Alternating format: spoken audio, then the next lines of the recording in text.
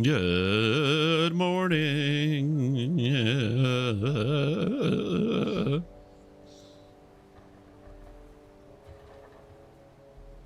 What's happening, everybody?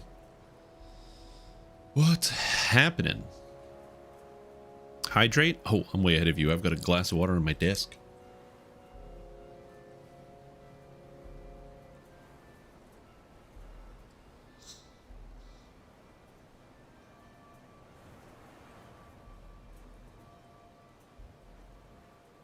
I'm prepped. You think I don't know how to hydrate? Wait a minute. Do I get quench? I don't think I get quench. Do I get quench? What level's quench? Is quench a 3rd level spell?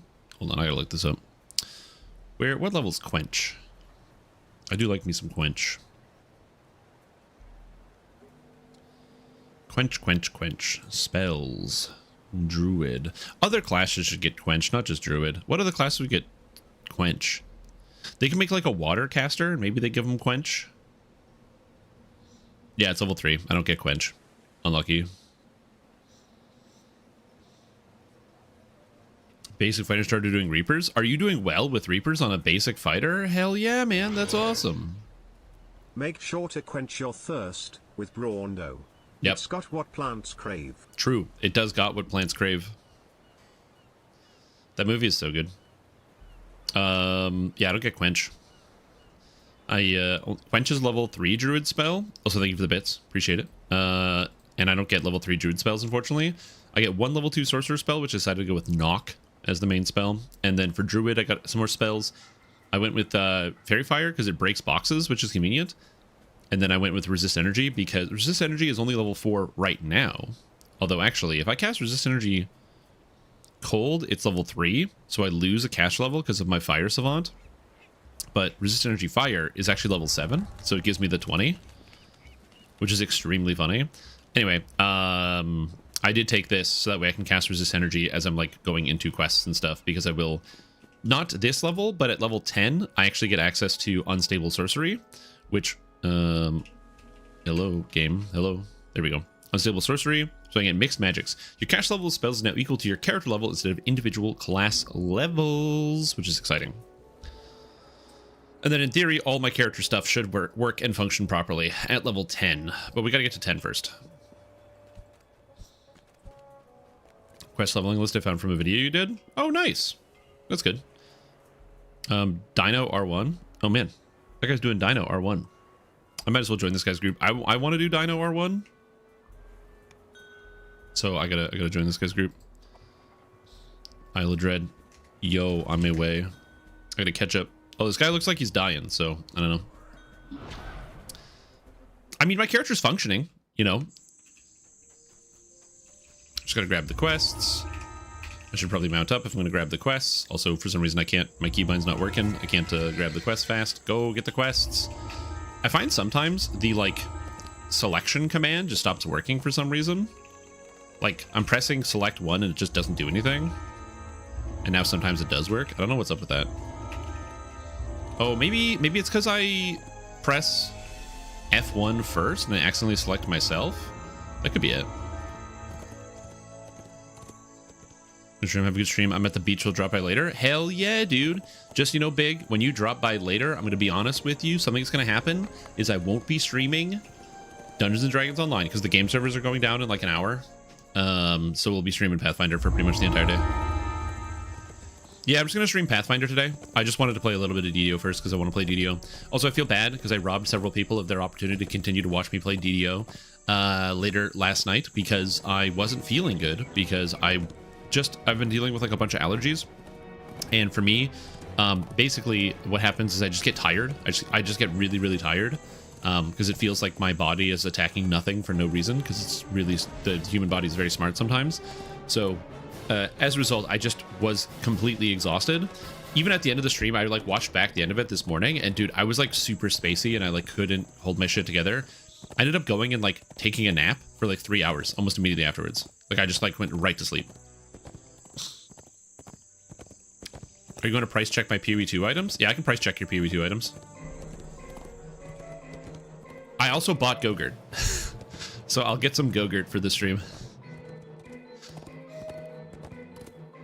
So I can showcase it. because giving the strange noise for a second, they disabled the stream sounds. Yeah. Exile Exchange. Yeah, I couldn't get Exile Exchange to actually work on my computer for some reason. It literally just could not load. I tried everything. I can use Awakened PoE trade in Path of Exile 1, but for some reason, Exiled Exchange just doesn't function for me for PoE 2, which is really annoying. Fortunately, I know how to price stuff pretty well, so that wasn't too big of a deal. The only issue is when it comes to like specific uniques, when the price is like fluctuating, where I'm like, I know this has a price on it, I just don't know what it is. So then you have to go and like just look up the individual price and double check it by hand. We do it manual. Also, I'm an idiot. I didn't cast this at the right thing, so I have to go activate this. I mean, I might as well just activate my other spells. There we go. I'm under attack? Oh shit, I'm under attack. Oh god, Necromancer. Necroman. Hold it, and then taskbar, like click to open browser. Yeah, it didn't go into the browser, that's the thing. Like, it didn't go into the taskbar either. It just, like, didn't show up anywhere. Like, I couldn't get it to the, like, the installer. It would be like, do you want to load the installer? I was like, yes. And then it just didn't actually load the installer.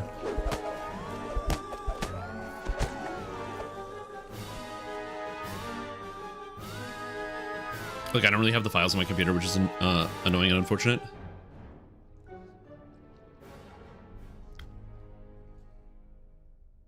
Anyway, back to it. Yeah, I don't know. It wasn't that big of a deal for me because I did play a bunch of PoE 2 and I had my fun. You know, farmed out a few divines, played around with some builds, did my T15s, fought all the endgame bosses. I had a reasonable time, but I'm still limited by this bad boy. This bad boy is what slows me down.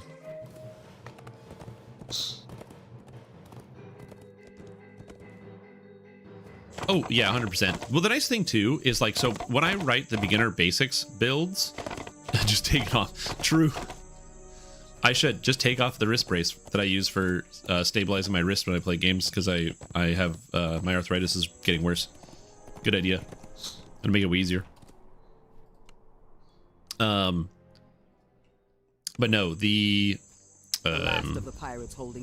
beginner builds are obviously for beginners.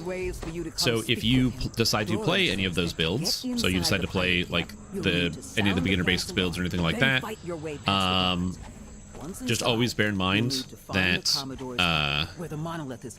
you can make adjustments and changes if you have access to stuff. So for example, if you have access to like tomes, you know, you got like stat tomes. Oh no, they have to get through the gate, dude. He turned them so they can't get through. Well, hopefully his turn doesn't last too bad. Actually, I think we just have to kill the sorcerer, right? Yeah, it's just the sorcerer. Okay, that's fine.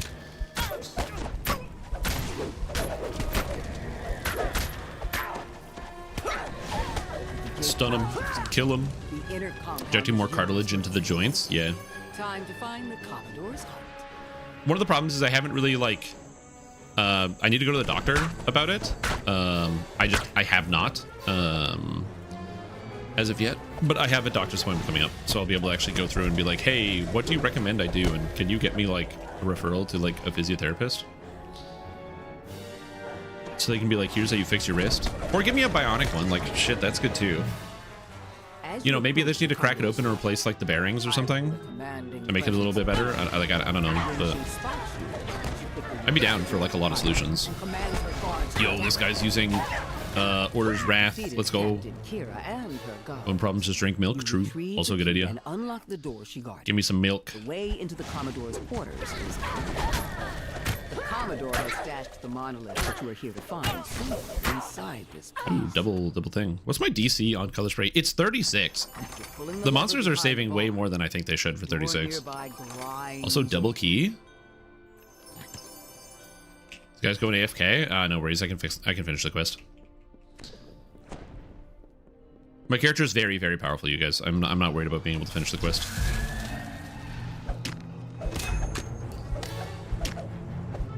I think. We'll see. Isn't Jello just ground up bones and gelatin? Eat lots of Jello. So, Jello is just gelatin, and gelatin is made from, or it's extracted from animal bones, yes. I think it's pig for the most part. is where they get the gelatin. Now, here's the thing. Many years ago, a buddy of mine and I, we decided to we got like a 60-liter tub, and we wanted to make 60 liters of Jello for like a prank around Christmas time. Now, the problem is 60 liters of Jello is very difficult to manufacture because the Jello itself, it's like, it like needs time to set, and it needs to be in a cold area. But when you have a 60-liter tub, which for you Americans is like a 16-gallon tub, it's a lot of liquid, so it doesn't like fit in the fridge at all. So we had nowhere to put it. Fortunately for us, it was wintertime, so what we had to do is we set a timer, and we would intermittently put the tub outside and then bring it back inside and put the tub outside. Like, so we would alternate, like, inside, outside. And the reason we did that is because if it gets too cold, it would freeze, because it was like -20 outside. So we had to like kind of bring this tub in and out. But one of the issues is we were trying to figure out what would be the best way to like actually make all of this. Because originally we were just gonna buy the Jello, like we were just gonna go and purchase like a whole bunch of Jello and then just like make a bunch. But the problem was, it was like, yeah, it's gonna be expensive. We have to buy like literally $100 worth of like Jello containers. So we decided instead of buying $100 worth of Jello containers, we would do a test run where we would just buy some like straight gelatin and then mix the Jello ourselves. Because buying gelatin at like in bulk is much cheaper than actually buying like packets of Jello. The problem is that if you've never mixed gelatin and water, it smells putrid, and you need an unbelievable quantity of sugar to mask it. And even then, it doesn't always, because sugar is like sugar. It's not like flavored, for example. So if you get strawberry Jello, there's like the strawberry flavoring in it that also helps mask it, and it's very floral and fragrant. If you add sugar, it doesn't really add an aroma. It doesn't make it just like generally sweet. And so as a result, you have this thing that smells like bones or like decaying bones, but tastes sweet. So that didn't work at all because we didn't have the right mixture of sugars. So we ended up completely scrapping that and going with the packets of Jello, which was really funny because when we went to the store to buy all the Jello, we got to like the front counter, and we thought, because we had like 100 packs of Jello in the grocery cart, we're just stacking them on. Also, it wasn't all the same kind of Jello because they didn't just have 100 like strawberry on the shelf. So we counted them all out to be like, okay, we got 100 of this, or like 40 of this, 25 of peach, 32 cherry, like whatever it was. The girl at the cash register didn't give a shit. She just was like, we're like, yeah, we have 20 of this. She's like, okay, 20, scan. Completely took us at her word, asked no questions, and was like, all right, and just left. We just walked through. We thought somebody was going to say something. Not a single person made a single mention about our Jello. They're like, okay, whatever. Kids buying Jello, who cares? I mean, to be fair, we were like both almost 30 at the time, but look, sometimes you need 100 things of Jello. Oh my God, these bullywugs are behind me. They're bullying me, dude. Oh yeah, we should have used the restaurant grade walk-in fridge. My bad. True. Life is next. I've got 3 builds in order of silliness: Chaos Domain Wild Mage, Fire Domain Acolyte of the Skin, and Dwarven Axe War Domain. I like Dwarven Axe. It's a good option.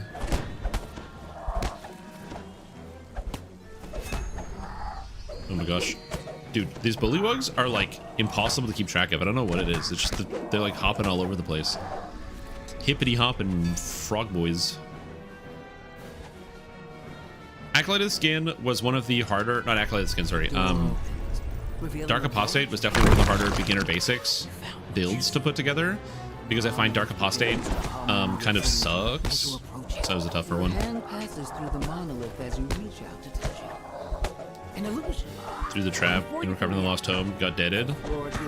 Yeah, all monsters are subject to all traps except for some traps which don't affect monsters. For example, when Bullywugs and Booby Traps, this quest came out that was all about lots of traps, the Bullywugs were initially completely and totally immune to the traps, so if you drag them through it, they would just take no damage. And I loudly complained about how stupid that is, and the developers changed it.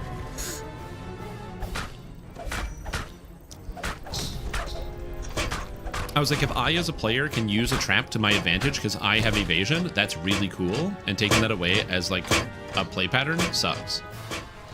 And they were like, yeah, true, you're right. And they fixed it. So that is why you can drag all the bullywugs in this quest through all the traps. Hey, I'm a new player and really unsure about what I want to play. I would like any semi-tanky class with lots of skill points. Any recommendations? So the closest thing I can get to semi-tanky with lots of skill points would be Dark Hunter. Dark Hunters are a medium armor class, so they're semi-tanky. They're rangers, but they don't go like full tank because they specialize in dual wielding. So you kind of like dual wield swords. But again, they're like pretty tanky. They even have an effect, which makes it so that, speaking of traps, usually rangers at higher levels get an ability called evasion, which lets them take no damage if they like make a save against the traps. You have to roll to save against it, and if they make their save, they cut the damage. Instead of cutting it in half, they turn it to 0. But Dark Hunters, instead, they don't get that effect. They just get an ability that says, while wearing medium armor, they take... oh, I can't read the orange rune. They have a thing that says, while wearing medium armor, they just take half damage from all traps. They just get tankier, which allows you to kind of like bulldoze your way through the game. They dual wield swords, and they also can disable traps as well. You also get a wolf pet, which is cool. So if that sounds interesting to you, I do have a beginner guide for Dark Hunter that goes into all of the things you need to know about how to play it. So I would definitely recommend that out.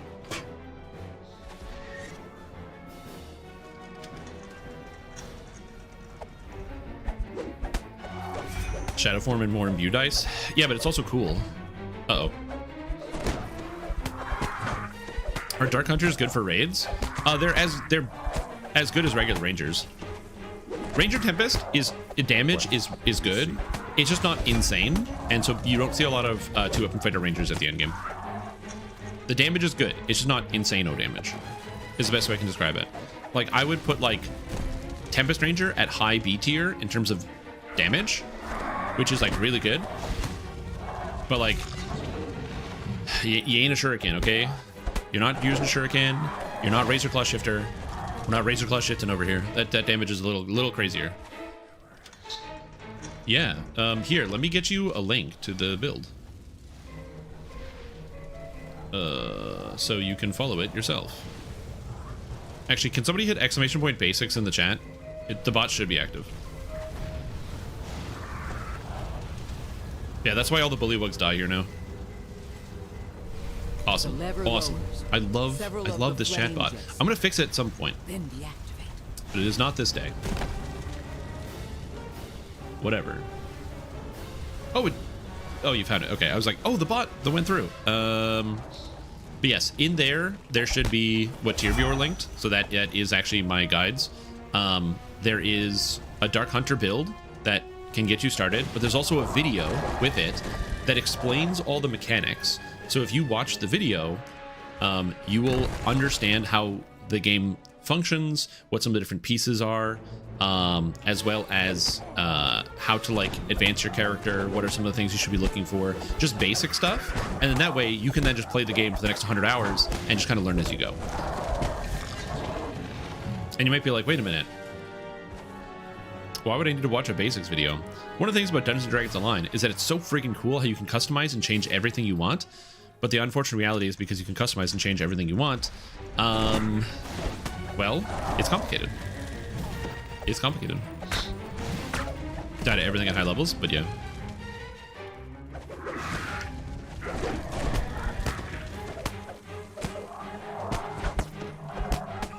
Yeah, my beginner basics bard video came out today. So that was a good time. Hopefully people are getting good usage at a bard. There were some good comments already that came in on the video. One of the things was talking about Master of Music, the feat. Master of Music as a feat, I think, is better on a Storm Singer than it is on a Spell Singer, personally. Because on a Spell Singer, because you have access to Mass Hold, that's going to be more of the angle that you take. Whereas if you're playing as a Storm Singer, you're going more of the just straight damage angle. That's my personal opinion. So, but it's not bad either. Powerful magics radiate within you. This enchantment will help protect you from the curses found in the Kopu Temple at the island's heart. I am running the quest with the surprise platform in it. You want to complain about Holy Power from Divine Disciple Tier 5 left not working? It's supposed to make Holy Smite work against all alignments. Well, apparently it does for Chaos, so I don't know. The balance one. Somebody was saying it yesterday when I asked if it works, and they said yes. So I don't know. What do you normally see as top classes? In terms of people playing healers, Favorite Souls and Druids mostly are the top healers that people are playing. And when it comes to Favorite Souls, you're either doing a Favorite Soul Paladin split or pure Favorite Soul. For Druid, again, usually pure Druid or Druid Fighter split. So those are kind of the two ones that you're going to see for healers. For tanks, 99% of the time, you're getting a pure Fighter, a pure Barbarian, or a pure Paladin. Although there are some other kind of some other tanks that some people will play depending on what it is they're doing. But those are kind of like the top three. Also Favorite Soul Paladin tank is also pretty common. Oh my god, Arcane Spell Failure. And then as far as spellcasters, the big three spellcasters, all cold variant, are Cold Sorcerer, Cold Druid, and Cold Alchemist, are the best DPS spellcasters in the game. All pure. Spellcasters, you really don't want to multi-class because spellcasters get more damage based on the level of the spellcaster that they are. So like if you multi-class a DPS spellcaster, you lose a lot. So it's highly frowned upon to multi-class your DPS casters. As far as crowd control goes, you're looking at mostly like Sorcerer, Wizard, and Bard as your crowd controllers at endgame. Again, not really multi-classing, so there's that. And then when it comes to melee DPS, so every class can do everything. I will say this. So I just want to make sure this is super clear when it comes to melee and range DPS. Thanks to universal enhancement trees, stuff like Vistani, Knife Fighter, and Inquisitive, every class can do well. Just want to point that out. But the things you see at the top is a lot of people are running Dragon Lord. Dragon Lord as a Shade Archai with Hand Axe and Swashbuckling. It's very popular. So 16-3-1 is very popular. So 16 Dragon Lord, 3 Bard, 1 Rogue. You will also see a lot of Pure Barbarian is out there. Also, Druid Barbarian in bear form is also very, very strong right now. For melee specifically. Assassin Rogue, which is where you're just pure 20 Rogue, 2-weapon fighter, is very, very popular. Monk is also really strong right now, so Monk is really getting it done in terms of a melee. That's specifically hand wraps. We're talking about melee. And then Razorclaw Shifter is also really, really high on the DPS chart right now. It has been for quite a while. Razorclaw Shifter is a special type of barbarian that basically attacks like Wolverine. But you don't play it as a barbarian, you play it as a fighter because it is really, really strong when combined with the Kensai tree. So that's generally is the 18-1-1, 18 fighter, 1 warlock, 1 favorite soul to get access to the trances. So that's pretty popular as well. Those are kind of like your top. And then right underneath that, you have like Paladin, and a bunch of other classes. And any Vistani Knife Fighter is really good. It's into like A tier or something like that. And then for ranged, your big three are, you've got the Inquisitive going on right now. All of them are good, but I think the most popular one that you're going to see a lot of is the Favorite Soul Artificer Inquisitive. So I believe that's 17-3. Could be wrong. Somebody might be able to double check on that. There's also Shuriken Thrower, which is usually Dragon Disciple right now. So Dragon Disciple Shuriken Thrower is insanely powerful. I believe it is #1. And then there's also a repeating crossbow build. I don't know the exact split. It's like Rogue, Arty, and something else.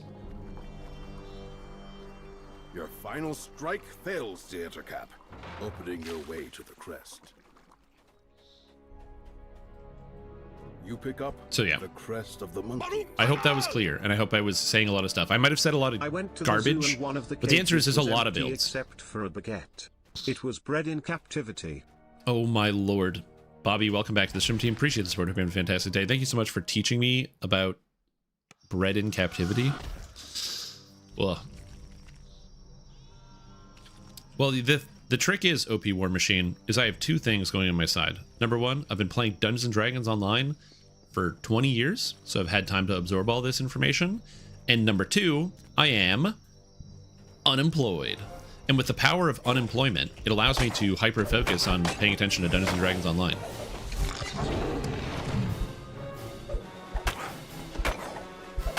Yeah, I know.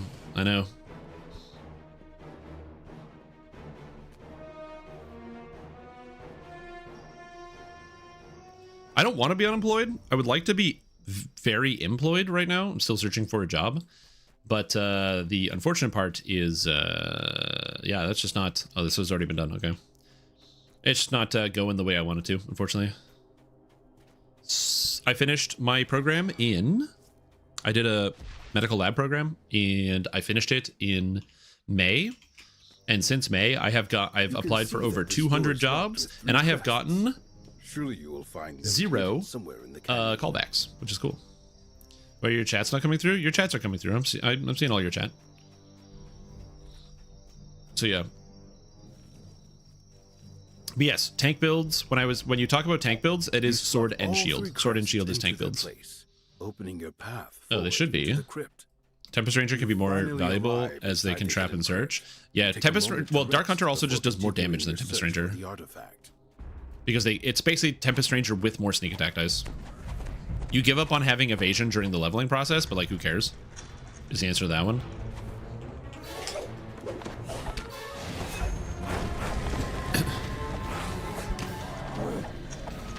If AI cures all disease, what's your backup career? AI is not going to cure all disease. Also, AI is... Let's even work on the hypothetical with AI cures all diseases.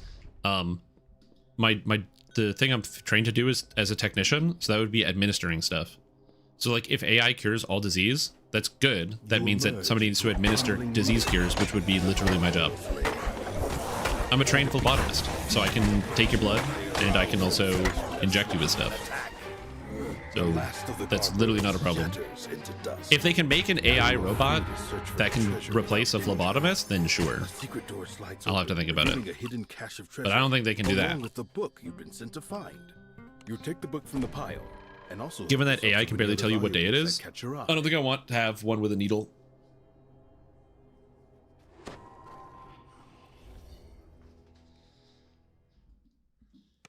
According to the islanders, gargoyles roost in the canyon ruins beyond this weather-beaten gateway. So yeah, I'm experiencing it, yeah. But the thing is, I'm lucky. I'm in a position where I have something I can do in the meantime. So I'm streaming. So it helps keep my brain like sane, so I'm not losing my mind, which is nice. But then it also allows me to have just a little way to make some income while I'm still looking and waiting for the job. Also, Rachel, thank you so much for the sub. Welcome to the stream team. Appreciate the support. It's been a fantastic day. Glad to have you here. Hope everything is going well for you. And yeah, thank you so much for tuning in. Common and wealthy right-wingers with low education levels, which sounds just right to me, like stop criticizing AI or you're all these bad things. Wait, what? Claiming that distrust in AI is common in wealthy right-wingers with low education levels. So when it comes to distrust in AI, I think there's a lot of good reasons to have distrust in AI because AI says a lot of dumb things and is wrong about a lot of things. Just right away. Why are they resetting the server today at 2 p.m.? I don't know. I didn't read the thing. Somebody just told me that. So I couldn't tell you. Well, that's pretty much it. Like, it's really damning when you ask a question to one of these machines and it spits you out an answer that it got from Reddit. And I'm like, uh-oh. Uh-oh, that's not good. That's not good. No, no, no, no.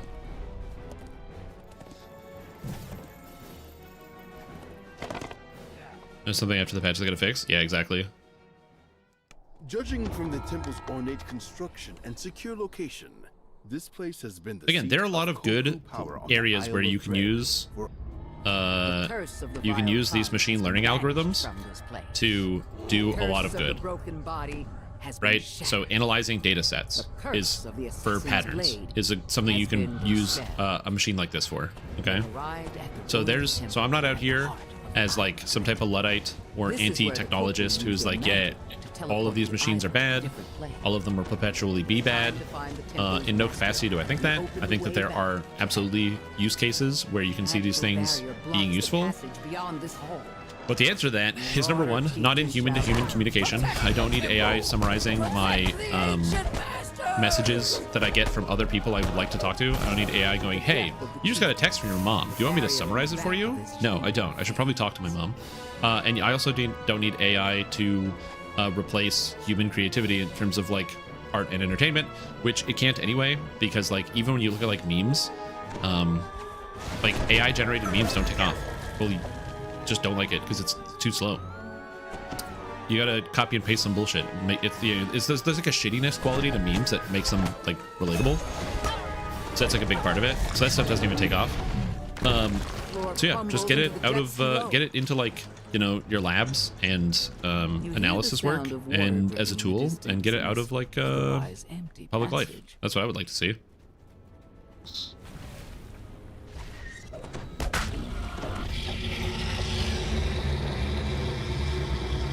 Yeah, it's good for helping write stories. I don't know if it's good for helping write stories. Again, I've used or there was a time where when I was working on my current campaign where I thought about using ChatGPT to help me spruce up a few sections of like, oh, I don't know how to describe this room. Hey, ChatGPT, here is a general description of the room. Can you help me describe it? And it's really bad at that. It's very repetitive. It's hard to get it to narrow down to one thing. It starts mixing ideas together really quickly that don't make any sense. It's inconsistent. And I found that like if I just practiced and tried a little harder, I would be able to write something that's like 10 times better than what the AI is giving me.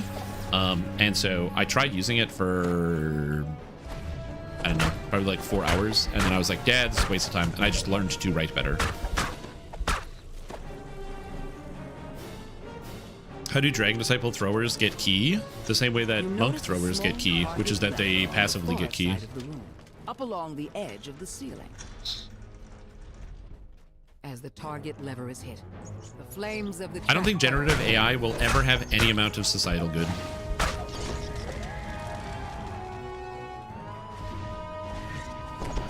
Sorry, I don't think generative AI will ever have any amount of societal good that will make it that will be enough to make it neutral on society or more.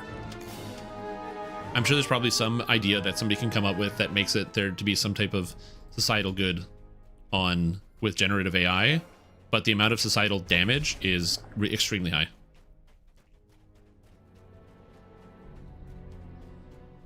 Cutaneous lab monitoring in a bunch of labs. Nowhere near that. Oh, 100%. Also, that's where like continued education goes for. There's always new things to learn. Cheers, necessary maintenance. This work will be due to an issue identified in yesterday's game update. There are no game changes associated. Cool. Like I said, I'm just going to be playing until the servers go down, and then I'm going to play Pathfinder. Learned how to play Bard today? Good. Oh no, not one charisma damage. No, my charisma.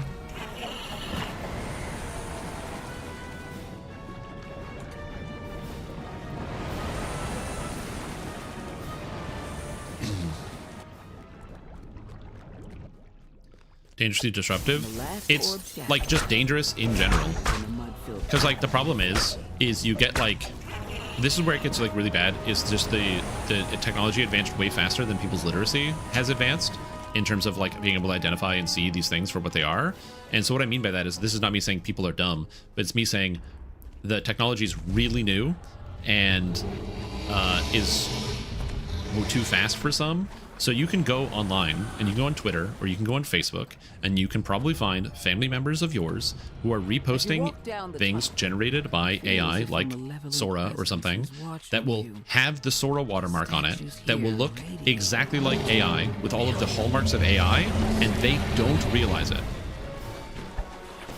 On something with a visible watermark that looks kind of bad.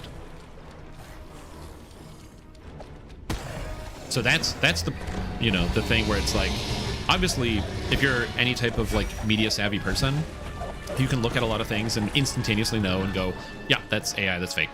because you can just see, like, based on the movements, the way that something looks, like within like 2 seconds, you can just spot it right away.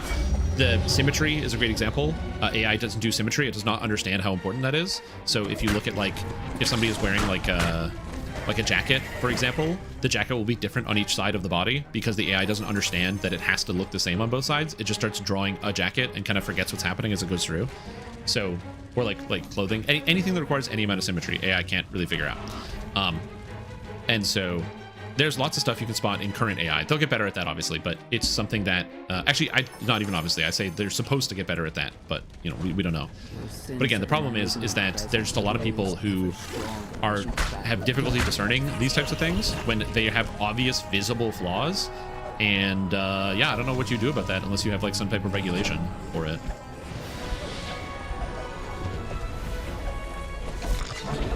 But yeah. But then the problem is all the people who are like all the, you know, it's a pretty obvious thing of it's a good idea to regulate these extremely dangerous and untested and unproven systems. That this is a good idea. I think almost everybody can agree on this. But the problem is then people go, yeah, but if we're regulating it, then we're going to fall behind, you know? We're going to fall behind the curve. We gotta invest so that we're not falling behind all the other people that are already using these things in like dangerous and unmanaged ways. So we gotta just integrate it into all of our systems without even thinking at all. The floor It's like how and then collapses. in every single movie where there's always like the killer robot or the killer AI, it's like, yeah, you make the AI and then, oh no, the AI broke free and now it's like connected to the internet and it's controlling all sorts of stuff. And one of the first things that these companies did after they made these language models is like, let's let it scrape the entire internet and let them go free. Here you go, have Grok, everybody. You can just get it.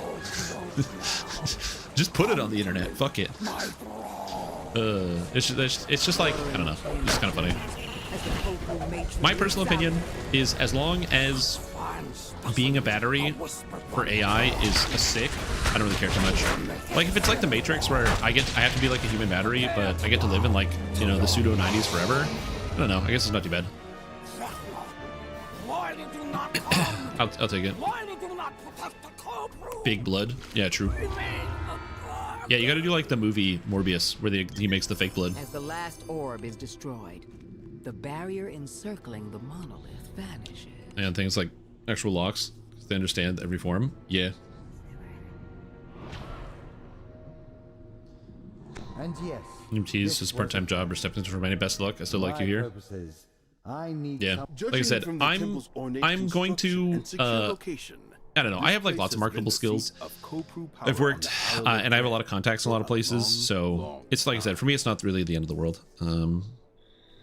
I just don't know what I'm gonna do. But yeah, I'm not gonna, even if like, not even if, when I get a job so I can like pay my bills. I have done the pit. Thanks for the group.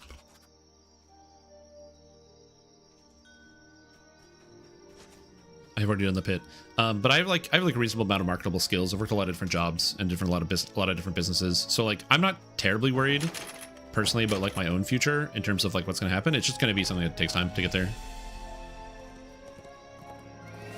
Keep listening to Jesus Jones. Oh, I don't know what that is. Damn. Okay, maybe like it's difficult because for me, like, my memory of the 90s is I was a very, very young child, so I don't remember all the things about the 90s, so yeah. What's a better tank for a new player, fighter or paladin? I would go with fighter. I actually have a fighter tank, if you want to have something to get started with that you've never, because if you've never tried it before. I actually have a fighter tank. It is a Azamar fighter tank, and I got one of the best tank players that I know, the young emergencies only, to like do a quick once over to make sure I'm not like a total idiot and there's something good about it. So it's a good starting place. The gear needs to be updated, but the build is fine. It's just the end game gear needs to be changed. Because it's an older gear set. It's like a 2-year-old gear set. He wanted to show you perfect job for you as an announcer for esports events. You know, there was a time where I wanted to do that. Back in the day when I used to play a lot of League of Legends, me and my friends really wanted to kind of get into some of like the more professional scene, either as like people who were playing like professionally. I had a few friends that were very, very good at the game, or just like working in some of the industry. And so we would host tournaments, and we would have like people coming from like traveling from different cities and stuff to come play in the tournaments. And yeah, I used to do like a lot of the announcing for when we would host those, and it was fun. I have like demo reels that I sent to different companies to as like applications to be like, yo, you should check me out, see what I can do. Color commentary. They are shutting down the servers in 32 minutes.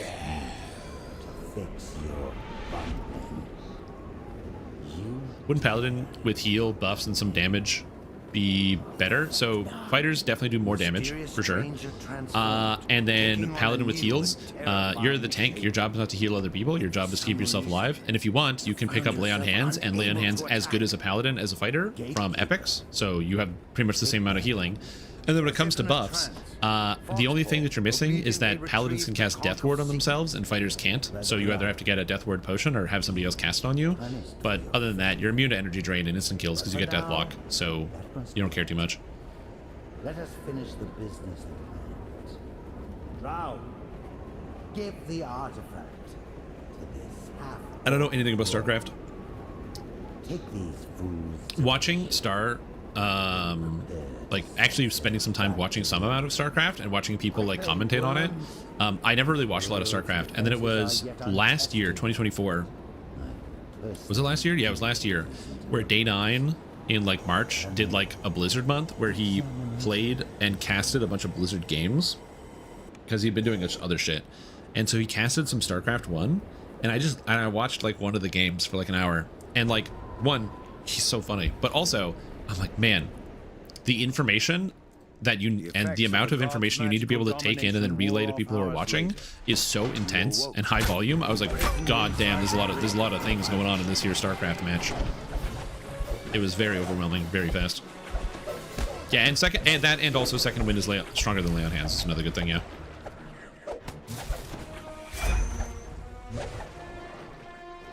Yeah, it's basically like, I would agree with that. In the early game, I could see the argument for like Paladin having a little bit more reliability, but like once you get to the end game, the fact that fighter just gets way more defensive stats than Paladins do. You get more armor class, more physical magical resistance rating. You also get more direct damage, which is one of the things that's important. For holding threat, you need to have damage. You need to be able to hit the monsters to deal damage to them to hold aggro. You can't just use Intimidate in a lot of cases, and fighters not only do more damage than Paladins, hit more often than Paladins, but they also get a bunch of double strike, and they get more direct threat from their tree because they get threat when they take damage. So yeah, there's some good stuff there. Again, this is not me saying Paladin is bad. You can obviously have a very good Paladin build, and I encourage people to check it out and try it. But in my personal opinion, I think fighter as a starter is going to be better served, or it's going to serve you better than Paladin will.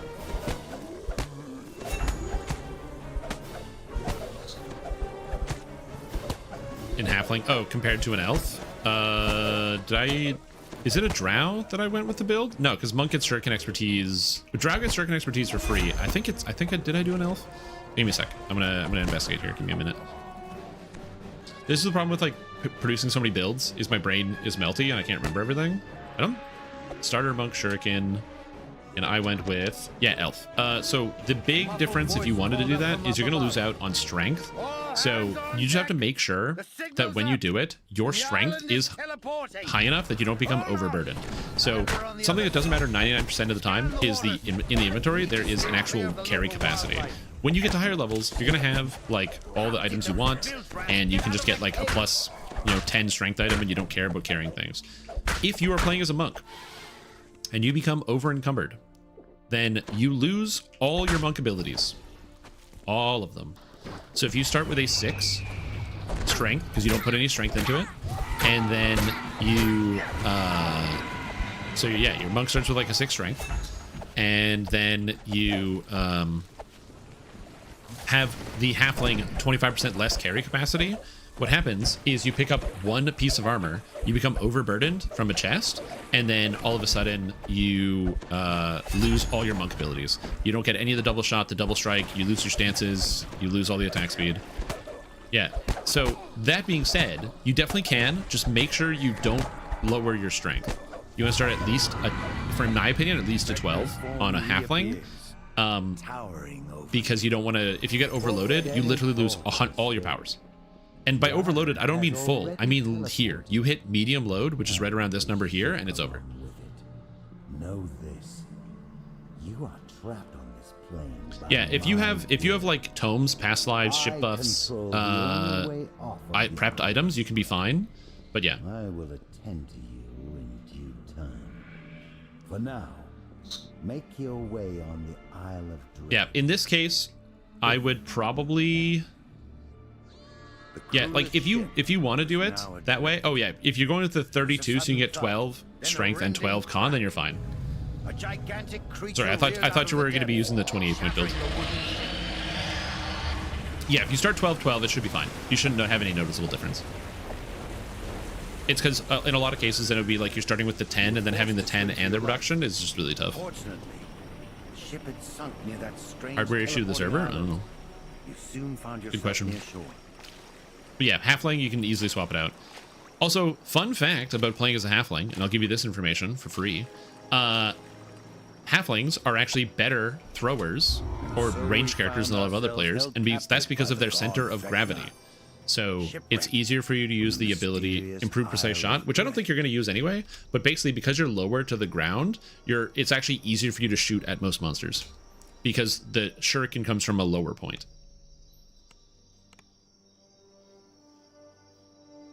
Because what happens is if you're attacking and from like a shorter enemy, so like if you and the enemy are the same height, you're going to be throwing directly forward, and if they're taller than you, it's up a little bit, so it's going to hit them. But if you're taller than the enemy, then you throw down, and sometimes it just goes into the ground. Yeah.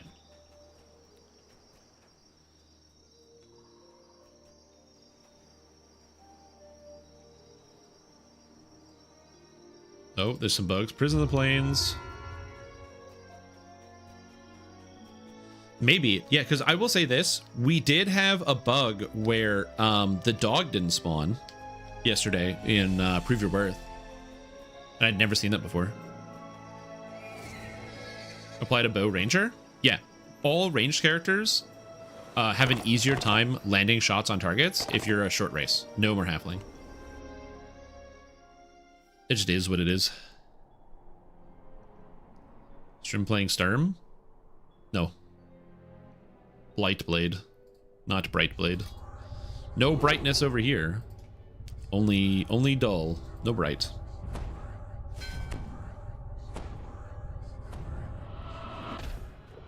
You arrive on the shore of this small island. In the distance, you can see the Kopru's encampment. Gonna play Pathfinder? Yeah, I'm just gonna play Pathfinder when the servers go down. Rocky enclosure. Owen Reeves informs you that the curse monolith is protected. That is by correct. Yet the Kopru Also, since my character, I'm playing as the and so they have developed a cleverly named Gogurt. I actually have Gogurt, so I'll be eating some Gogurt when that comes up. You spot the man you were sent to meet. Owen Reeves, a former slave who has been freed. Original Dragonlance? Yeah, I have never read any Dragonlance. I have none of the books. I have never read any of them. When they see you, charge forward. A rogue 3 bard for shield master, single weapon fighter swash. I mean, you could run shield if you wanted. Just remember that you lose evasion if you use anything above a light shield. So if you go like buckler, and then I guess you're saying swash, so you'd use a buckler. I'm an idiot. Sorry, I know how to listen. Overhear a conversation between a Kopru lieutenant and a guard. You're just going to cast the Gogurt spell. I'm eating Gogurt, sitting in a tub of Gogurt.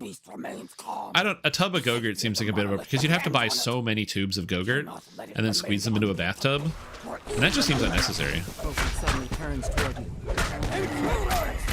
Cannot allow him near the wall. Minions, rally them charge! Beware the clan. We shall defend it. Almost there. Almost got them all. Woo! A mystic barrier shimmers. The boss is about to spawn, and unfortunately for me, I suck. Hello. Crumbles at your feet. My damage is bad. The rogue hits the ground. Oh no.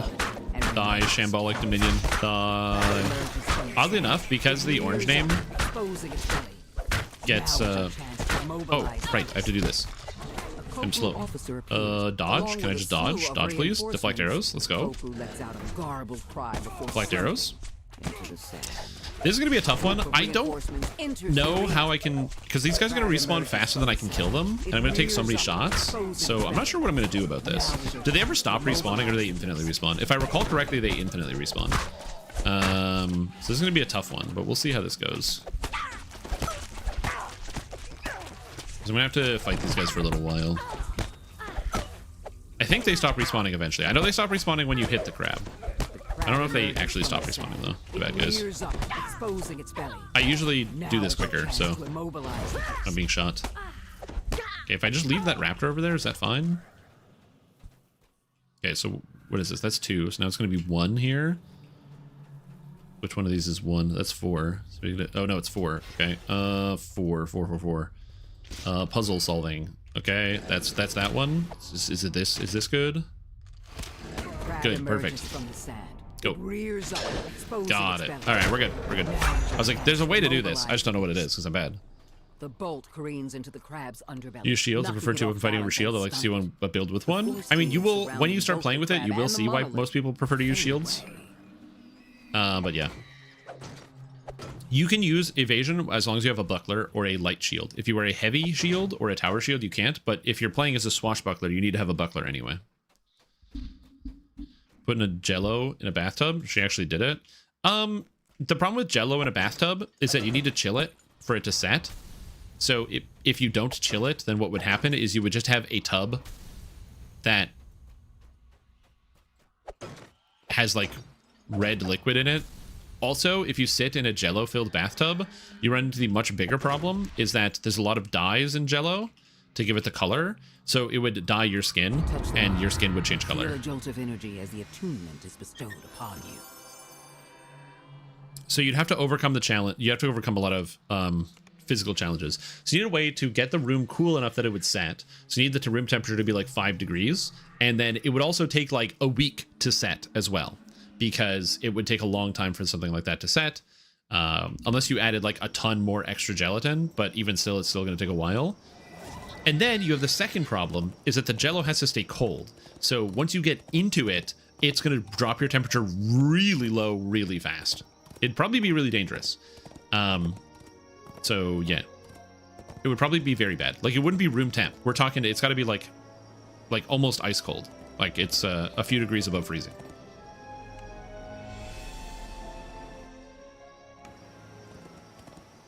I like House of Pain, but I can understand why you might dislike it because of the trapping section. It can be annoying. And the final boss where you have all of the assassins that constantly cast Dispel Magic and run away.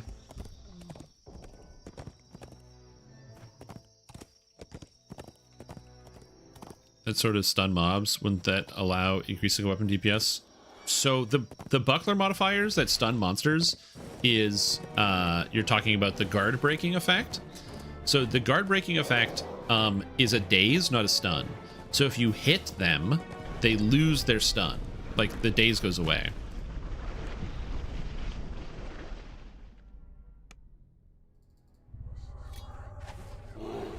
So that's the main issue, is that the daze is temporary. If you hit them, the daze goes away. So you don't get the sneak attack damage against them. The easier way to do it is just to have like improved destruction as an effect, or not improved destruction, improved deception. And then you just hope to roll 20s to rip sneak attack immunity off target so you can sneak attack them. Oh, can't find the NPC? Okay, so the way the NPC spawn works is you have to walk through the construction site and it spawns a bunch of assassins. After you kill the assassins, the lady will spawn. It spawns 4 assassins. Guard break is good. Not saying guard break is bad. I'm saying for the specific reason of like increasing DPS, you don't really increase DPS with guard breaking. It's like a utility thing. I love guard breaking. Big fan. And with Shader Akai, it gets even sillier. So yes. Typical blue players. I don't think I'm a blue player. I've watched Ipsum play many games because he plays like almost exclusively blue-white. This bubbling tar pit is And I've watched him go through a few games and watch his like 75-minute magic games where it's just counter spells into board clears into counter spells where he eventually loses anyway. And like to me, I'm like, oh no, I need game. I need something happening.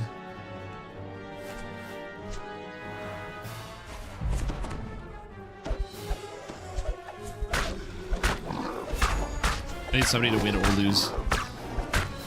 I definitely would say I'm more of a mid-range or a combo player. Oh, I meant that your House of Pain fight dispel your magic and run away? Oh, yeah. That makes more sense.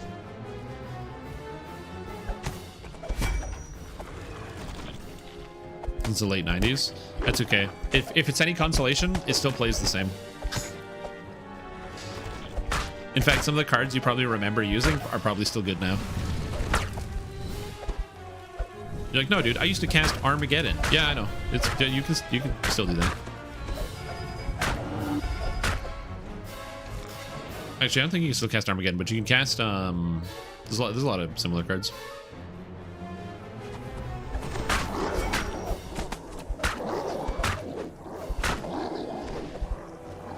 In this subpar build.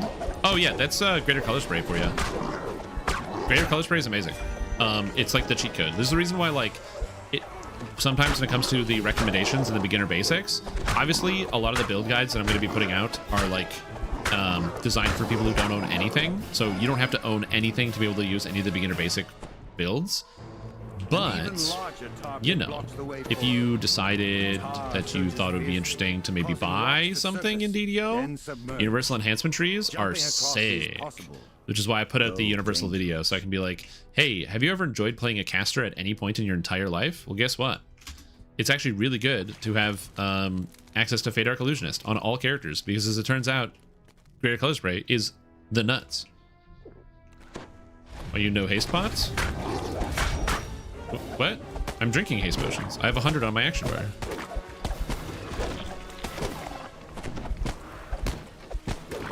I'm definitely drinking haste pots.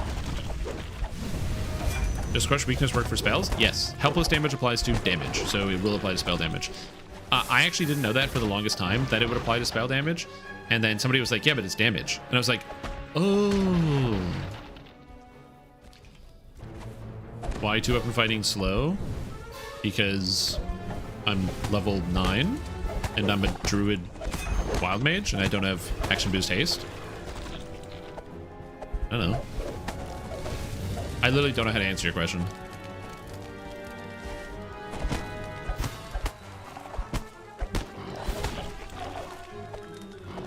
I don't have anything that reduces my attack speed. So like my attack speed is just the attack speed I get 15% from this. In the future, I will have action boost haste, but I just don't have it yet because I don't have my dragon lord levels. All the rest of my levels are dragon lord, so we will be getting action boost haste, which is really nice. Increases the attack speed by a lot. Very satisfying feeling. But for now, I am just attacking.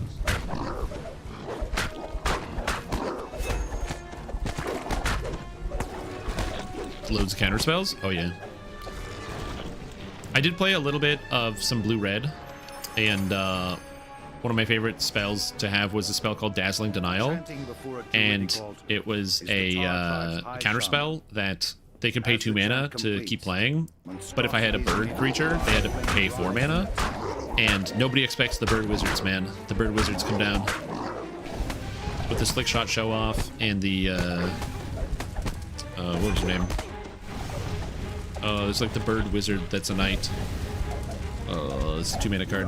I'll remember it eventually. Anyway, there's just, you'd have like a few birds in the deck. It was pretty good. Be able to use Shadow Dancer and use the ability to something like Crush Weakness when you're thinking First Blood. You're thinking First Blood, and also that's still bad. 12 Dragon Lord, 4 Blight Caster, and 4 Wild Mage.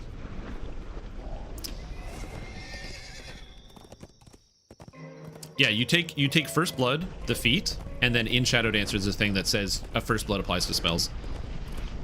The problem with it is that it has a cooldown, and it only applies once per spell. So in a perfect world, what would happen is you would have First Blood that applies to spells. You would cast Fireball, and then all creatures, because it's their first hit on all of them, take the First Blood damage. If that's how it worked, it would be good because it would give you like a way to intro deal damage to monsters. The problem is, it only hits one creature, so it's garbage. Also, Varsh, what's up? What's up, Varsh Raiders? Hope you guys are doing good. Thank you so much for the raid, boss. Hope you're doing good. Welcome, everybody. Welcome, welcome. Hope everything is going well. Hope you had a nice stream today.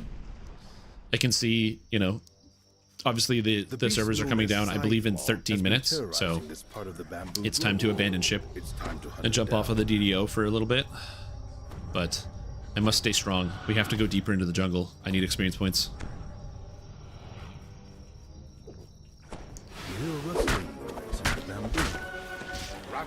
So Gogurt is currently a Magus Scaled Fist. But the idea behind Gogurt is that there's a heavy pick you can get somewhere in the game that gives you intelligence to hit and damage. And if you're a student of war, you can get intelligence instead of dexterity to your armor class. And then if you're a magus, sword saint, and a duelist, you can add your intelligence to your armor class on both of those classes. So my thought process is, because usually stuff like that wouldn't stack, but because they are equal to the level, so it's like you have to add up to your magus level intelligence to your armor class, or up to your duelist level to your armor class. I can play as a legend and max out both of them and have like an insanely high armor class and touch armor class, and then also have like really high stats, and then also have high intelligence for all the spellcasting. They just bumped it 2 hours? Wait, oh, it's not coming until 4 now?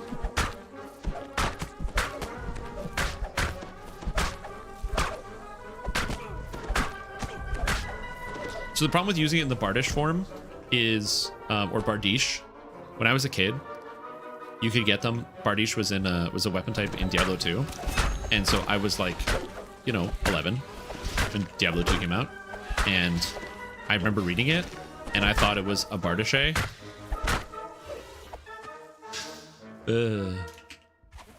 Anyway, you can't be a duelist with a two-handed weapon, so instead I can run Crane Stance and Crane Wing, which makes it so that if an enemy misses me, I can take an attack of opportunity against them automatically, and I get +4 to my armor class for defensive fighting. So every time an enemy misses me, I get to hit them. And the best part about that is that duelists get a shitload of extra attacks of opportunity.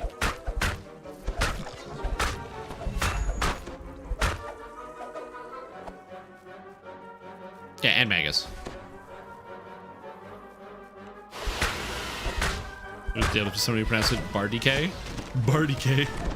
Yeah. Look, man. There's been new tentative start time of 4 p.m. Eastern. Sick. Well, I'm gonna keep doing Isle of Dread then. I'm just gonna sit here until they kick me off the game, and then when they kick me off the game, we're gonna play Wrath of the Righteous for the rest of the night. The other reason why I decided to go with Sword Saint is not only so I could double up on the armor class bonus, but also so that way I could get the thing that lets my melee attacks hit touch armor class, which is going to be essential later.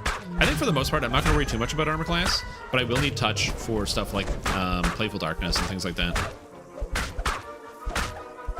No, I was going to say Pathfinder, but my brain kind of... I didn't know what to say Pathfinder or Wrath of the Righteous. They're both right. Yeah, Dimensional Strike. Clearly started. Yeah, I decided to go Legend, because then that way that allows me to have like 10 levels of... Because I only need 9 levels of Magus, but I want 10 levels of Duelist. I want 2 levels of Student of War. I want 1 level of Witch. I want the 1 level of Scaled Fist. And I'm like, man, there's a lot of things that I want. So that's why I'm thinking Legend is the play. Granted, you get Legend way later, but I'm like, I want to be level 40, so maybe that's a good idea. Leave me alone, Scythe Maw. Ugh.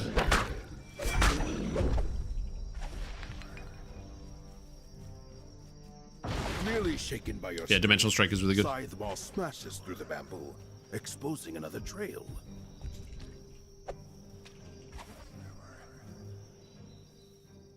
Did I have coffee today? I did. I had coffee out of my Dr. Coffee mug. I have that coffee mug because my old roommate was at like HomeSense, and she saw that they had coffee mugs, and they had Mr., Mrs., and Dr. coffee mugs. And when she saw the doctor, she was just like, that's really funny. Because she'll ask me a question sometimes, and my answer will be, I'm not a doctor, but... And then I answer the question. And she just thought it was funny. So then she's like, well, now if you have this, you can't say you're not a doctor. You officially have a doctor mug. And I'm like, that's true. I am officially... That's how you know that I'm a doctor. Legend of Storm the Walks can't do the secret ending? That's fine. I can do the legend ending instead. Legending.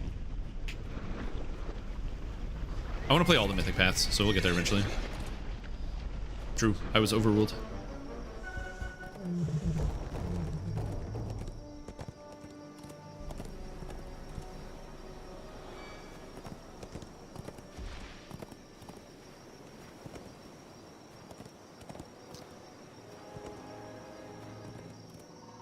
Listen, what's the difference between me and a doctor?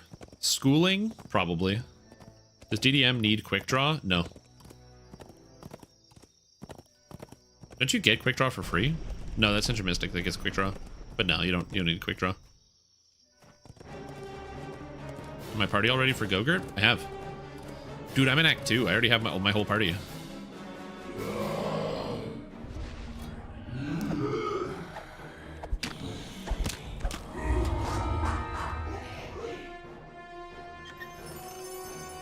Let me go through it. So, as I mentioned, I'm re-rolling all the characters. I know that obviously that kind of defeats the purpose of like some of the character storylines and stuff, and it's obviously going to affect the difficulty of the game, because if I was like, you know, min-maxing all the characters, then it would make it really, really easy to play. But I'm not doing that. I'm not min-maxing them in the sense that I have a whole bunch of limitations on what I can take, and also I am not playing the best. I actually let you guys vote on what the characters should be.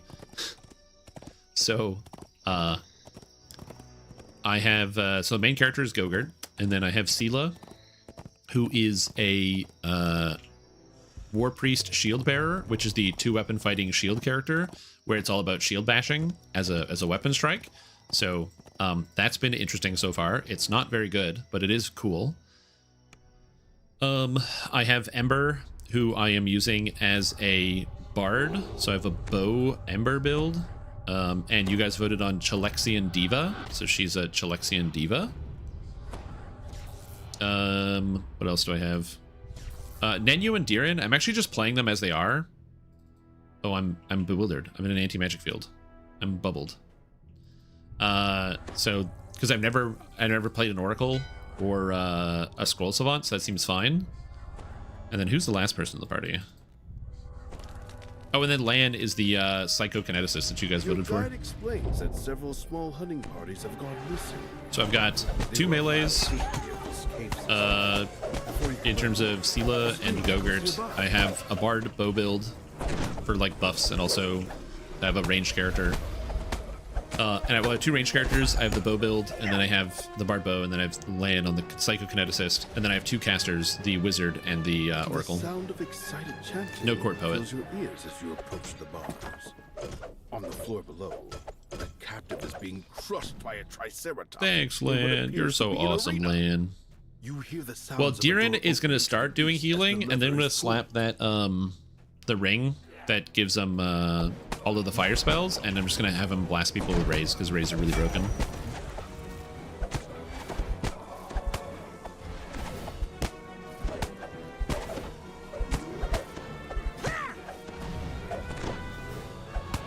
Oh, good. What do Carnage Reapers do?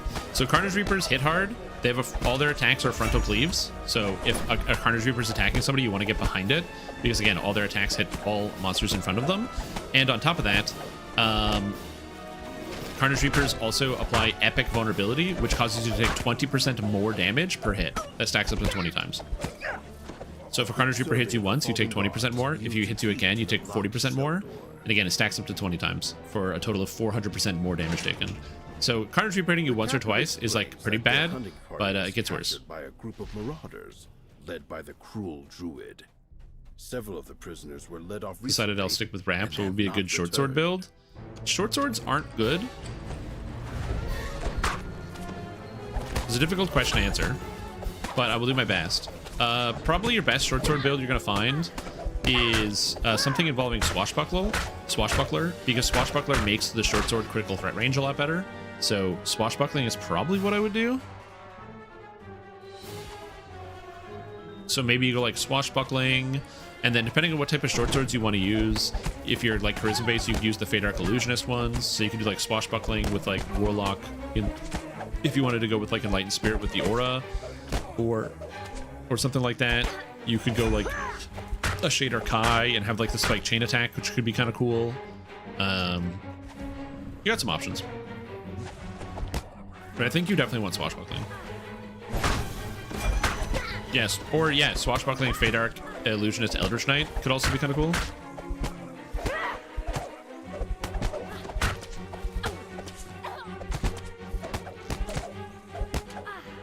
Use Wisdom for DCs. Yep. That is correct. Paladins as well. It is very refreshing that in Pathfinder, Paladins just use Charisma, and in 5e, Paladins just use Charisma, and then you come to DDO, and it's like, yep, Wisdom. It'd be funny if they ever ended up changing it for Paladins to use Charisma, because no Paladins would lose any spellcasting, because every Paladin in the entire game has like a really high Charisma, like all the existing players. And it would be kind of interesting if they decided to do that. I don't think they will, but yeah. Yeah, I love Dragon Disciple, it's awesome. Shield block, crash rate, proc rate, yeah, and the imbue, yeah. One of the fallen gods has an ornate key. Yeah, at some point I gotta figure out what shamans do in Pathfinder. I don't know. The captive points to the I have no western idea what they do. corridor, explaining that several of their number were taken down. Sunblade PDK for the crazy tactics DCs. Then the former captains make their way Sunblade, towards Purple the Dragon Knight. You have to get a Sunblade though. As the lever is pulled, a door opens to the west. Yeah, but aren't they like half casters? Don't they only get like 6 level spells? Or are they whole casters?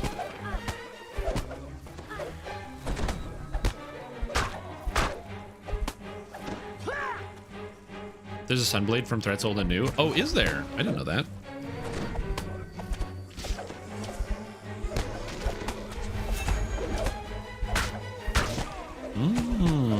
Sunblade from Threats Old and New.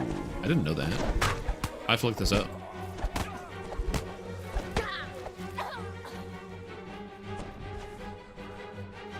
My buffs are running out. When I level up, I will be able to have all my buffs last much longer. So I don't have to worry about like my buffs constantly running out of duration during the middle of the quest and I have to cast them 2 or 3 or 4 times. Level 10 spells. Holy moly, that's pretty high level.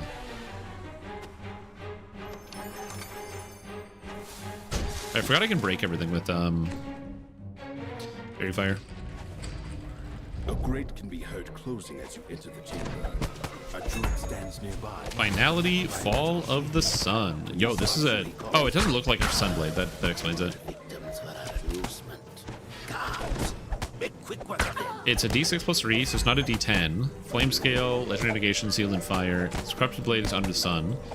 This weapon can strike through like a Sunblade. Also benefits from strike through and melee power. Gains from 2-handed fighting feats, but not the extra damage ability multiplier. By taking 2-handed specialty, this can benefit from single weapon fighting, shield mastery, or 2-handed fighting. You get 120% strike through. Interesting. Interesting. I think it's kind of neat. Again, I don't know exactly what you do with that information. Oh well, I have one surprise in store. The ground beneath But that is cool, for sure. The floor in this chamber is coated with a strange, slick substance. You slide towards the cavern opening further down the corridor. The slick passage gives way to a stone chamber. Marauders Oh, I see, okay. cheering as you fall into the arena pit. Below, the Triceratops stamps its feet, awaiting your arrival. The Triceratops falls to the floor, barely breathing. So I think because she's like the battle shaman or whatever, she only gets 6 level spells, so I think that's why. That's why I thought. I was like, don't shamans get less spells? Okay, that makes sense. They're just divine witches. Saying that, once you say divine witch, I'm like, oh, I understand now. I understand. They get the hexes and all that. Whiz witch.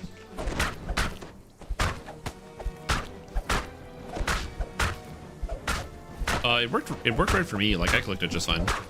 Interesting, though. I didn't know finality worked like that. So you can swashbuckle and get strike through. Is that good at all?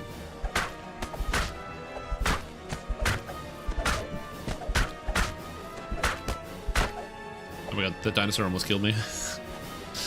He hurts so bad. It is so bad. So bad. Ooh, I got the party surge. The Triceratops seems to be much more docile. Pretty underwhelming effects. Yes. It is Flame Scale, Slay Living, and Negation. Attacks, offensive spells have a chance to inflict 1d3 negative levels. Ooh. Opening a way for you to escape the arena. To be fair, there was a time in DDO's history where, like, negative levels was actually very impactful.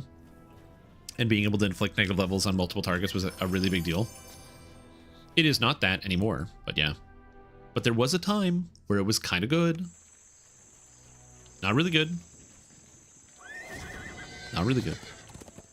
But kind of good.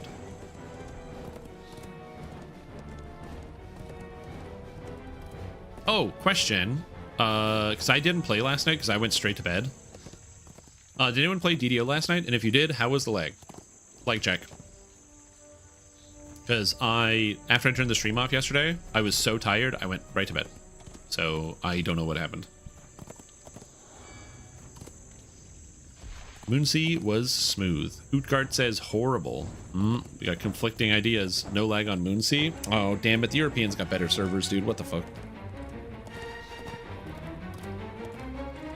Zero lag on Shadowdale. Thrain was bad. Toronto was not good. Dense webs enshroud the base of this huge exotic tree. Very little on Shadowdale. Shadowdale was not great for me. So I think this is still a problem that they're going to have to deal with, which is there are things in the game that cause lag. So I think what happens is some people will see more than others, either because of there's still like specific spell abilities or specific instance servers that get hit harder than others. Like yesterday, during the day, obviously I wasn't playing at peak hours, but at off hours, there was no lag for me whatsoever. I ended up turning off the live stream because I was tired and I went to bed at like 6. So that's why I needed like that break there.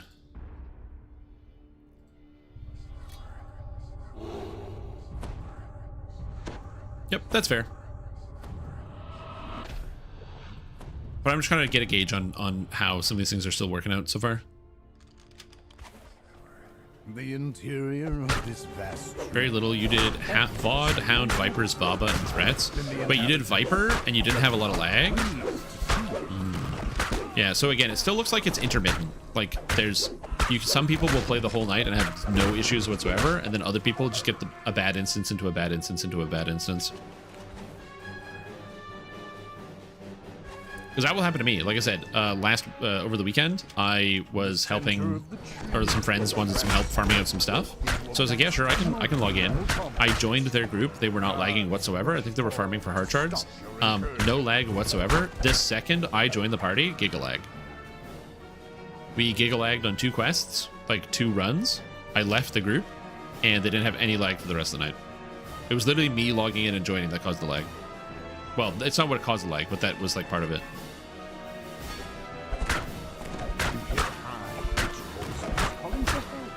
From somewhere ahead. Damn, this Ettercat made all his saves. I think it's my DC 36 Greater Color Spray. So rude, man. So rude. So we'll see. See how it goes. Anxious pixies imprisoned Again, I by have webs dreams of the lag-free freeing DDO in the from future. their bonds. The grateful pixies ask you to also free Request their lag group? trees. Yeah. I mean, who knows? Maybe I'm just like, my account is just flagged for lag. There's like, yes, make this guy lag. Inverse streamer client. For a week with little lag? Oh yeah, totally fair. If you don't want to play DDO right now, but you want to get scratch a little bit of that DDO itch, feel free to just like not play the game and then just enjoy the stream, hang out, have a chat until like you can verify that things are feeling better.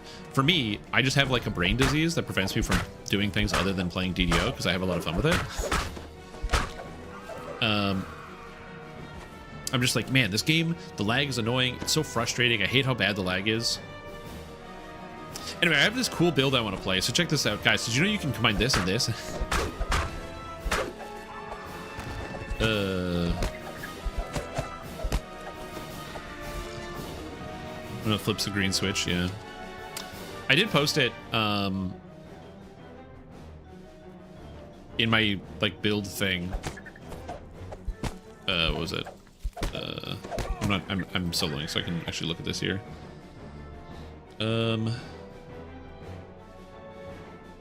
So under my Dragonlord Flameblade build.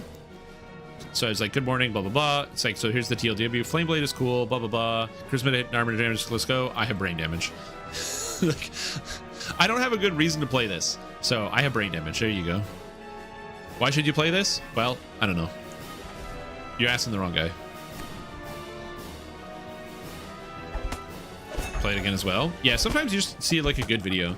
This is one of the reasons why I love modding for video games, is it gives people who really love something and are very passionate about it the chance to do two things. Number one, to learn.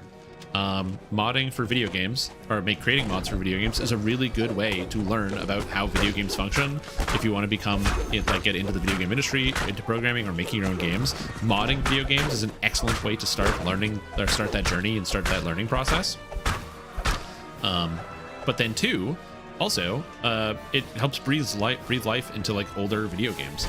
Like the number of people that worked extremely hard to make all of the really cool like randomizers for like old games to make them fun again, dude. One of the things that I think is amazing that I've played and is super fun.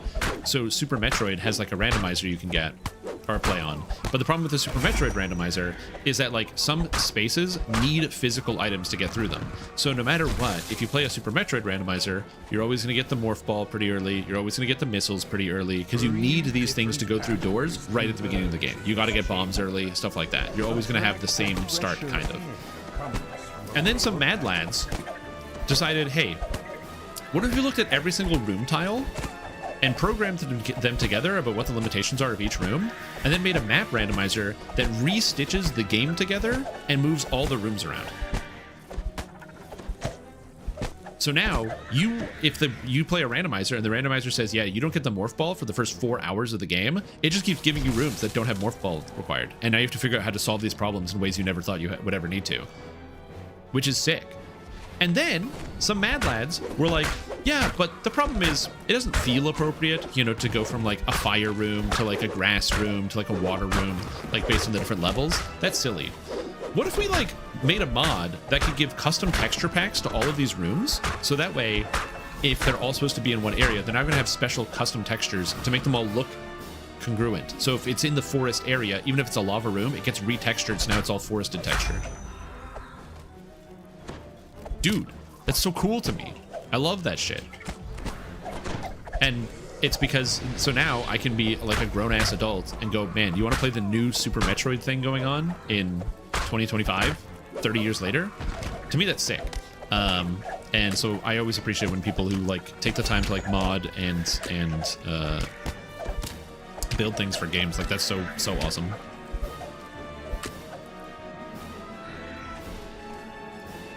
It was mentioned, but thank you, Deimos, for bringing it up again. It's good, just to keep people in mind. You found those responsible for capturing the Finger guns? You literally point at people with fingers, sound your mouth actually damages enemies? Amazing.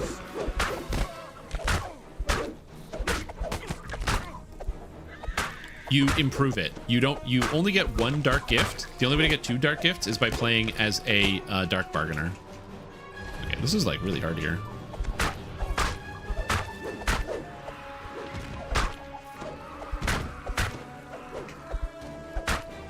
Oh my god. Sure. The spider's just like straight running away from me and I couldn't hit it. Oh god, 44 health. Thanks to your Woo! help, the local pixies are now safer. Though none is truly safe. Yeah, but both of those things are good. Sometimes you need like silly things to get you excited about stuff. I didn't free a pixie. Hey, get out of here. Get out of here. Get out of here. Go on, get. Okay, one more quest, wild thing, and then when it's done, I can take 10 and I can finally have everything I want out of the sorcerer trees, and I can start putting points into Dragon Lord and start picking up damage. Because right now I do not have damage. No damage yet, but we'll get it eventually.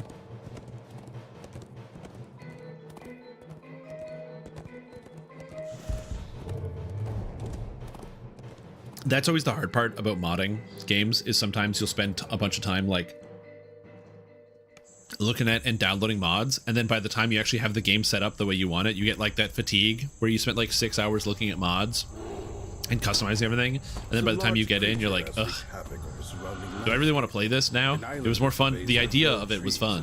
Do I really need it? No doubt he's the tracker you were sent to find. That, or also, not just like, oh, do I even want to play this anymore? But you get a mod and then you start customizing it, and then you realize, oh, you know what'd be good? Another mod. And you know what'd be good? This mod. I should get this mod. Or worse, you see a mod and you don't download it because you passed it by. You're just like, yeah, whatever. I don't think I need X feature. It's not important. So you pass it by, and then it's in the back of your mind. Maybe I should get that mod. That mod looked cool. You know, yeah, I should get that mod. I passed it. I should have gotten it. One of the things that I always find difficult when it comes to modding is that in a lot of cases, modding video games makes them easier. And for me personally, I find that like if I make my games just easier, it kind of cheapens some of the experience. Not all of it. This applies to me. I'm not saying it applies to anybody else, but like I sometimes get that way.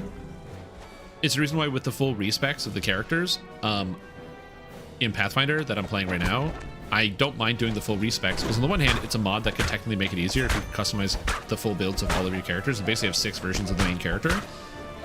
But by contrast, I let chat decide on all the character builds, and by letting chat decide, that made my characters demonstrably worse.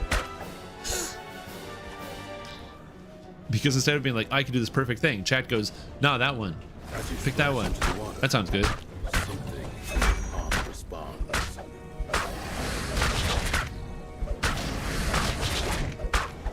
Oh my god, you get shot in the head, you instantly die. At least it gives you a really good reason to get power armor.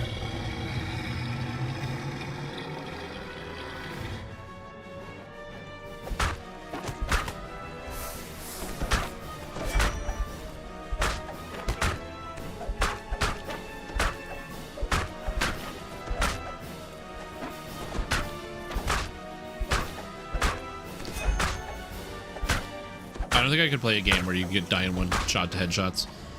This is one of the reasons why I never liked the Call of Duty campaigns, and why I always whenever I played Call of Duty, I always played like just exclusively online, because like I still remember playing Call of Duty 4 doing the campaign, and I was like behind a wall, and literally all I was doing was throwing grenades back because there were so many enemies that were just spamming grenades, and I just couldn't get past the section because there were so many grenades that just one-shot you, and I'm like, I'm not having fun. I'm done with this.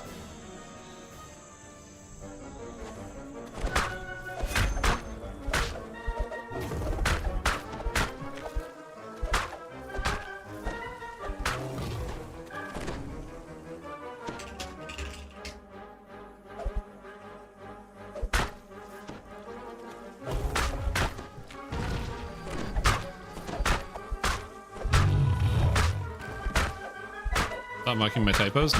Never. I thought it was funny. I thought what I wrote in Discord was funny, okay? I meant to say tough guy fighting, but I also made a typo, but it's fine. I'm funny, so don't worry about it. Man. Can't wait till I get quick cutter.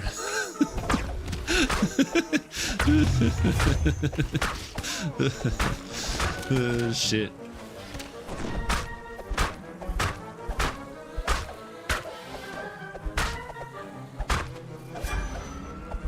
Listen, man. I'm just trying to have fun, okay? Quick cutter. Look, I talk about the possibility of quick cutter getting nerfed, and I'm trying to soften the blow for when it does. There are a lot of people who don't want quick cutter to get nerfed, which is totally fine, but you gotta see the writing on the wall. Like, that shit's coming. It's such an outlier. It's coming. So I'm trying to soften the blow for people, so that way they're not, like, blindsided, and they go, what? Quick cutter's getting nerfed? It's like, no. You know it's coming. You know it's coming. Buff Legendary Rally. Legendary Rally is sick. I love Legendary Rally. The fact that it's a stun break that also is a, like, massive damage effect. True. Quick cutter was pretty good. Yeah. Rapid strike on point and quick cutter all at the same time. So it's just, you just go like 1, 2, 3, 1, 2, 3, 1, 2, 3 on the keyboard. And you're just blasting everything. You're like a forward-facing nuclear bomb.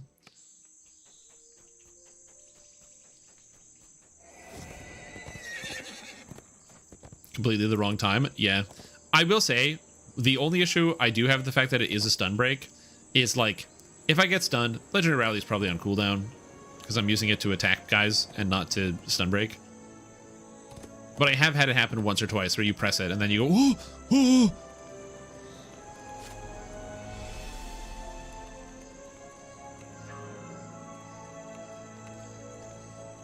You get that exciting moment. Let's take Intimidate. I don't know. Why not? Sure, whatever. Okay. Base attack 6. Hi Strim, Brian Hi. here. What's up, Let's Brian? say a doctor tells you to induce vomiting because you ate something you shouldn't by putting your finger down your throat. Okay. But I can just shovel French fries down there, no problem, with no gag reflex, but those are finger shaped. How's that work? I think it's because when you never wash your hands, your fingers taste pretty bad. So the bad taste of the fingers makes them taste bad. But French fries taste good. So I think that's probably it exclusively. I think that's the reason right there.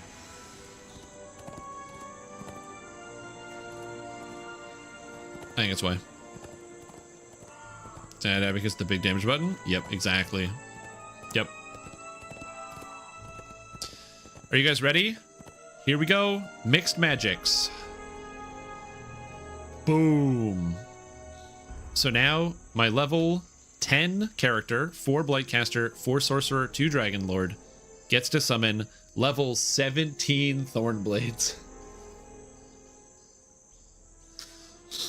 So when I press Thornblade, I now have a level 15 weapon. It's a +6 melee weapon, acidic 4, poison blast, or acidic 4, poison blast 4, critical wounding, curse spewing.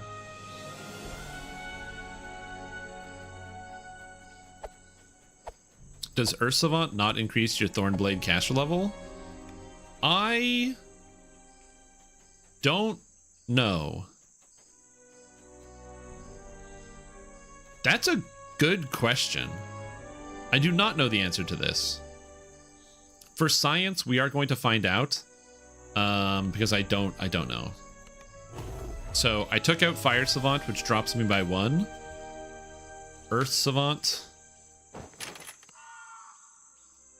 does not affect it. No, it's a fire spell. It's a fire spell through and through. So there we go. Woo! I chew the fries first? No, you gotta eat them like a duck. You just swallow them. I've seen a few people with horses. What's the best way to get ones? So there's 2 ways to get one right now. I went from 10 to 17. Or sorry, 11 to 17. So there's 2 ways to get a horse right now that are very, very easy. Number 1 is you can get them from Keep on the Borderlands. There's actually a guide on how to horse farm from Keep on the Borderlands. So if I go DDO Keep on the Borderlands, under here, if the wiki ever loads, which it's not. But anyways, you can farm it out and Keep on the Borderlands. In the Adventure Zone, there are rare monsters. When you kill them, in their chest, they can drop a feather. And when you collect enough feathers, you can trade them in for a horse, so you can get that. There's also the Halloween event going on right now. And the Halloween event has different types of Halloween-themed horses. So, for example, you can get yourself, where's like one of these bad boys. It's all spooky. It's got like this cool armor. And that is until the end of the month. So you have until the end of the month to get one of these from running the Halloween event. Horse farming. I'm just gonna try to get the link for the horse farming for the low level stuff. Okay. So on this page, under rare encounters, there's a section that says farming rares for qual feather tokens. And that is how you farm them.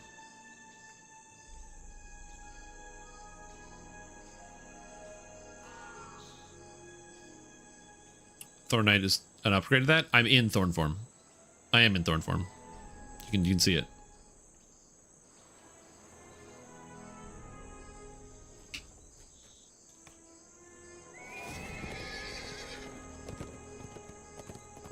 Anyways. Sick. Alright. Also, now it means all my other spells last a long time as well. Ram's Might lasts 12 minutes now. Night Shield lasts 12 minutes. So I don't have to worry about my spells only lasting a couple minutes, which is cool. What is this helmet? This helmet is the cosmetic from the Saltmarsh Ultimate Bundle. So this is the Lizard Folk face hood, and I have the Lizard Folk regalia on as well. As well as the Lizard Folk horse and the Lizard Folk cloak. So So it's just the outfit from the Salt Marsh Legendary. Is this a meme build? Blightcaster 4, Wild Mage 4, Dragonlord? Soon to be Dragonlord 4? Are you calling my build a meme build? Jeez. Yeah, it is. I am in Thornkin form. Yeah, I'm trying to use the Thorn Blade while getting acid immunity bypass in endgame. So we're working on it. Okay, working on it.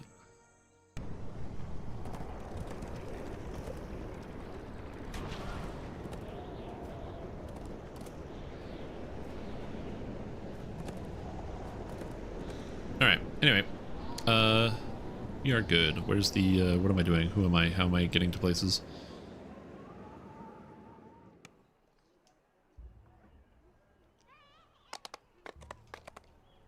Make pass like Blightcaster to give Thornblade. They could, but they didn't do that. Okay, I did that, and I'm too low level for this. I need something in between these two groups, which means I'm going to start my own group. So we're going to go Chill of Ravenloft R1. And then we go Lamortier. And we get to go do the Body Snatchers. I believe that's the first one? Yeah. Because I still don't have any AoE in my build. Chill of Barovia. Yeah. Lamortia. If me build a good, why not a super meme build? Yeah, this character is going to be fine. The main reason it sucks is because I forced myself to get the high level Thornblade first. If I just didn't do that and just started with Dragonlord and took the other stuff later, it would be fine. But then I would have to convince myself to give up on my good weapons to wear Thornblades instead, which is way dumber. Am I doing the full chain? Oh yeah.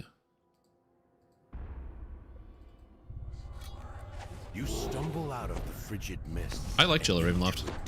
It's a good quest pack. It's fun. A voice drifts up from down below. Nothing. Somebody Ugh, announced this nothing. one before we got here. Where's my bodies, Schmidt? You promised me bodies.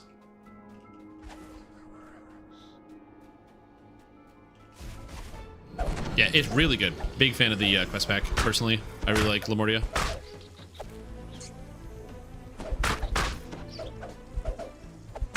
This rat is stunned.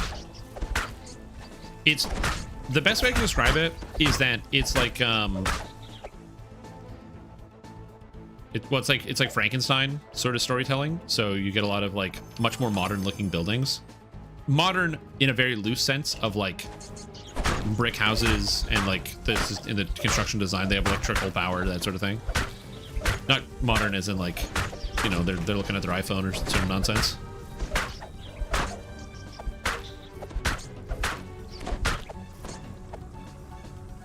Dragonlord with other things, was Dragonlord Pure good too? Yeah, Dragonlord Pure is fine. And the capstone is not bad, but as was mentioned, it's mostly that you get a lot from multi-classing, so. Not even bits we can salvage. Oh no, Reapers. The Dire Petrels. I'm gonna be skipping a huge swath of the story. So if you're like, you wanted to really dig in deep in what's going on in here, I recommend you play it on your own. But the story is pretty straightforward. It's pretty easy to follow. And again, a lot of the quests are quite good. Also, if you're like, wow, these monsters are really tanky. They're not really tanky. I'm just bad. Please understand. Yeah, unfortunately, my bot is just entirely refusing to listen to commands. So, I don't know. Oh, I'm gonna swap in the future.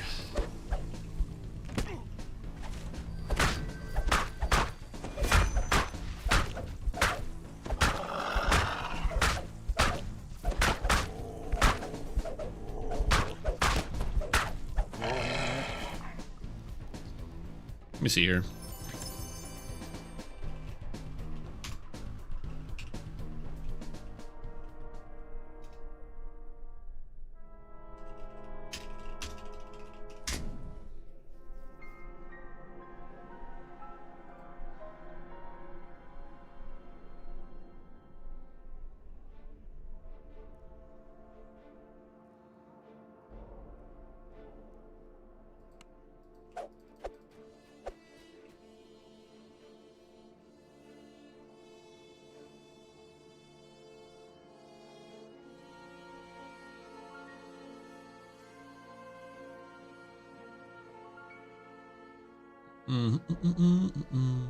Yeah, I'll figure it out later.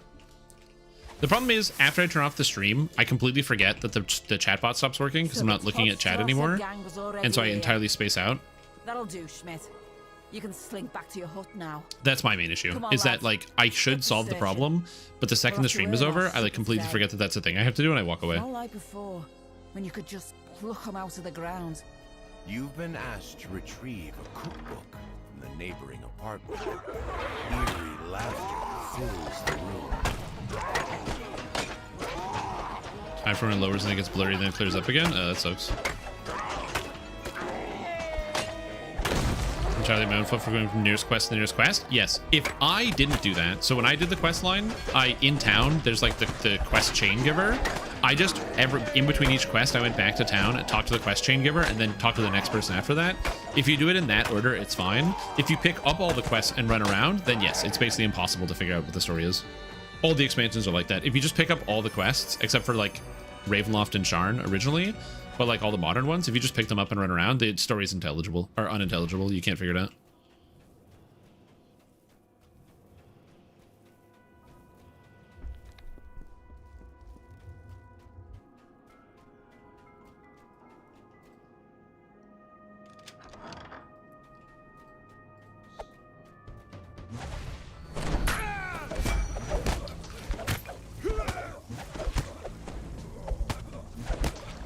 Turn in the book? No, I don't want to. That's my cookbook. I'm gonna get all the recipes, okay? I'm gonna be the best cook in the universe. I just wanted the treasure chest because I wanted the materials. If that lady really wanted that cookbook so bad, she should have gotten it herself. But instead, she hired an adventurer to do it. Huge mistake. Well, like, I'm just gonna give up on this excellent cookbook because she said so? Excuse you.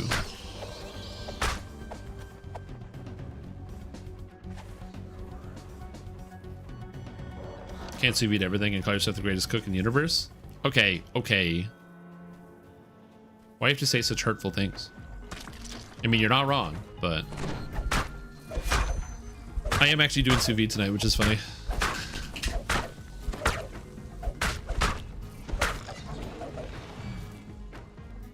An angry voice rings out from the courtyard. Where are my bodies, Schmidt? You promised me bodies. You know I do what like the voice think? acting for that character. I think you sold your tip-offs to all the gangs. Then when they came looking for the corpses, you claimed some other mob took them. But you know Also, me, the Schmidt. tochum. I never go There's something away about that that just sounds empty-handed. great. It's really If I weirdly don't phlegmy. I find don't love it, bodies, but I kind of do. I make them. And I think all that time. Oh, I have curse spewing. Get cursed, dorks. Holy shit, they can hit me. Dude, my armor class is going to be so useful now. I reduced their chance to hit by 4 when they get cursed by me. Get cursed. Hold on, get cursed. Roll a 20. Get cursed. Roll a 20. Roll a 20. Roll a 20. That's so many attacks. Roll a 20. There, you got cursed. Oh, shit. Foot is stuffed full of dead ends. Have the stitch job put him on the carts. A lone woman stands watching the murderous body snatchers.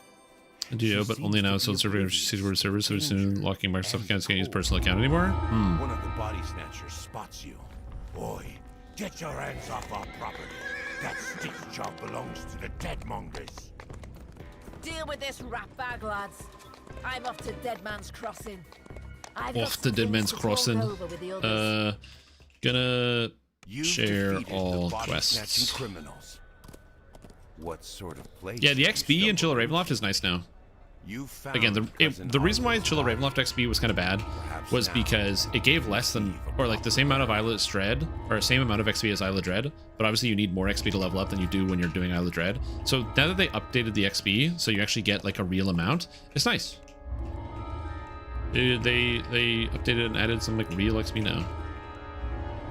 Again, it's something that should have happened ahead of time and shouldn't needed people to like complain about it, but whatever. If we complain about stuff and it gets fixed, then it is better than the alternative where we complain about stuff and it doesn't get fixed.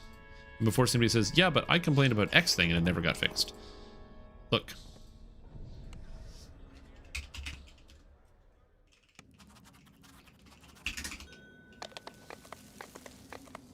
This is locked away, I think is what it's called. The Ludendorff Asylum.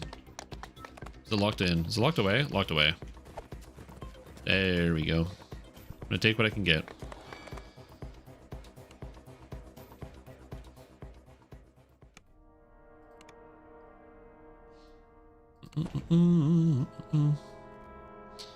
Okay, so I turn this on, then I start casting all my buffs to get the extra cash levels because I need the cash levels. Is this a spell singer? Oh god. The Duke. Biting Imbue, or is it the Thorn Imbue? I'm using the Thorn Imbue because I can't use the Biting Imbue because you have to be in either the Hive form or the Blight form, and I have to be in the Thorn form to get the bonuses to cash levels with the Thorn sword. It's imperative that you find Stop. him before Dr. Mordenheim catches onto your screen. The receptionist cowers as she pulls a nearby Find it better to rush quests or do everything for XP bonus? So it's always better XP wise in basically every single quest to rush the quest for XP. That being said, sometimes it's fun to do optionals, so you have to kind of make that decision yourself, whether you want to do all the optionals or not. Again, I enjoy running optionals. I have a lot of fun with them, but it's going to depend on what it is you want to do specifically. Hunt them down. Because it's obviously like running the game fast is something we all like to do, but as I said, there's the fun element to playing DDO, and I enjoy being able to run through many different quests and sometimes do a bunch of the optionals. Yeah, so that's a good way to describe it. I do a full clear every once in a while. Every once in a while, I will like do bigger clears or do more things. Now, that being said, specifically in Lamortia, I do optionals because I'm trying to get as many of the like crafting materials as I can. They make optionals good again. They have made optionals good again. There's a lot of reasons in Lamortia and Isla Dread to do optionals. So like these are really good things.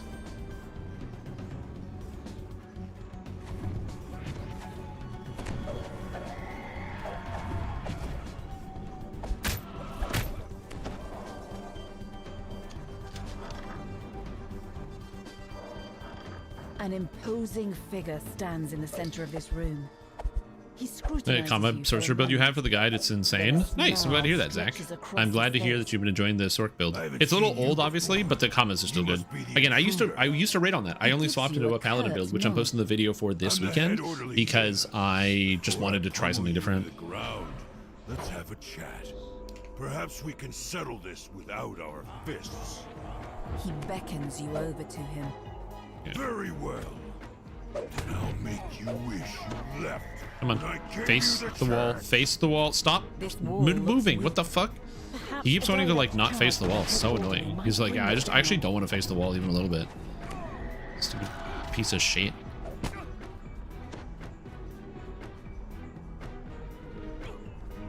No. Oh my god. The head orderly falls to his knees for a moment, yet he immediately stands DDO up AI, again, man. seemingly at full strength. A brave attempt, indeed. But you cannot Difficult for me. harm me. So yeah, like I am here's the thing. protected by my dark gift. There are a lot of people that think that optionals should give a lot more XP than they currently do. And I am against that. And I actually have a reason. And it's not because I think that optionals shouldn't give good XP or because I hate the player base or anything like that. The reason why I think that optionals should give less experience points is because, not less experience points, but I think that they are fine the way they are, is because they are currently optional. But he rounds the corner, If optionals following you gave into this room. XP that was so good you always did all of the optionals, then they would not be optionals. They would be mandatorials. It's now mandatory to run all of them to get the amount of XP out of the quest. You run through the gap Optionals left are by great the for broken players that wall. don't own a lot of You quests because they can expect the get head orderly they to can come after squeeze you, more but XP he out of the same hesitates when he adventure. sees the patients Optionals gathered are great nearby. when they have extra drops Go associated ahead. with them, either Run. unique named items or I'll materials, find like you as in the later, case away of from prying Lamortia, eyes. or when they're just cool experiences. You get to fight a cool boss fight or do something you otherwise weren't actually doing. These are all good reasons to have optionals in the game, Just in case and all you have a things I use for it do later. enjoy about optionals in DDO.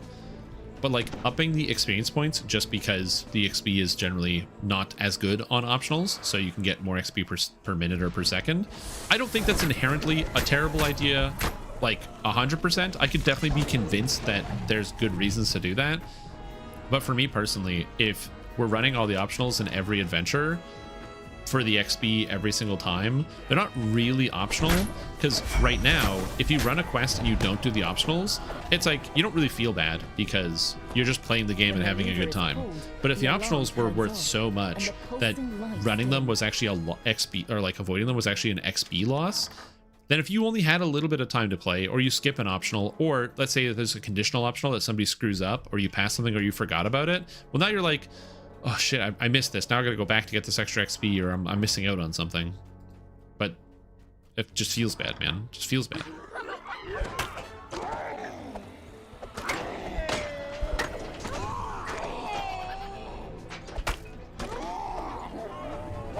And I'm not saying optionals shouldn't give XP. I just think that optionals giving a small amount of XP is fine, in my opinion. Now, what I think they probably could do, which might be better, is instead of optionals giving their XP right away, optionals should add their XP to the quest total. I think that might make optionals more pleasant to do. Like, for example, if an optional gives you 10% of the quest XP, so it gives 378 XP or whatever, because it's 10% of the total. Instead of it giving it to you right away, it would get added at the end, so it would get affected by all your, like, your Slayer bonuses and things like that. I think that would be better, but... Perhaps. But the fetid water prevents you. Yeah, kind of like challenges. If the water were drained, you could use the fishing rod to probe its depths. Yeah, that's true. Yeah, you wouldn't be able to do that because some of them can only do it for completion. What would make them even better is if they are no longer optional and are now required to progress the quest. This way people won't complain that they don't do optionals as often as they want. True. Because they're now mandatory. True. And this is why, boom, Wild Mage. I can open locks, baby. Reference experiments done on patients in the asylum.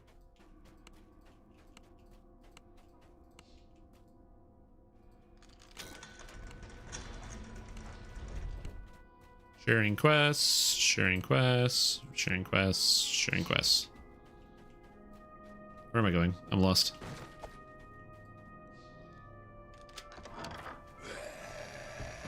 Can recreate it 100 times. Shame a couple years with Endeavor doesn't sound too bad. It's just because there's so much XP in DDO. Like, I'm doing the Ravenloft stuff because I'm trying to just gather materials passively, and then eventually, in like a year from now, I'll be like, you know what? It's time to make a leveling gear set, and I'm gonna go get the heroic Ravenloft gear, and I'm just gonna slam through and get all this particular items that I want for that, and then have this God mode set that I can wear on every character build forever.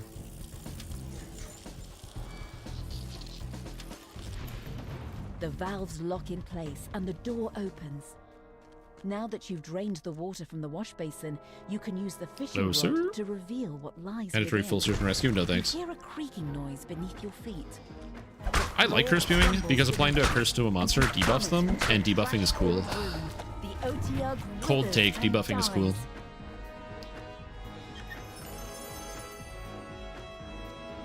It's still funny that they have asylums in DDO. Yeah.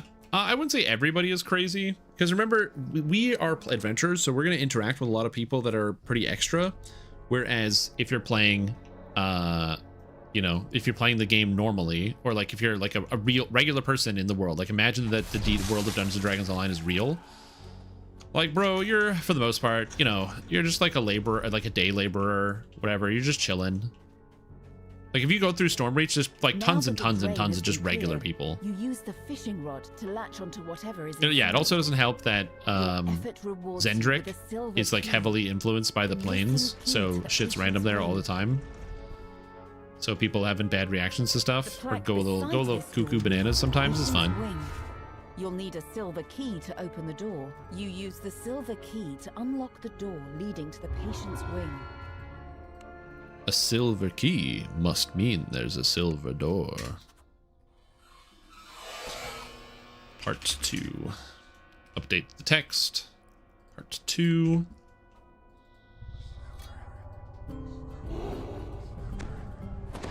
Turning my last life, it's very good. Yeah. So like I said, I'm just gonna bank it. Oh, I forgot to turn on the thing.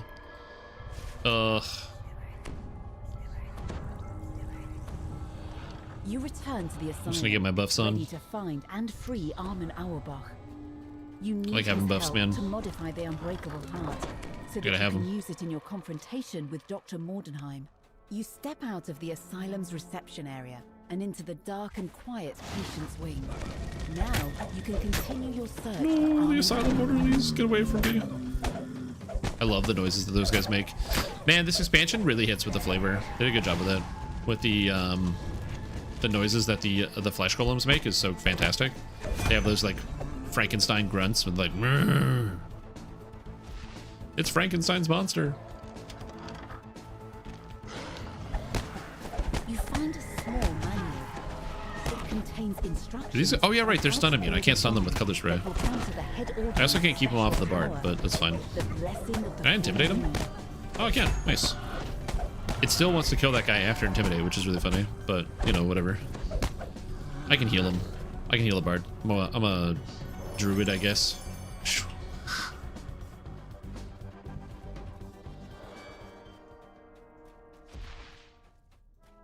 I think it was like a heal from druid. It'd be cool. A druid archetype that's got like a healing tree. It's all about like nature's salves and things like that. That'd be kind of neat. I think that's something that would be interesting.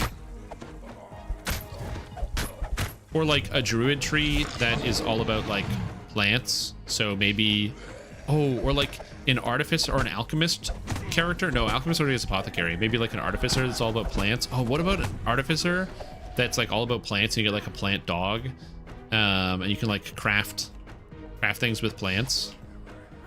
I don't know. I'm just spitballing here. I want something plant.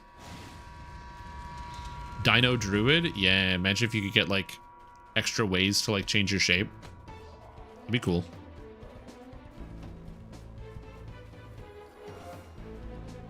This is the first time you hit him.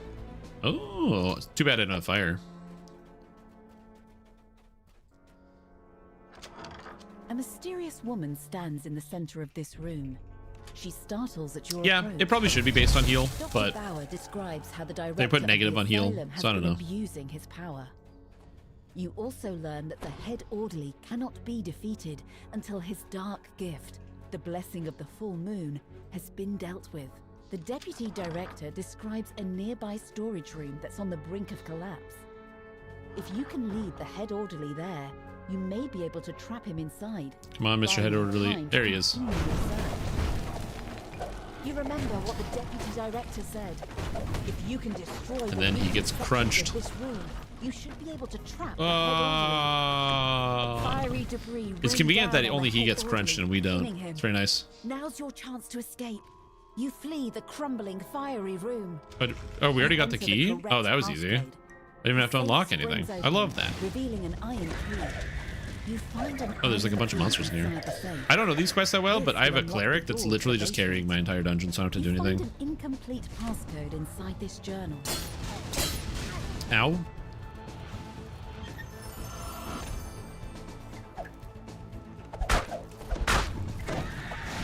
That bard is gonna die for sure, but I can't save him. Oh my god, it's the Strime Tom with his classic Blight blade trip.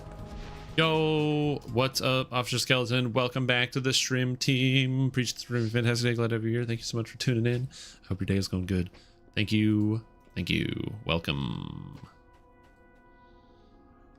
Welcome back. 16 months is a long time. Did you know that?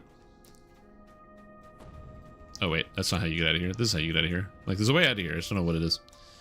I got the key, so we go this way now. How goes Blight Blade? Oh, we're blading. We're blighting.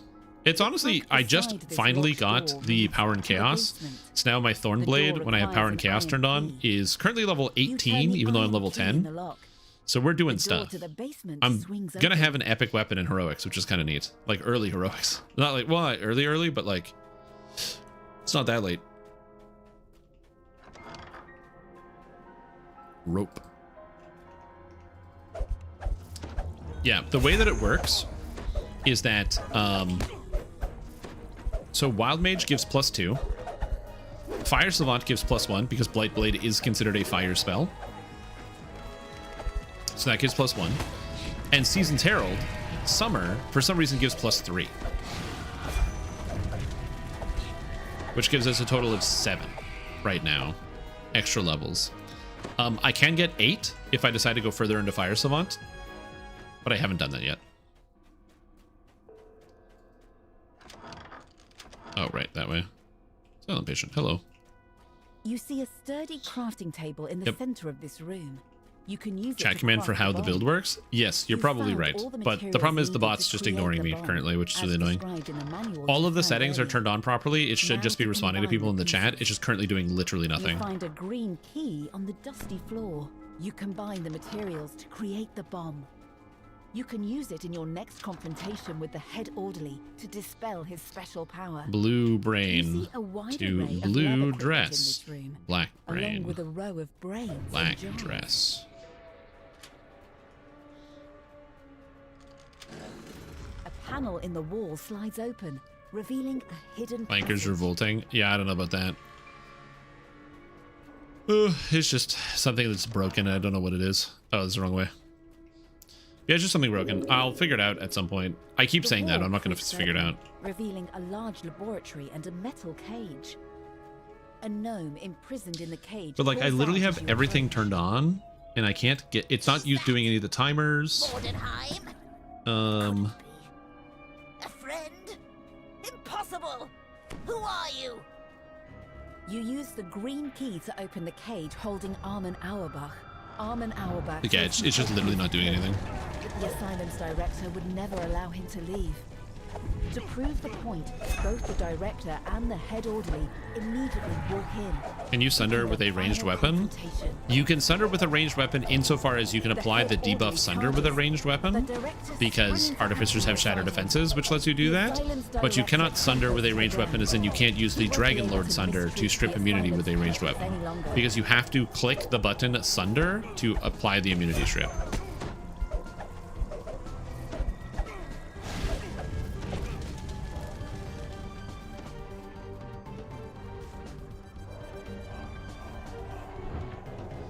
They count for Dragon Lord? What do you mean they count for Dragon Lord? Transforms into a werewolf with a deafening Wait a minute. howl. Now that his Does that mean that I can fucking use that shit? You can weaken him with the bomb. You position the bomb on the But floor. then why doesn't Now dire to lead charge the head count? orderly into your trap. But why The doesn't head dire orderly charge steps on the bomb count? you left on the floor. Ugh. He howls as Come his on, vigor dips, dude, what as the- though some vital force has been drained Does that from mean his the Artie body. Sunder Now qualifies that he's been for weakened, you can defeat him once and for all. Sundering The Swings, head tier orderly 5 of lets Legendary out a Dreadnought? whimper as his body thuds against the stone tiles. You half expect him to rise again, but he stays Oh, down. Now forever at rest. It's Well like, this is done. not a bad I thing. must It's an thank you for inconsistent dealing with thing. the This is my only director. problem. This is Dr. not a Bauer bad thing. tells you that she has no allegiance At all. to This is good Mordenheim information. and doesn't This is see helpful. any This is reason to good. keep We the can make some technician in interesting stuff. custody. This So I is have a my new build in asylum mind, and I'm now. 100% going to be At playing it. last I can But it's do like, as but I then why see doesn't dire charge the sundering thing apply I'll this start all the with sunder better effects? treatment for all my patients. Dr. Bauer says, That's a good her question. enthusiasm growing. For example, evidence shows that the innovative new lobotomy procedure can do a great deal to soothe the nerves and calm aggression. I'll start trials straight away. I'll Also, start with better treatment for all my patients. look at the size of Dr. Elise Bauer and how says, short she is in this her quest. enthusiasm I have to growing. add this in for Julian. example, Guys, look at tiny evidence Elise. Look how shows tiny that the Elise is. innovative new lobotomy procedure can do a great deal to soothe the nerves and calm aggression. I'll start trials straight away. Dr. Bauer opens a portal that will send you to your next destination. Yeah, where you Elise's sunder and add a cabin million on the damage. Isles of Agony. You step out of the portal and into Elise's cabin. Armin, you're safe. It means you can sunder for We over don't have much 100% time. fortification. Let's get to work. Elise says she's Because ready you get to Divine undergo Sundering, the which is procedure. 25%, and Sundering She Swings, nods which is to Armin, 75. signaling So yeah, I him think it to is leave. exactly 100% fortification Armin begins reduction. work on the unbreakable heart, modifying its Light structure in so that it will the self-destruct attic. When triggered by Elise. Elise gives Amazing. you a grim nod. Just get me in front of Victra and I'll set off the fireworks. I might be going down. I don't understand. But she's coming This is with not a me. bad thing. Nothing is I'm bad ready to here. go to Why did I go here? Throckmorton Because Home nothing is whenever bad you here. This is Defeating interesting. Victra won't be easy for me. But I think you have what it takes to help me do it. It does not apply Victra, immunity my strip? love. I don't know. Your time has come.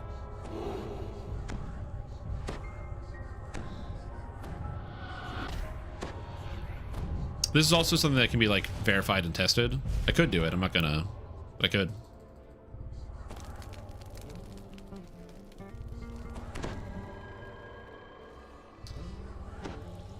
You've been sent to this courtyard to find the source of a mysterious light. It also could be like a new thing, like maybe it's a bug that came up recently. But yeah, we'll do a small amount of investigation. And it did not apply. It's no surprise that woman was worried about her son's grave. They might have fixed it? Okay. If they fixed it, then that's fine. I still think they should make Dire Charge apply all the Sunder effects, but that's beside the point. You pull the lever and the loud scraping noise rumbles nearby. For some reason, you suddenly smell fried food and stale beer. Fried foods and stale beer, hell yeah.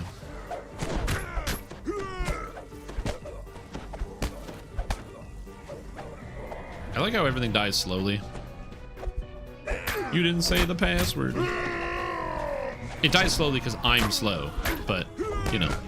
This explains all the dead These guys can't fight back, they're all dying. I do also like the fact that they use heavy picks as they dig into the ground as a weapon. The bartender explains that the deadmongers took over this building fried after beer. they abandoned You can do fried beer, because you would just, you would probably just do like some type of beer dough ball or something, then fry it. I feel like that'd be bad.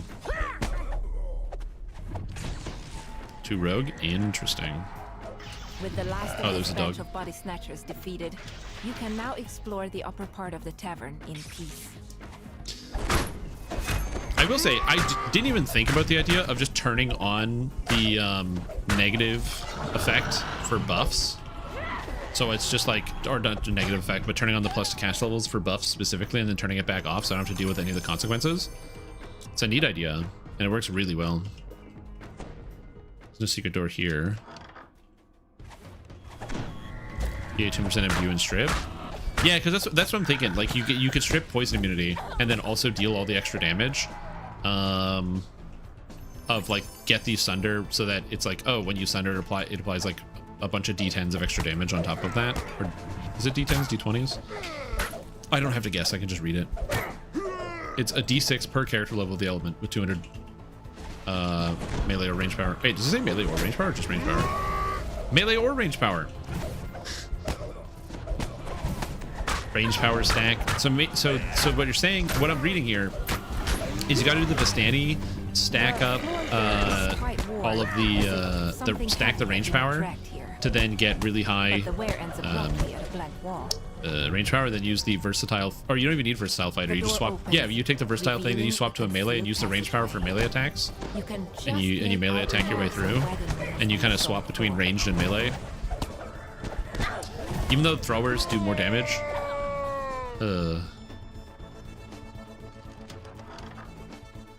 All bad ideas all the time.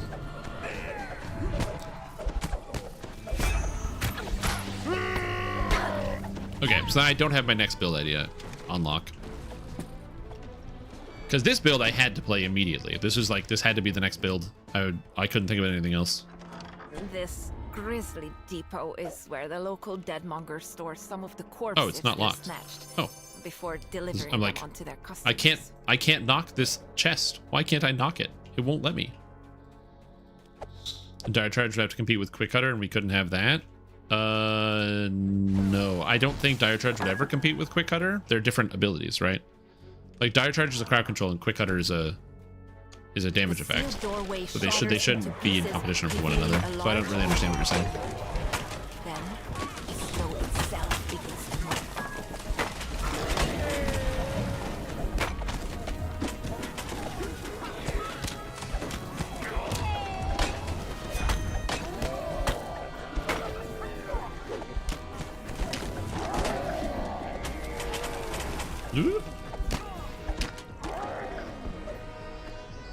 Like, I still think Dire Charge is quite good. The main reason why people don't use Dire Charge is because you can just kill everything. And if you just kill everything, you don't really need crowd control. Plus, also, there's a lot of, like, it's kind of passive crowd control. Salt is really aggressively powerful right now. Guard breaking is really aggressively powerful right now. So, like, if you play, like, the Dragon Lord, the 16-3-1, the Shidrakai sort of build, you don't have to worry about crowd controlling monsters, because if you just happen to have an offhand that gives guard breaking, or a main hand weapon that gives guard breaking, then you can just use guard breaking as like pseudo crowd control because it's going to stop enough monsters when you spike chain attack because it's on critical. It applies the effect. This guy's immune to acid? Oh shit, it's immune to acid. I can't hit the haunting apparition. The form dissolves. I didn't know that. Nothingness, and then eerie calm. Hey guys, I found another creature immune to acid. How many spaces do I have? 31? It's probably enough. It's not immune, it's just high resist. I mean, I was hitting straight for 0, but if it has resist 50, that also would track. It's like slads. There's another one here, so I can test it out. Gallows Speaker. In theory, I should do at least one on a crit. No, I'm critting and I'm taking 0. Unless it has so much resist, you can't do anything. The cold grows even more intense. The sound of the wind from under the door ahead tells you that if the temperature drops All have even guard breaking? further Yeah. as you step out onto the roof. It's not me saying guard breaking is a bad effect, but or like bad for the game entirely, but there's just a lot of reasons as to why you don't really need to have like hard crowd control like dire charge nearly as much. Claws of the Cold Light Walker. Improved reception, quality assassin. It's kind of cool.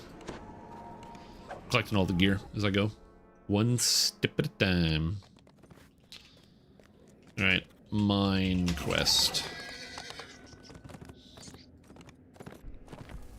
A miner's sacrifice. We need to be showing 0s the acid proc on the for the Thord blades. Yeah, I'm not sure. I should know that information, but right now it's the information's escaping me.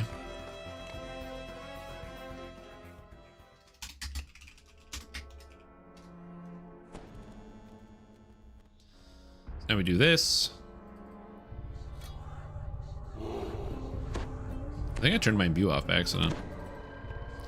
My imbue is only a D6 piercing damage because I have no imbue dice as of right now. But it is what it is. Also, being able to cast all 3 elemental resist spells at level 26, well, not all of them, but most of them, is really nice. Because now I have like all the resists are high. Yet judging from the except for bones Sonic, but I don't care about Sonic. and the strange goo splattered on the ground, something has gone terribly wrong. But yeah, especially characters like Dragonlord, because you already have like the dragon The Overseer stun disables the barrier from the by shout. remote control, You just don't allowing need you to explore deeper inside the mine.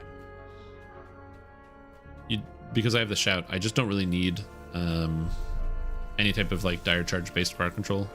This speaking device is shielded. Maybe at some point in the future, but not now. Perhaps there's a way to remove These guys take full damage from acid, which is good. I was not sure about these ones. burst forth, ready to attack. Immune to poison, but it's fine, I guess. Mutated spitters. Yeah, the piercing damage will hit basically everything. Oh, and the radiation takes acid damage. Cool. That's good. The shield on the speaking device to the west has been deactivated. All right. So now we go minor sacrifice, beneath city streets, ends and means, proper authorities, the wish, and zoo creeper.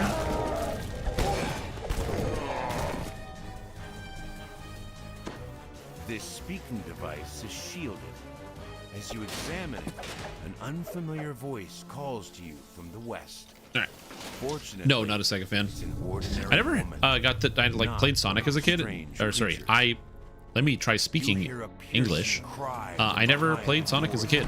I didn't really know anybody that had a Sega, and we didn't have a Sega growing up. So it was just one of those things I somehow entirely missed. Like all the kids in the neighborhood that had a video game console, it was like a Nintendo console. And then as I got older, other kids would have like a PlayStation or an Xbox. So I kind of just missed Sega entirely. No Master System, no Sega Genesis.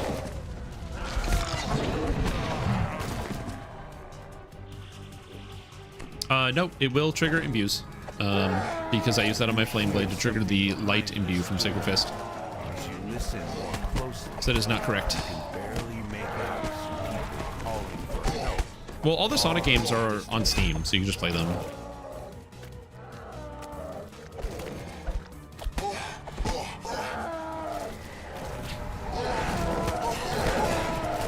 My piercing damage was turned off. I turned it off somehow by accident. People locked inside these cells beg for you.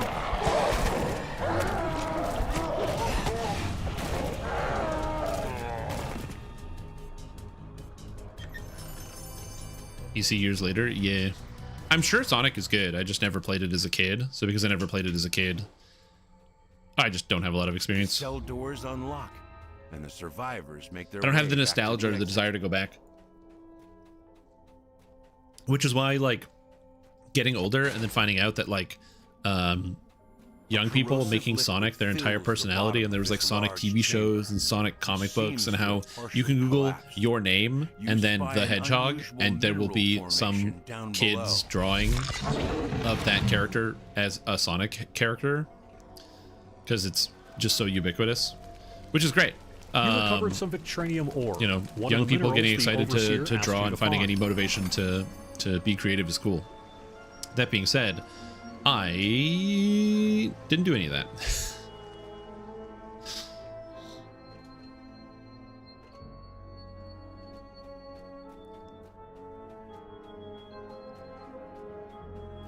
Yeah, I missed all of it.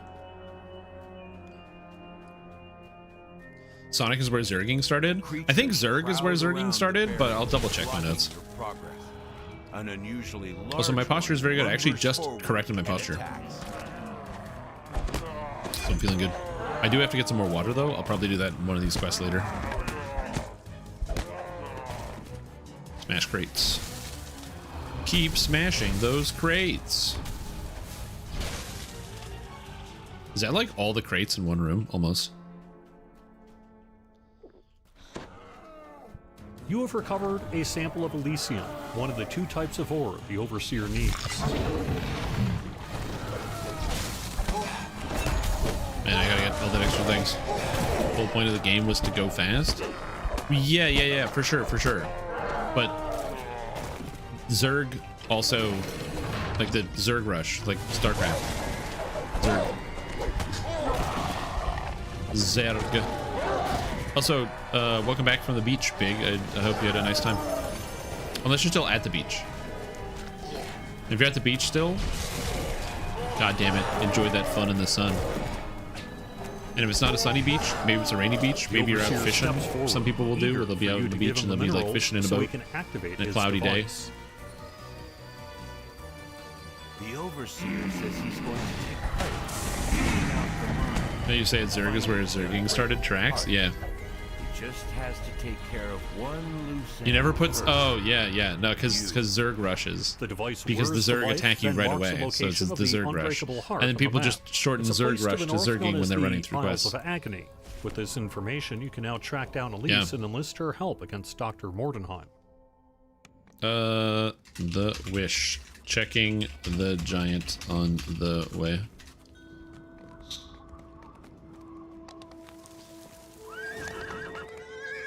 They called it Sonicking back in the days. I don't know about that.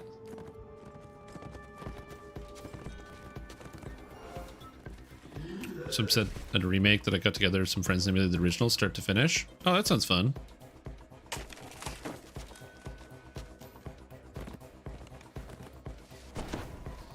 No, I'm getting knocked off my mount.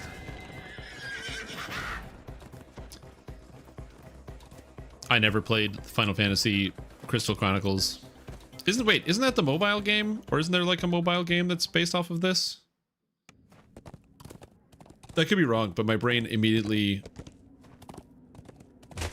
Or there's like... Or is it... There's the mobile game called like Crystal Braves or something. I'm trying to remember. Nothing.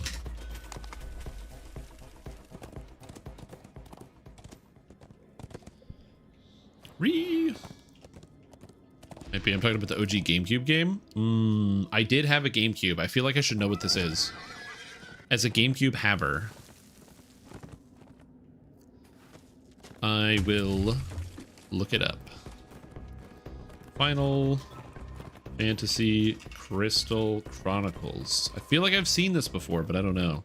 I've totally seen this before. I just saw the cover art and I'm like, oh yeah, no. I've seen this game. Oh god. Yeah, immediately. Get the fuck away from me. Get out of here. Stupid ass polar bear. Get the fuck. Go to hell, dude. Anyway. Yeah. I saw the poster and immediately I'm like, oh yeah, dude. I see this. Okay, yeah. I never played this video game though.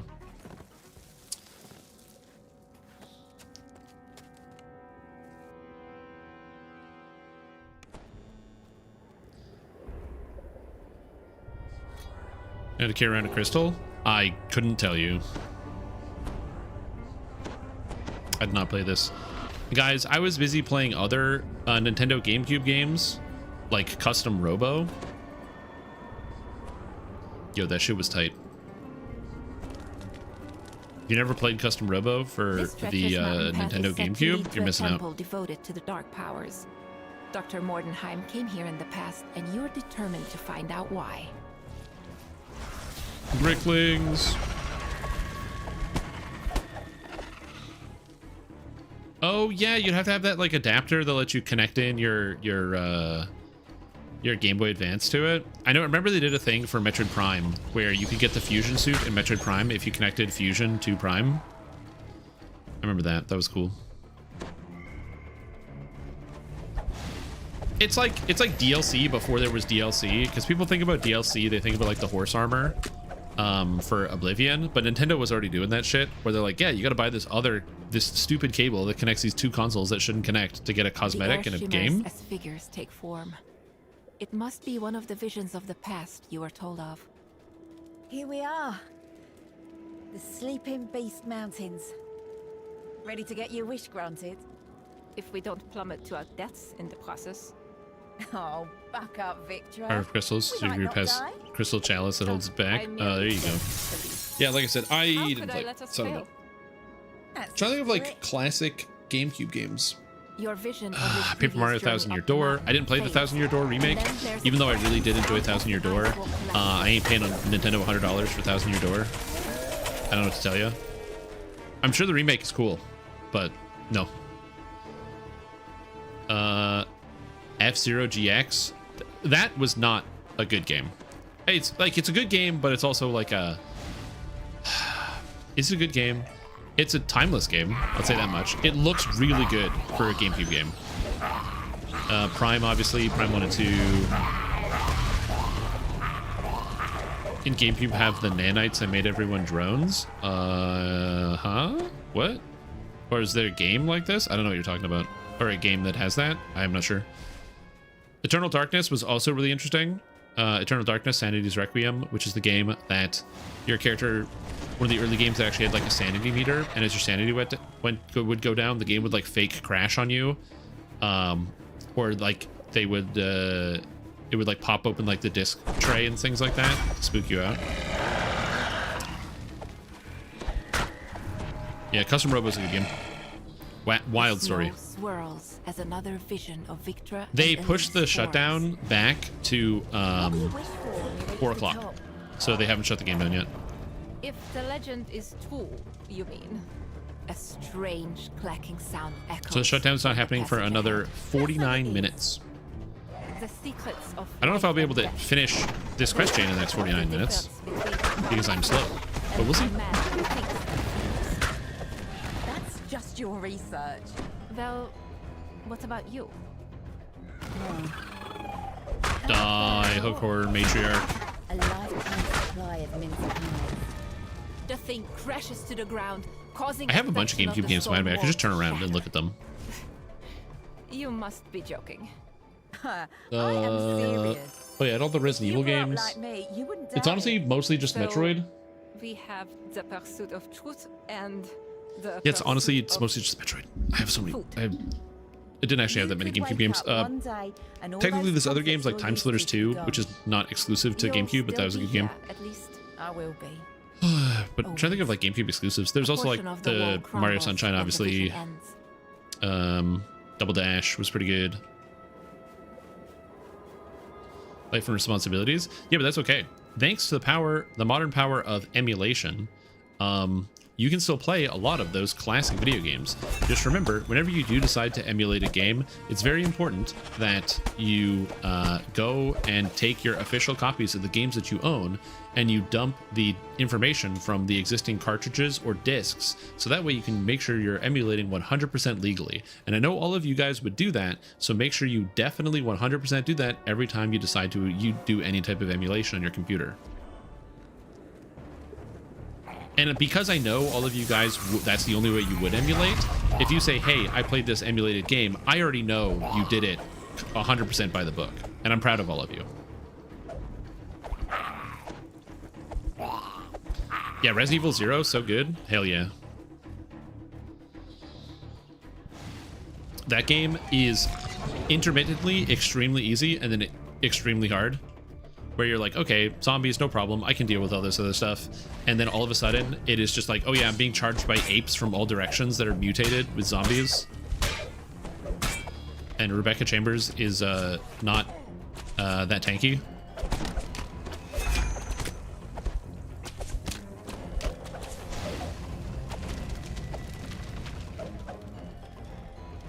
Like a game called Tabula Rasa where they shut down by big corporate. I heard about that game. I didn't play it, but I heard about it. I can't remember all the details that I heard, but something like that. That's all the information I have. What build is this? Okay, so Goblin Boy. So this character is a meme build. My last character was a Flame Blade build, where the idea is I would use Flame Blade from Past Life Druid to make a character that could play with exclusively Flame Blades, which is cool. The reason why I use Past Life Druid is because by using Past Life Druid, the blades level up with you because it's a Druid spell, so you need Druid levels, but because it's a feat, it levels. So you don't have to have Druid levels, so that's good. The Blight Blade, or the, I think it's called the Thorn Blade, for Blightcaster is the exact same thing, but the problem is it is a spell. I can't get it as a feat, so I have to actually cast it as a Blightcaster, which means I have to play a Blightcaster to level it up. But by using Wild Mage, I can make my Blightcaster level equal my character level. So even though I only have 4 levels of Blightcaster, I'm level 10, so it casts at level 10.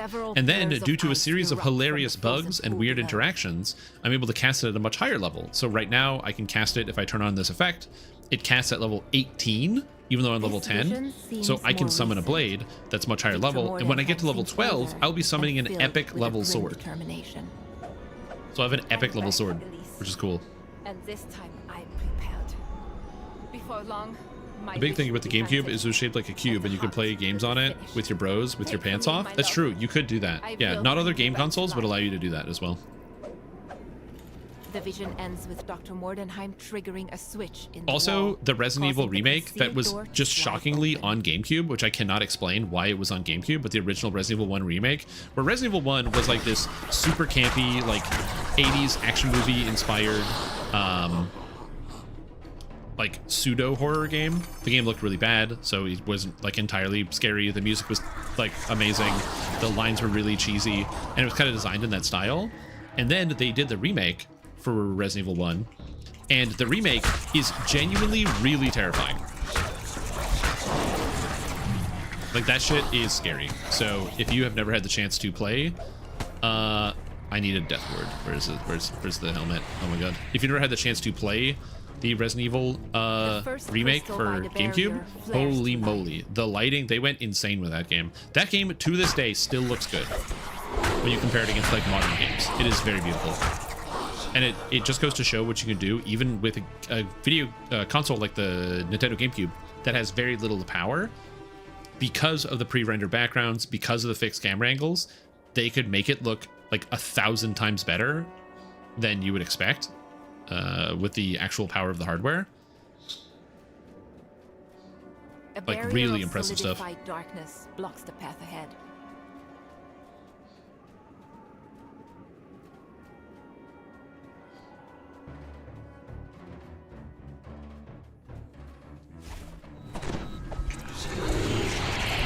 The barrier wavers as the second lever is pulled.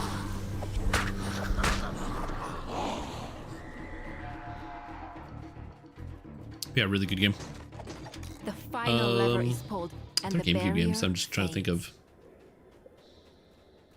The problem is, like, a lot of the the early Xbox games, you're talking about like stuff like Halo, which is like Halo, playing some Mech Assault on Xbox Classic Original, the first Xbox.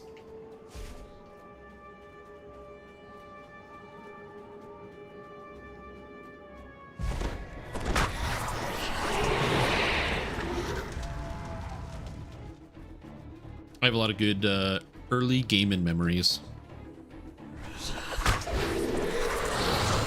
I graduated out of console gaming. I wouldn't say as quickly as I could, but mostly like the second. I pretty much stopped console gaming when I moved out, because at home I wasn't allowed to have a PC for gaming. They were literally just like, no, you can't have one. You're not allowed, which I don't understand at all. So once I moved out, that's when I graduated, and I was like, I'm getting out of here. So I moved out when I was 19. And then one of the first things I did is buy a gaming PC. Was that a good thing? Given that I dropped out of school, maybe not. But you know what? It was good for me. I liked it. Dude, I used it to play so much League of Legends. The wall at the end of the hall slides down when the stone lion falls. That's all that matters. My elo was so high.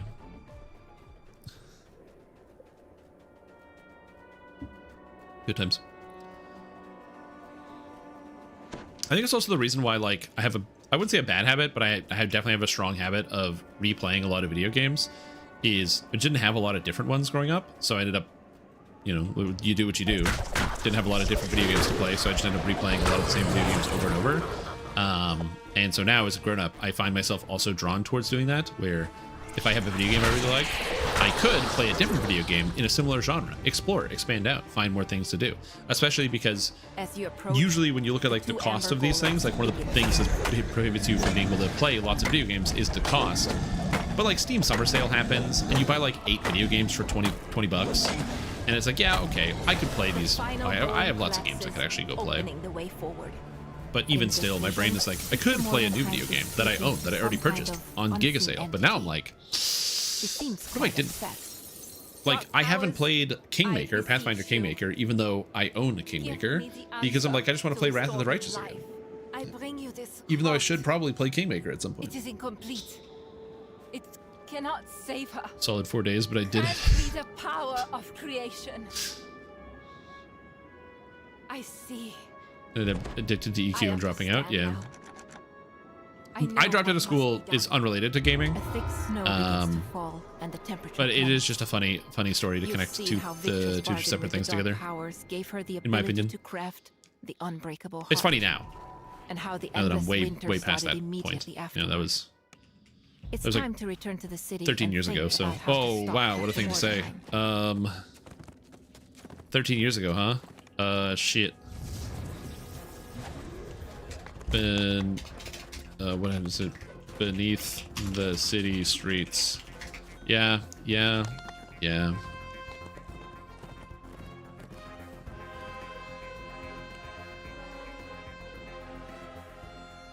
that I'm out of college crushing debt, yep, 100%. I can look back at it and laugh now that I am currently debt-free.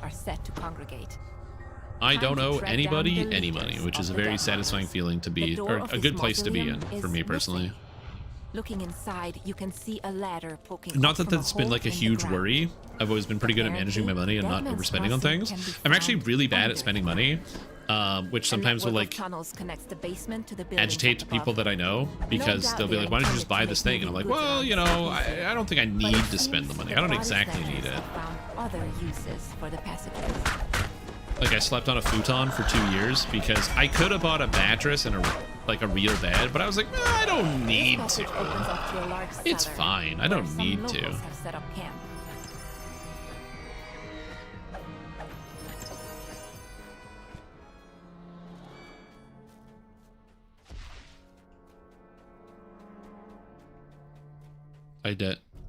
Having studied depth in Canada, thought?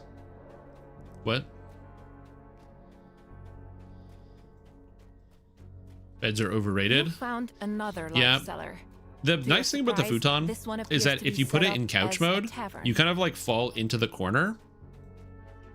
which doesn't actually feel that bad. It's actually quite cozy because you're kind of like tucked in, you know, you're kind of like hugging the inside wall. So it's really not that bad.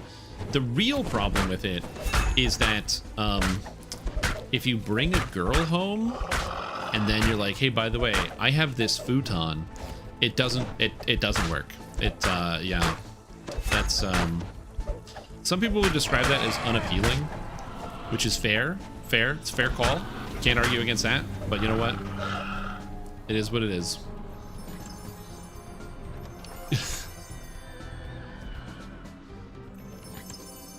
Keening wails fill the air, and a terrifying form appears. Oh, jeez.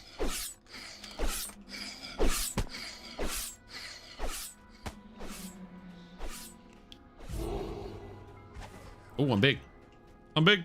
Big time. The wailing falls silent as the gallows speaker discorporates. I'm trying to remember what that's for. It's like a door I opened. I don't remember where the door goes, though. I'm trying to remember. I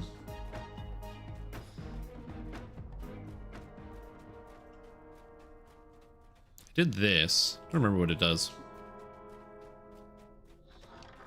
There's a boss in here, I think. To be the main base of the body snatchers. It's eerily quiet. Out with the chest.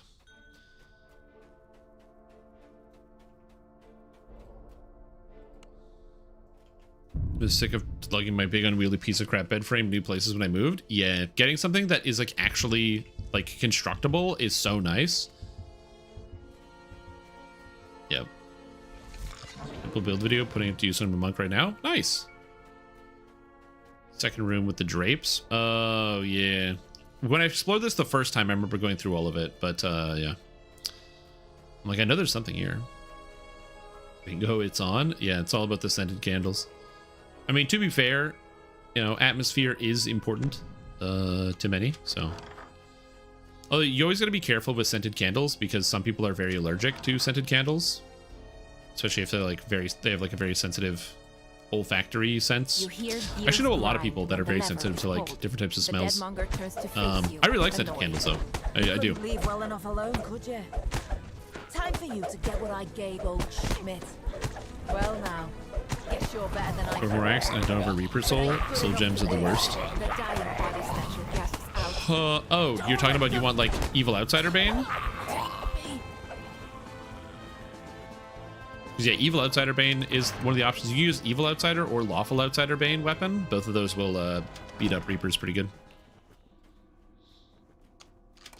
With the second yeah, glad to hear the Dragon Disciple video is working for you. I'm happy to hear that. Again, I just had to put those videos out this weekend. I find that the longer I delay on completing something, like any type of project, so in this case it would be like the Reaper, or like the build video for the Dragon Disciple, anything like that, the longer I delay, I find I get like a mental block, and it gets harder and harder to complete the task on time, because I'm like, well, I've already waited 3 days. Well, I've already waited 4 days. Well, I've already waited 5 days. So I'm like, no. So I just slammed out Dragon Disciple video. I slammed out the Flame Blade video. I've got the Paladin video on deck. So that one's going to be coming out this weekend. So either tomorrow or Saturday. I don't know which. So one of those two. But you're going to get the endgame Vanguard Paladin video. So it's going to be all about specifically like doing it for like R10s and raids. Judging by all the guards, that's going to be the goal there. I don't have the Essence of the Dominator, Essence of the Crusader Soul Gems. Oh, unlucky. Yeah, that's why there was a life that I ran around with the with Trap the Soul, and I just trapped the soul on as many things as I could and collected all the soul gems, and then just dumped them in the crafting storage, so I didn't have to think about it for a long time. It does seem week by week that lag issues are improving. Yes, lag issues are 100% improving week by week. As somebody who's obviously we're encroaching on November, so it would be nice if lag issues were going faster. That being said, you are correct. I actually agree with you. I think the lag is getting better. I have had no lag problems today whatsoever. I haven't even had a single hitch, like, or when I played yesterday. You've defeated the Deadmonger gang. but you've learned enough about this place to Inventory realize slots are full. that defeating one gang won't stop the trade in fresh bodies. If you can't end the supply, perhaps you can cut off the demand instead. Time to Oh, investigate. I don't where have these like a bodies lot are of things to being destroy delivered. apparently. Potions? So I have a lot of potions I can get rid of? I have a lot of potions. Special delivery. I'm gonna have to start or stop looting everything from these chests.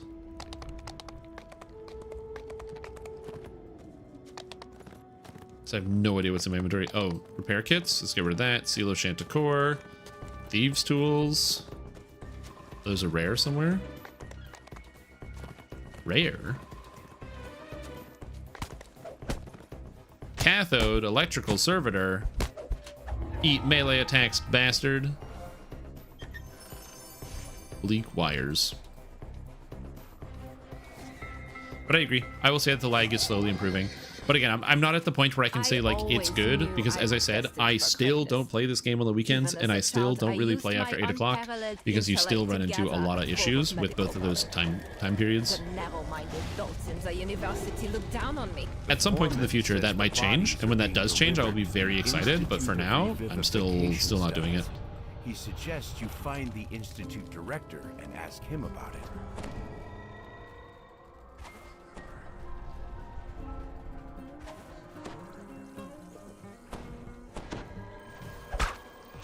Someday, though.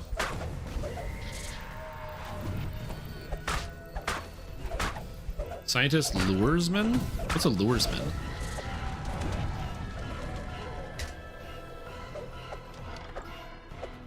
That's not a thing. That's not a term. Okay.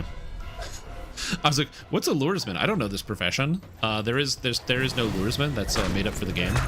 I assume it's because they're developing things for the fishing fleet here, so that's why it's called a luresman. I don't know.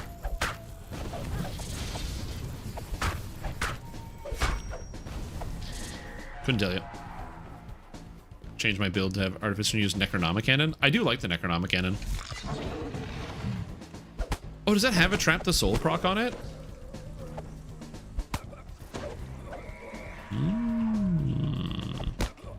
Success! Nope, feeling floating. Close the scientist next to the operating table. It does. Now then, let's Oh. observe the revivified servitor deal with a practical problem. This unwelcome intruder. Oh, we don't have to do this room, right? As this is just the claws. Is there This room something in here? seems to be where dead bodies are stored before the scientists set to work. Yeah, this is just flavor. We don't have to come in here. I'm still like learning all of the pathways through. I know I've like done this chain like 7 times at this point, but I'm still just going one step at a time, bit by bit, learning.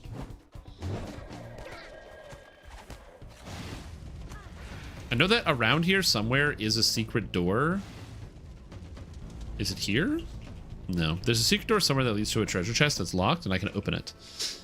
Because of knock. Just a 1 second cooldown? That's crazy.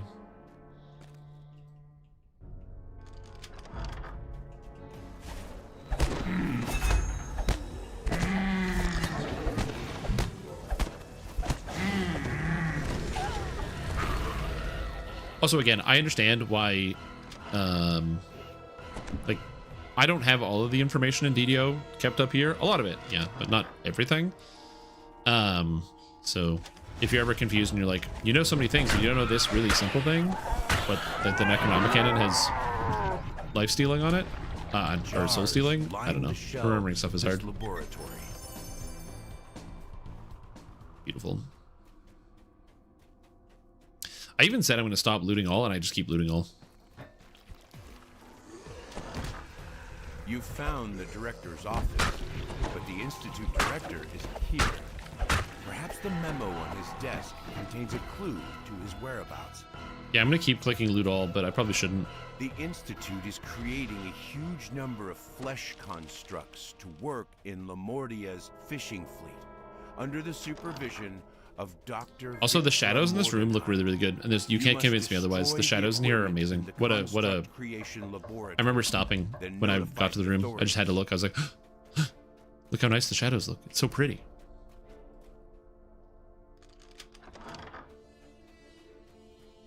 I'm not much of a artist, but I like to appreciate when there's artistry involved in things. When people take the time. Right. Vamp boy. Hey buddy, guess what? Do you like slashing damage? Do you like slashing damage? Oh, it's not slashing damage, it's acid. Well, full damage because I'm doing acid. Sick. Get him. Is it a margarita or whiskey sour kind of day? Ooh, I'm thinking margarita. It's a margarita day. It's Thursday. It's sunny outside. Well, how sunny is it outside? Like right here, it's like beautiful sunny. It's perfect patio weather. 12 degrees, not too hot.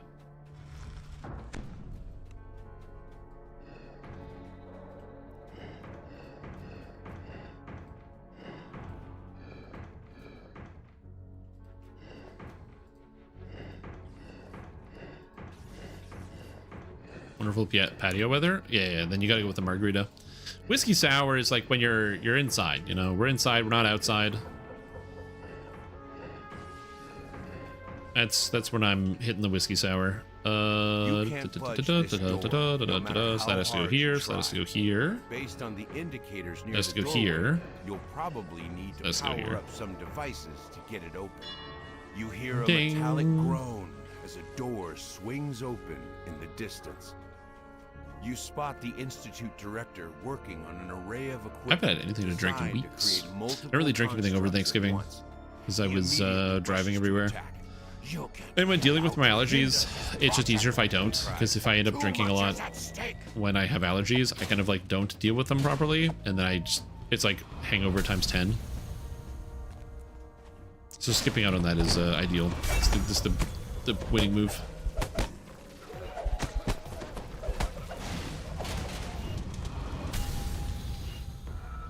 Is that it? You shut Nice. down this laboratory.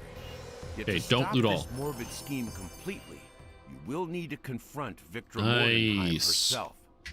Time Zoo to contact the authorities quest. and tell them what's going on. It's the birthday drink. It's your birthday today? Oh shit, is it? No, that can't be right.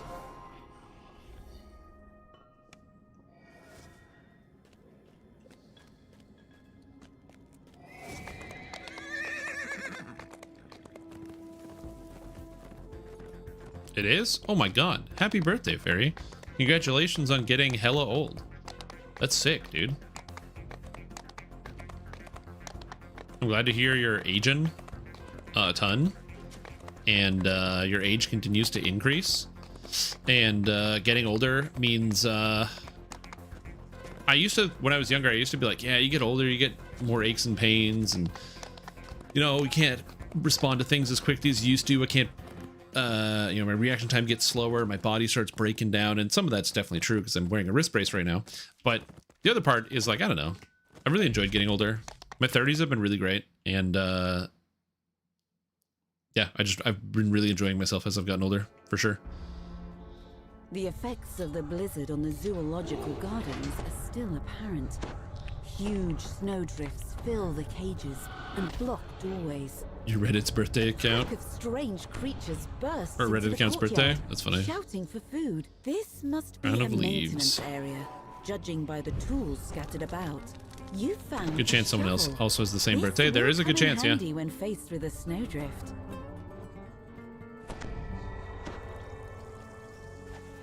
You use the shovel to clear the massive Deer. snow that blocks your way. I like that they just have a deer in a cage. One deer.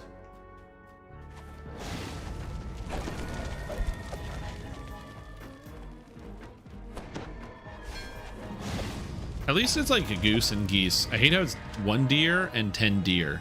It's the same thing. It's not deers. Deers just sounds weird though. Like when you say it, you're like, 10 deers? No, that sounds wrong. Deep, desperate roars come from Oh, the nearby building. you'll figure it out. I can't keep up with the reapers. I can't talk with the words. The lions roar hungrily when you enter the building. I know there's an From their optional broad around here where there's forms, like a giant you can tell they haven't crocodile in the eaten for water. some time. The Just don't know where it zoo's is. automatic feeding system has broken down. I don't think it's here though. If you don't repair it, The remaining animals will slowly starve it's like to death. where they broke out. You hear a rattling sound up above. It's As escaped. if there is something in the air vents.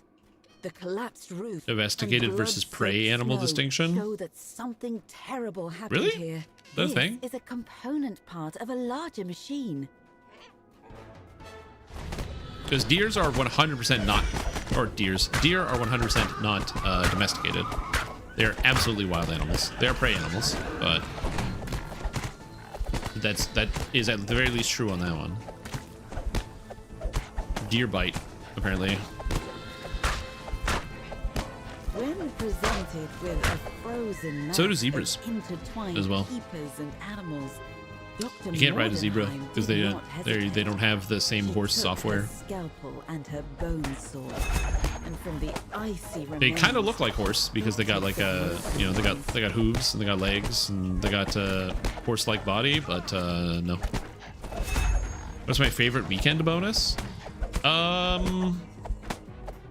Probably buddy bonus. I like buddy bonus a lot.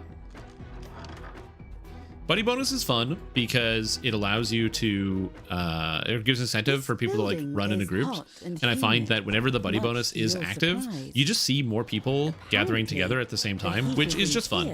It just adds like, it gives people like an extra reason to want to jump in and kind of be a part of the same group, which I appreciate. Not that the other bonuses don't also do that, but I just specifically like that buddy bonus. Is like, hey, you get XP for playing together, so get in the party. We're all gonna get in the same group. We're gonna have fun. I find your groups fill up more often. So there's that.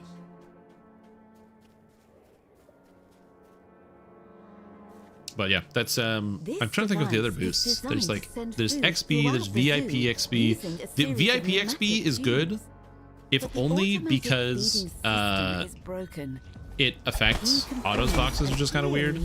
But then a lot of people don't get the VIP bonus. Trying to think. Other bonuses. Don't loot all.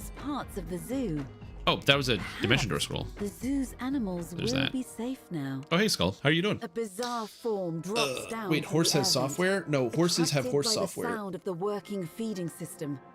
With the If it quacks like a zebra, I don't think repaired zebras quack. And Dr. Mordenheim's experiments dealt with. I'm a tourist. They've It's issues now recently safe with for keepers tourists to attacking return to them. the zoo. What do you mean they've had issues The with tourists slow attacking the process deer? of That's really horrible. rebuilding begin. What's this thing called? The check? Worm check. It's a purple worm, right?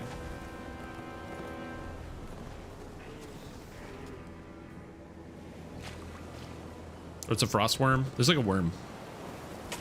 Oh, it's a hydra? Oh, it's a hydra. Hydra check.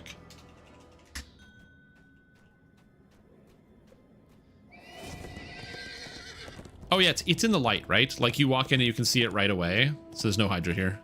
None. Damn. Yeah, it's Mitchener is the worm. So this one is snowfall and sunlight. Okay. Just, you know what? We're casting cold res. Get the heck out of here. I don't want to deal with this. We're good. I'm doing pretty good. Currently enjoying some really bad character, which is good. Playing a fun 2-weapon fighting meme build right now. Rocking Blight Blade, or the Thorn Blade build, which is not good, but I can do some goofy stuff with a couple bugs. So I'm able to cast spells that are way higher than I'm supposed to be able to cast. And sometimes it's all you need. Sometimes you just gotta find a build that tickles the right part of your brain. Both wheels click into place, and the yellow Like if I played a crystal good lights build up. all day, nearby every day, door I feel like I would just get bored. And so, well, I don't feel like I would just get bored. I literally would get bored. And that's the reason why I just have to like, just change it up all the time. Okay, go here. And my teammate went over here. See the Hydra along with them? Yeah, like I said, I've never seen the Hydra there, so I actually don't know. Who would attack the Nara deer? Monsters? Demons? Stop looting all. Bad brain. Just take the remnants and run. I just forgot to sell after running Isle of Dread. I don't have any inventory space. This lever illuminates a red signal crystal. If it's all highs, then it's all mid. This should unlock the locked That's door literally the motto belonging that I live to on. the So north. like I've mentioned before, I don't really spend a lot of money at all. This And so for door me, is locked, but you hear faint growling on the because other I side. don't really spend pretty much any money whatsoever, I buy inexpensive things for all of my like normal daily habits. So I'm a coffee guy. I love drinking me some coffee. But I buy the cheapest, shittiest coffee, and I do that so then that way, whenever I go somewhere and I go to like a public place or somebody invites me to their house, or they have like a coffee machine and they offer me a special or exciting coffee, it's extra good. It's extra exciting. It's always a good time. Like if I go anywhere and somebody says, "Hey, would you like some coffee?" I'm 99.9% of the time going to have something that's better than what I drink at home. So I get like that. It's just a nice experience, and I get to feel good about it immediately. Whereas like, not to say I can't treat myself all the time, but yeah, if you treat yourself all the time, it's no longer a treat at that point. You kind of get desensitized to it. So I try to kind of not exemplify that, but try to amplify those types of feelings in my brain. So I make it easier to enjoy more things. Yeah, I try to actively prevent lifestyle creep. That is a great way to think about it, because I find it's really easy to get suckered into lifestyle creep, to all of a sudden start like changing up a couple of things here and there, and now you can't go back, or those things just don't feel as magical. It's the reason why I've never bought like a bigger monitor, right? Some people have those like really high refresh rate monitors, those 144 hertz monitors, or the 4K, or just things that take up the entire size of their wall. But I have a few small, shitty 1080p monitors that I bought like 10 years ago, and I'm never replacing them, because once you start, like, when you're like in the store or you first install one of those like really high refresh rate monitors, it looks really good for a very short period of time, and then your eyes adjust and you're just used to it, and that's just how it looks. And I know that'll happen to me as well. So that's why I alluded again.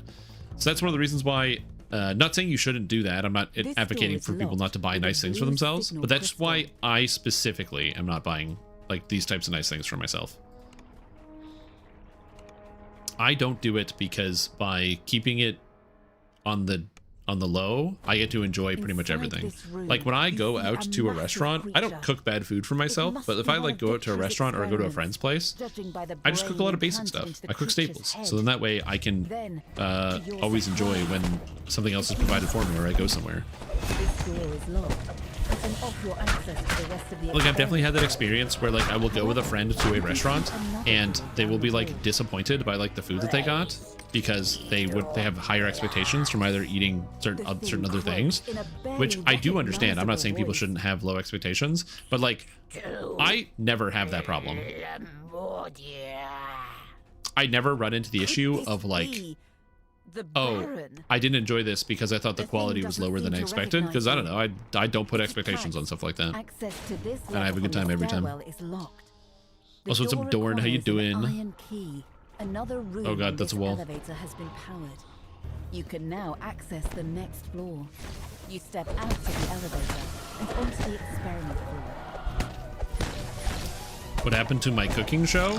I did stream myself cooking like twice in the past, and I just haven't done it since. That's all.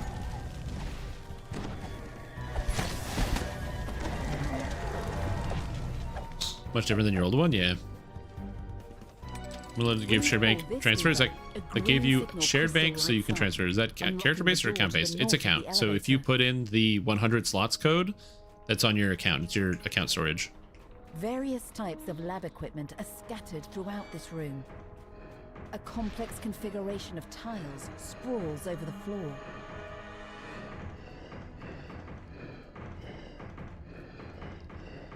Yeah, sorry, bot's dead. I literally can't revive it. I don't have any commands that I can use to fix it, so I don't know.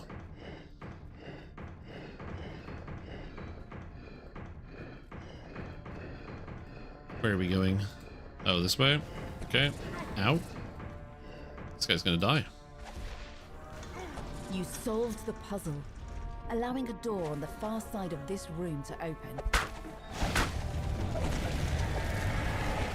Yeah, that and similar things. There's a couple elements of lifestyle creep that I do engage with. Obviously, it's like my mouse. I have a 12-button MMO gaming mouse, and I can't go back. I need 12 buttons on the side of my mouse. I use all of them all the time.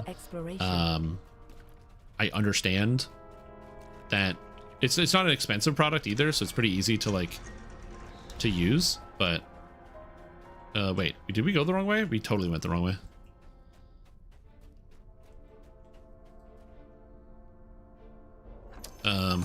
But like I can't go back. It just feels wrong in my hands. When you walk through this door, you find yourself just down the hall from the place where you defeated the Baron. Is that a Razer or a Logitech? Neither. I don't use Razer products, unfortunately. I find all the Razer products that I've ever used have been really low quality to the point where they've just broken from use. And I don't talk about like extreme use where I'm like, I bought this thing 50 years ago and it still broke and it broke on me and it makes me mad. No. I have never owned a Razer product that has functioned longer than 1 year. Runes. After deactivating all the buttons, the lever on the right of the room clicks unlocked. The last 2 Razer mice that I bought broke because the plastic case on the mouse broke. This door is locked, preventing access to the rest of this floor. And listen, I'm going to explain something to you guys. I am not out here like you know, like a superhero. I don't have like super muscular injections and I'm insanely strong and I can like, you know, rip a phone book in half, and that's why I'm like crunching the plastic with my fingers because I'm just so strong. I'm not surprised it's so run down now. Without me, that shit broke. Victor has no reason to spend any time it died on me twice, and I was like, yeah, you know what, I am not doing this again. So I currently have a UTech Smart Venus MMO gaming mouse that I bought like in 2018, and it still works just fine as the day I bought it. It's a green polar bear with what seems to be a gas tank on its back. The bear seems to be guarding the lever against the wall, the one that grants you access to the top floor.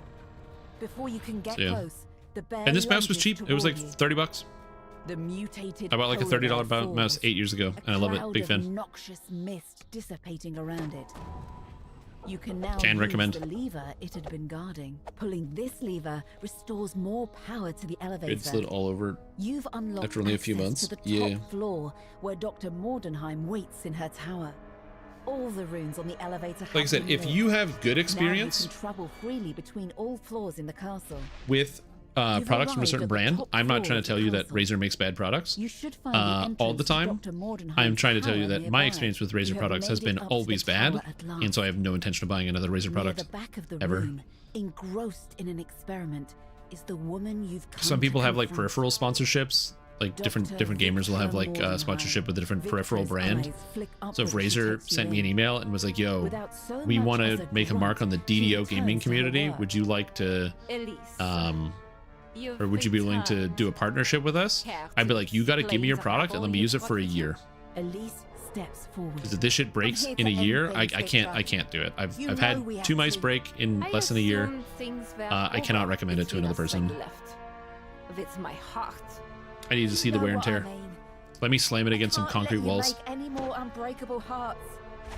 As long as this heart beats, the Mordia will suffer. Or if they're okay with me on stream slamming their mouse into concrete to see if it works after I slam it. Unless you found a way. I knew I should have gotten rid of him permanently. I'm sorry, Victra. Oh, I can't damage this. That's good. It is immune to acid. Well, it died. Speak for yourself. You know, I've been teaching myself ways to use the side advantage. Did you raise your mouse for 5 years? It's like, again, these are good things. If your products are working, these are good things. The temperature in the room drops as Dr. Mordenheim attacks. You've managed to weaken Dr. Mordenheim, but before you can land another blow, she ascends, leaving behind experiments for you to confront. You reach the top floor of this tower. Victra glares at you. So dumb. You've overcome my challenges. So I be just it. saw a text It is from my time girlfriend for being you like, to hey, weren't you die." supposed to turn the sous vide on? Victra falls back, Whoops. wounded. She runs over to a door on the side of the room. Well, looks like I'm doing that tomorrow. Victra stands on the edge of a small balcony, teetering on the brink. Elise, please. The unbreakable heart is everything. What is a little cold compared to the everlasting life of the unbreakable heart? I said it's over, Victra. I meant it. Elise runs at Victra, and both plummet forgot over about the this. side. Victra Hey, if you're lies being a warlock build, which motionless destiny should I on the focus on floor, with first? Elise Second Life will be beside your her. melee I'd back up if I were you. version. Elise says. So let me look. Elise, Good question. Let me look. don't. Victra Literally, I drops, did have one job. I was supposed struggling to for start this video like 2 every hours ago. Goodbye, Victra. It's fine. It just means the marinade's gonna Everything. have an extra day You will to go. always have my heart. Without another word, Elise puts her hand to her chest. There is an explosion of heat and light. And they are gone, with Victra Mordenheim dead, and the unbreakable heart destroyed. So the servers are supposed to be going down Return to a more hospitable state. in Only time 6 will minutes, tell so whether we'll the see. country will recover. So let's check it out. But yeah, hold on. You said which one? Warlock? Okay, let me look. Overcome the I realm's don't dark. have it memorized, so I'm gonna just double check here.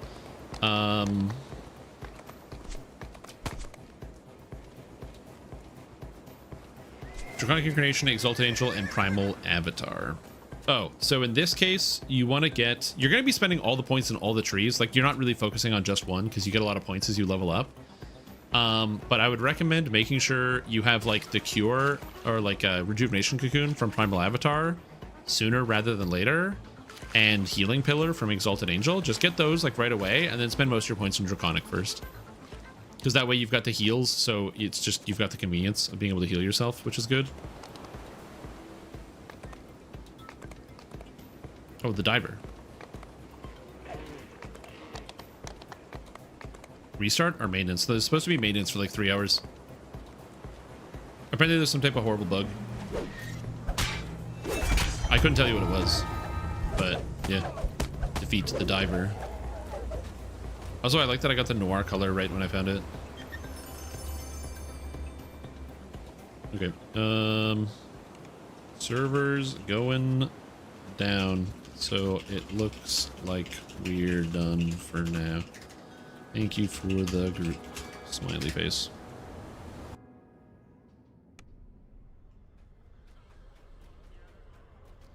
Yeah, apparently people were finding like a bunch of bugs, so I don't know.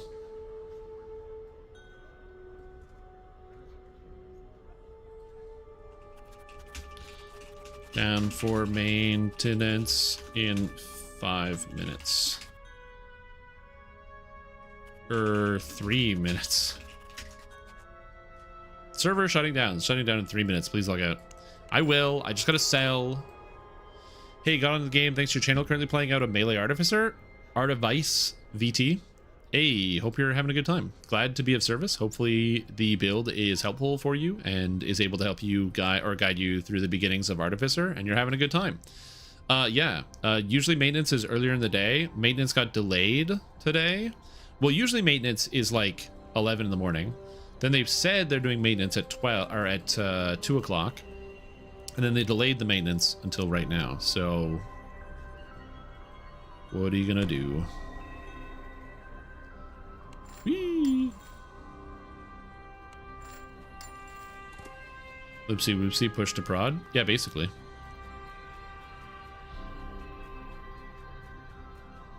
It's far with your build. Never really stuck with the game longer than level 10 in the past and just made one to epics. Nice. If it's any consolation, Kellyanne, I have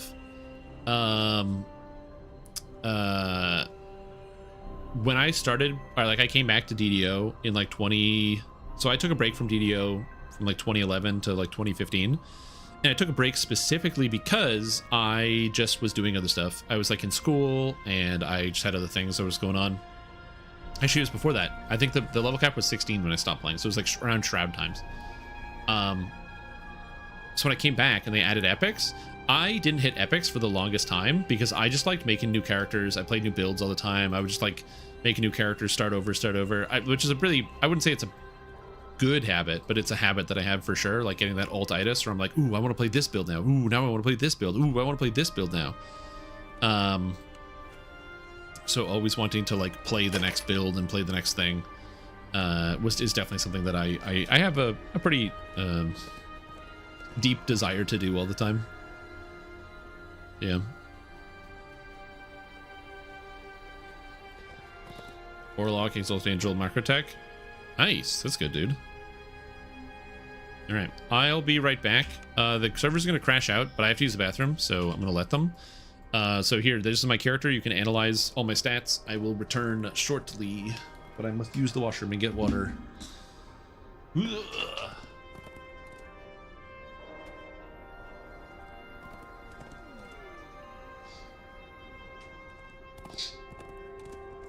I'm actually going to get another cup of coffee, so I will take slightly longer.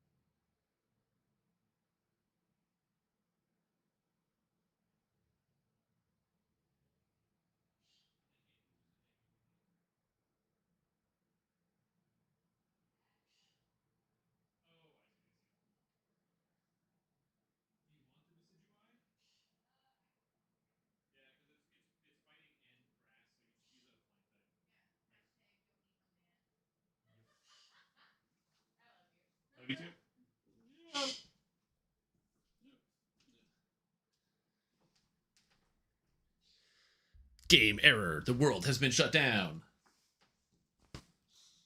Ugh, I'm back. I had to get coffee. And now I have coffee. Why is there a screw in my pocket? That's not good. Stream to log off maintenance? True. Game is down. Yeah, game is 100% down. Oh yeah, you guys can't see it. Game error. The world has been shut down. Sign in later.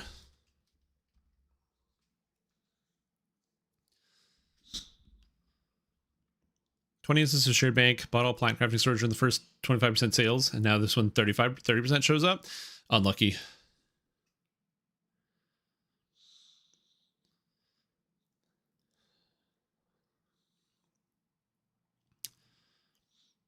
Yeah, I've had no lag the past couple of days.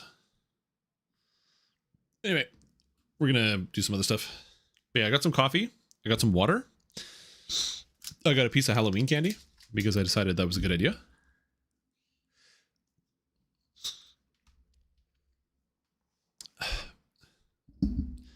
Well, Doofer, don't think about it. Thinking about stuff makes you unhappy.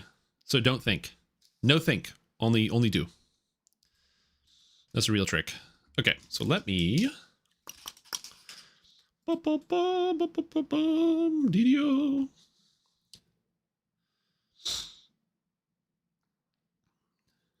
Kind of sweating, but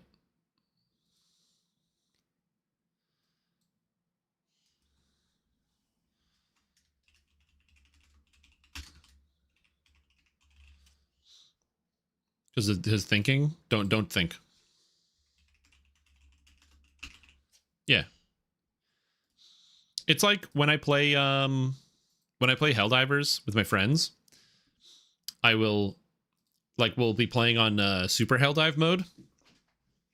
And Super Helldive has there's the bug planets you can go to with the giant worms and stuff. And they'll be like, yeah, I got a dragon, a worm, and a Bile Titan on me. And my response is almost always like, don't think about it. We're busy. We do the mission. What? There's giant monsters chasing you? Don't think about it. It's not important. Don't think about it. Just don't think about it.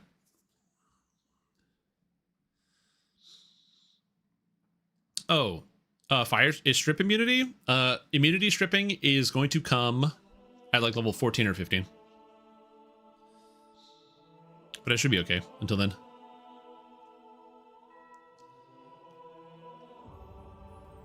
All right.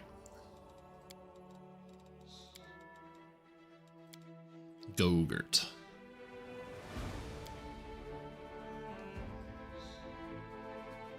No thoughts, only Stell. Yeah, it's a good way to do it.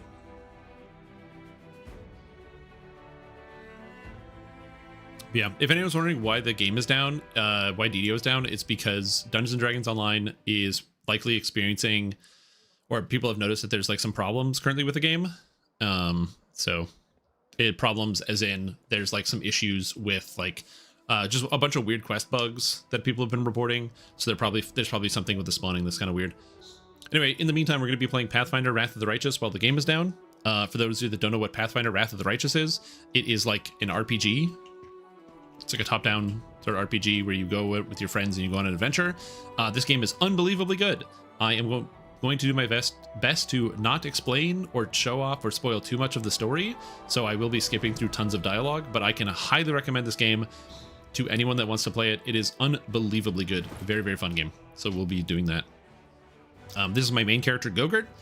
I did take a picture from DDO because I am playing as an Aasimar, and I needed an Aasimar, so I made a portrait from a picture in DDO, and now I have Gogurt. He is my intelligence and charisma based melee character, which is totally useless until I finish Act 2 and then get a specific item from Act 3. So this character is bad for a very long time. +7 to hit. Holy. To go along with Gogurt, we have Diren, who is an Oracle. So because he's an Oracle, he has a better hit chance than Gogurt. That is not good. But he's got a bunch of healing. It's going to be very helpful. I have Nenyo, who is going to be casting all sorts of offensive spells for me. Speaking of offensive spells, she also has haste, which is really nice. So I can use haste a lot. I'm going to be taking a lot of hastes here. But I think 5 haste is probably the right amount, and then I probably want heroism, because I'm going to need heroism for some characters. Although, do I have heroism here? I can cast 3 heroisms here, and then I have some heroism here. Glitter Dust is good. I need to learn more spells, which I should probably do. Can I do that? Can I learn spells? Real time with pause? No, I don't play real time. You can play real time in this game and allow yourself to like go through it in real time. I don't. The main reason I don't play real time is because I like turn-based games. I don't want to play a real time game. That's literally it. Also, this game is quite hard, and so I just have this feeling that if I played real time, I would get like instantly annihilated. Where like just so often you win or lose on the first round of combat. So I feel like real time, I haven't gotten that far with it, or like really put any time into real time, but I feel like that would be kind of bad. Okay, I learned more spells. Dispel Magic, I don't terribly need right now. I kind of want to take a couple extra heroisms, so I will, which seems good. And then here, I have Mirror Image. I think another Mirror Image is probably good. I don't need Glitter Dust that much. Eagles is kind of good. And so is Owl. Who's Wisdom? Do I have any Wisdom characters? I have 1 Wisdom character. It's my Psychokineticist. So I can take an Eagles and an Owls. It's probably fine. And I don't like Create Pit, so I'll just take another Scorching Race. Okay, but we'll take another Glitter Dust. Call it a day. Set up a tactical fight. Yeah, me too. Yeah, the real time just doesn't seem that good. Okay, and you have spells, Sela has spells, they're all slotted in here. Okay, so one of the things I'm going to show you guys, if you've never played this game before, is that this is, there's a program you can get called Bubble Buffs. And what it does is it allows you to like set it up so you can press a keybind to have all your buffs go off. And it is awesome. The reason why it's awesome is because it allows you to, so like a Go-Gurt here, you can cast like Bull Strength on people. It allows it just saves a bunch of time, and I don't have to think about where my buffs are going. So in this case, I can put Bull Strength on this character because she needs it. I can put Bull Strength on Go-Gurt because he still needs strength to hit. And I don't think anybody else in my party, oh, and the Archer needs Bull Strength, so I can have that going there. And then that way, when I press a button, it'll automatically cast the spells, so I don't have to myself cast them, which is really, really, it saves a lot of time and mental energy, and I promise you, it's so worth it to get this program. It takes some time to set up, but it is so good. There are so many spells that you end up casting in Pathfinder, and having a way to just make a lot of it easier is really nice for yourself. Eagle Splendor on Nenio, we're casting it on you, because you are Charisma-based. Who has Expeditious? Go-Gurt can Expeditious himself. I love that. That's good. Heroism. I have 5 of them across my characters. So we're going to go, you need Heroism, you need Heroism, you need it, you need it. And of the 2 of you who's hitting spells more often, probably Diren. So you're going to cast all of those. Mage Armor. I need you to have Mage Armor and you to have Mage Armor. You, unfortunately, aren't actually coming with me, so yours doesn't count. So we can do this. Owl's Wisdom. I want Owl's Wisdom to go on my Wisdom user, which is you. Protection from Evil. I'm going to put that on the short so you can cast this. Prayer. I don't have Social with me, so he doesn't get that. Do I have Reduced Person on anybody? Reduced Person's kind of interesting. It's good for dex-based characters, so like it would be good to have on Lan, because it gives armor class and hit chance and dexterity, which is all good. And I think that's all I want. And then other abilities. Do I have any abilities I want to cast or enable? Not really. I don't really want to Holy Strike anything. Oh, I have a mutagen. Who's my mutation warrior? Oh, you're a mutation warrior. Okay, that's not good. I have extra spells that I don't actually press, so we're good. Okay, cool. But now by setting up all this stuff, when I get into combat, I can just have all my spells just go off, and I don't have to like, or not get into combat, but like before combat, I should take Mage Armor here and make this on this list. I don't have to worry about I don't have to worry about like mentally doing the work to like cast all the buffs. Anyway, I'm gonna rest my guys real quick before we go on an adventure and give them all a hearty meal. All of my characters have like some type of ability damage. Now I can predict the probability that your sermons will be successful. I don't know if I bought anything in town, which I probably should. 1/100%. That's good. I thought you were going to tell me I had no chance at all. So, Pathfinder? I don't know if Pathfinder Society is still a thing in Pathfinder 2. But that was the easiest way to get a group. Because Pathfinder Society allows you to find just random people to play with. Okay, what did I not do yet? How much money do I have? I have $9,000, so I definitely spent all my money. Alright, I think it's adventure time. Yeah, I bought this ring as well. Do I have a rod? Extend? Lesser extend rod. Okay, we're good. Alright, adventure time. To do anything in Arizona? I mean, you could start a chapter. You could start the Pathfinder or the Pathfinder Society chapter.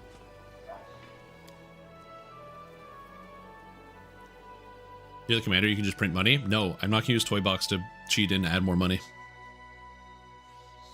I like it, though. I like the idea. That being said, when it comes to cheating, I do a small amount of cheating, which is, now I'm in Act 2, and Act 2 has this overworld mode. This overworld mode is very much Heroes of Might and Magic, and I'll show you what I mean. So I'm going to slide my army forward, and I can only go so far on my character. I can't go beyond these blocks. So if my party can't travel beyond this demon army, because I have to clear it. To clear it, you have to take your armies, so my Crusader army here, and I have to ram it into the demon army. So they're retreating, but we're going to pursue them and fight. And when you fight the armies, it loads into, like I said, kind of like a very much a Heroes of Might and Magic sort of thing, where, you know, they have 15 cultists and 5 cultist fighters, but I've got, you know, I've got my archers, I got my footmen, and I got my clerics, and I have like the so many of each army. Can I shoot in these squares? I can just shoot all the way across the table? Hell yeah. Okay, we're gonna move here, move you up. The clerics, I've got cures, so I can heal, but you know, we're gonna move the clerics next to here. They move in, archer's gonna take down the rest of these cultists, perfect. Guy runs in, takes down one of my guys. I'm gonna get him, slap him, come in here, you're gonna come in here, get the flank. And then the archer's gonna take down the rest of them. Oh, they didn't take down the rest of them. And like I said, for me, I personally don't like this at all. Okay? I don't like this gameplay. I understand why people like it, but I just don't like it at all.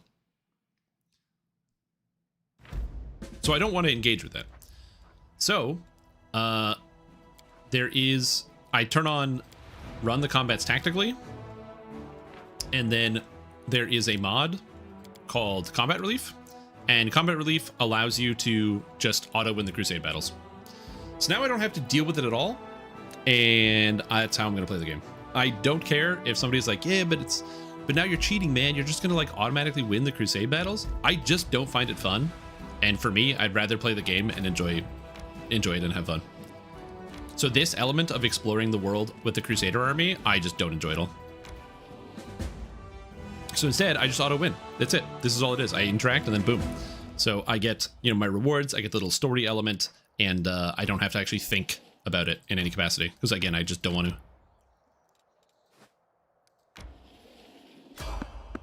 But I do encourage other people to do that. Oh, another thing that I do like about this game that I think I might include in some of my actual tabletop, because I think it's kind of a good idea, is they give you like these story things where an event will happen and then you have to decide what resources you're going to use to deal with the event, which is kind of cool.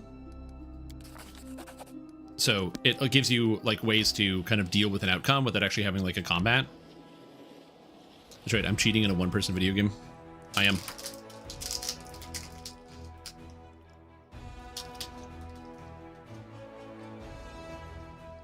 DDO Builder? No, dude. This is in-game. I made this character, and then I took a picture of it. Okay, so This is why I use that program.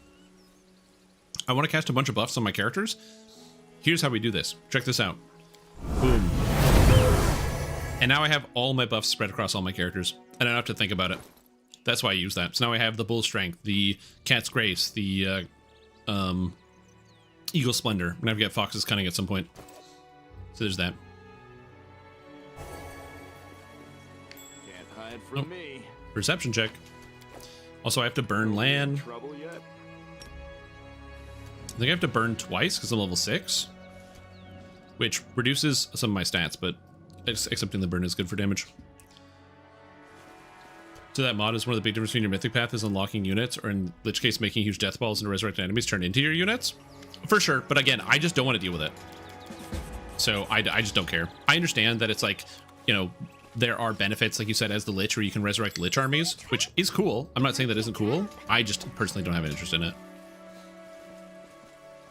Ignorance environment moves. I suppose D&D's layer actions. I don't personally like layer actions that much, as weird as that sounds. For most of the time that I've spent looking at it, especially like for 5, with some of the layer actions that they have, I don't really like it that much.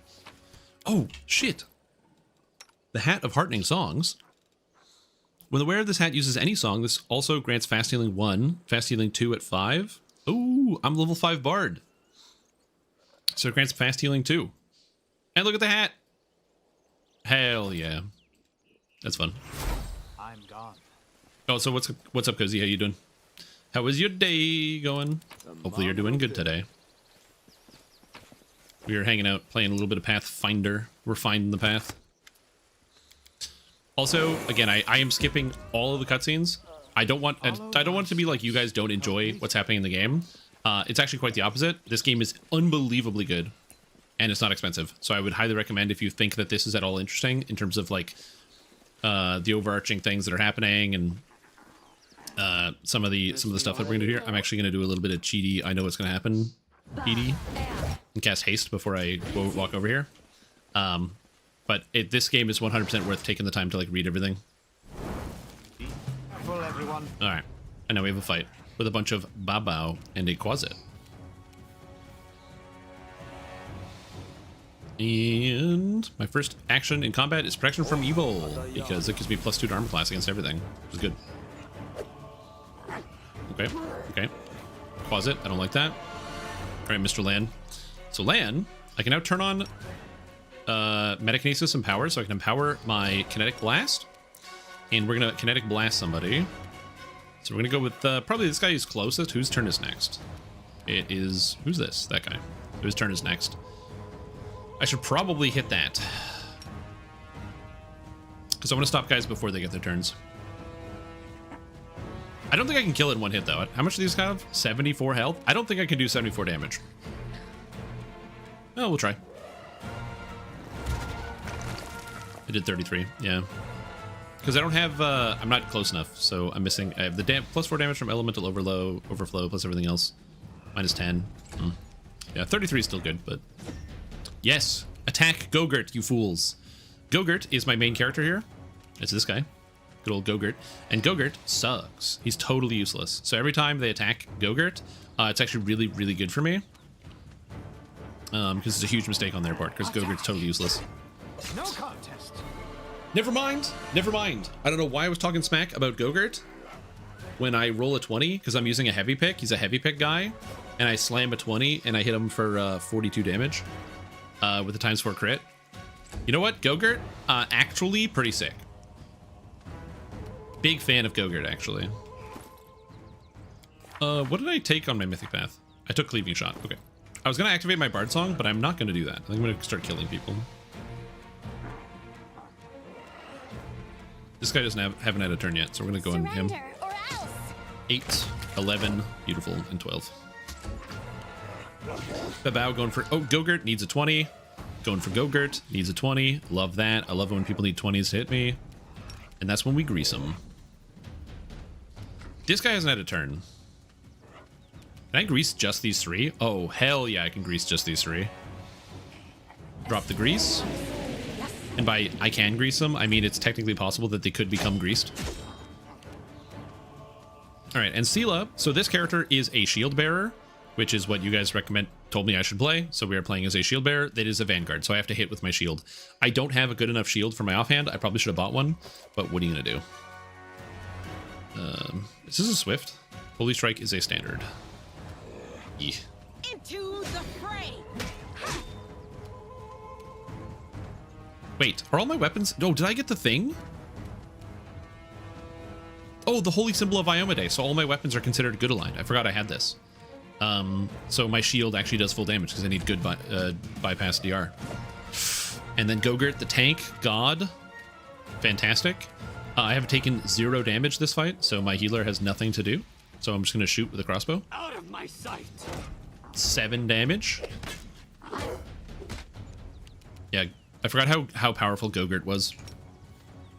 Alright, so we can hit the Quasit here. Blast him. 71 with the crit. Rolled a 20. I'll take it. Taking 18 damage on Sela. Not ideal. Gogurt. I'll just have him slam this guy. Good job, Gogurt. Good job, buddy. We'll hit this guy here. Oh, I didn't realize I was that close to this guy. I forgot that they have the extra range with the spear. Oh god, and he gets 2 attacks of opportunity. That was a mistake on my part. I should have moved back. One of the reasons why Grease is good is because not only does it knock down enemies so they can't attack, but even if they do get back up so they can attack, they're still limited because they they take an, or not limited, but they take an attack of opportunity because they fell down or they're on the ground. And they have to standing up takes an attack of opportunity. Nice, nice. Okay, going after Sela. Don't love that. Start ganging up on these guys. Yeah, Gogurt's great. The reason I called my character Gogurt was because somebody in chat was like, I couldn't think of a name, and somebody in chat was like, yo, call him Gogurt. Which I enjoyed this game, but I couldn't because of the overwhelming amount of time I spent buffing. Dude, I'm telling you, I wholeheartedly agree. That's one of the reasons why I got like really close to finishing. But like every time you start an area, it would take like 4 minutes to buff, and being able to just go boop, boop, boop, and I'm done. I have all my buffs active. Was insane, insane value.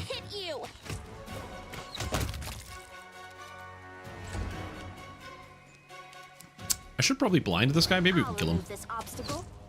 Yep. Yep. Damn. Went wide. Alright, Sela, take him down. 3 hits. Nice. Skip a million cutscenes. And we're good. Again, not reading the dialogue. Totally understand if that might kill some of the enjoyment for you because you may have a deep interest in learning what the story is and you don't want to play this video game. Totally get that. But for me, I'm doing it mostly for like the combat action. That being said, I am going to be doing some elements of the story. All of these character storylines I have not done before, so I'll be doing those elements. So I'm going to be reading into it because either I did their story, like in the case of Sela and Lan, but I got the bad ending because I did them wrong. So I'm going to try to do them again this time on my second playthrough. And for my other characters, I don't know what happens. So we're going to find out. Let us be careful. Just a dab of grease there. Mm-hmm. Grease is good, man. Grease is good. Okay, another reason why it's good to just be able to throw out all your buffs. You have to rest fairly regularly in this game. And so because I'm resting like all the time. Oh, sweet. I don't need Diren to do this because I have Gogurt, the goat. Mm-hmm. They're +2 and +3, respectively. Night Watch is perception. I guess you are slightly better. Alchemy, you're +0. The recipe for a hearty meal gives me +1 to all skill checks for the day. So I'm gonna keep that, but yeah. Yeah, let's rest.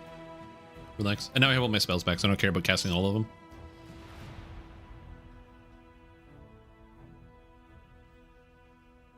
So yeah. Now it's been another day, so all my soldiers get their movement back, so we're just going to be moving them around. Go.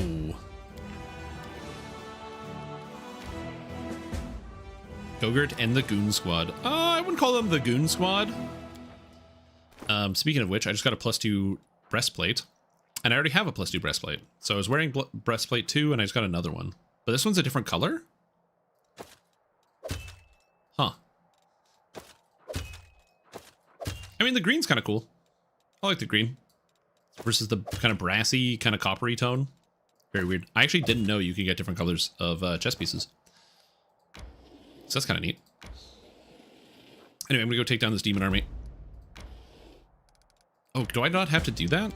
Oh, I can do that later. It's kind of cool. Again, if you're like, why am I not reading all this? I know all the story.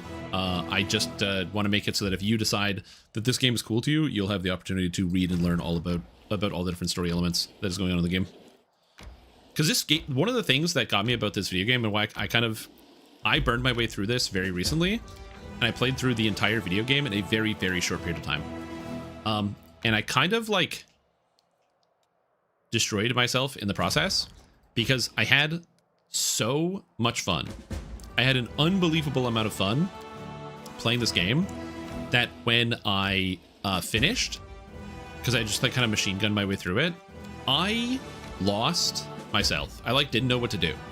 I was like confused. I'm like, oh my god, that game was so good. And it's like when you finish a TV show that is extremely good, but now you are you finish like an extremely good television program, and then all of a sudden you're like, what do I do now? Like you just like binge watch the whole thing, and it's like the story's gone and the characters are gone. I can't talk to them anymore. And what's happening? What's going on? So that's why I'm like, I have to replay this game again. Also, it's the Skeletal Salesman. Okay, so somebody was saying that the Haramaki is armor, but it stacks with mage armor as long as you have proficiency and you can wear it. I don't have a character who can currently use this, but allegedly this stacks with mage armor. I can't use it on Gogurt because it is armor, so even though it has 0 on all the stats, I can't give it to him. But yeah, that's what I saw. Bolster Meta Magic Rod. I do have one character with Fireball. I have one character with Fireball. Would I ever want a Bolster Rod? Probably. I have one character with Fireball.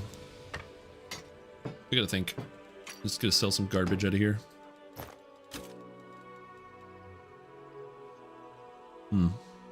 Yeah, alright.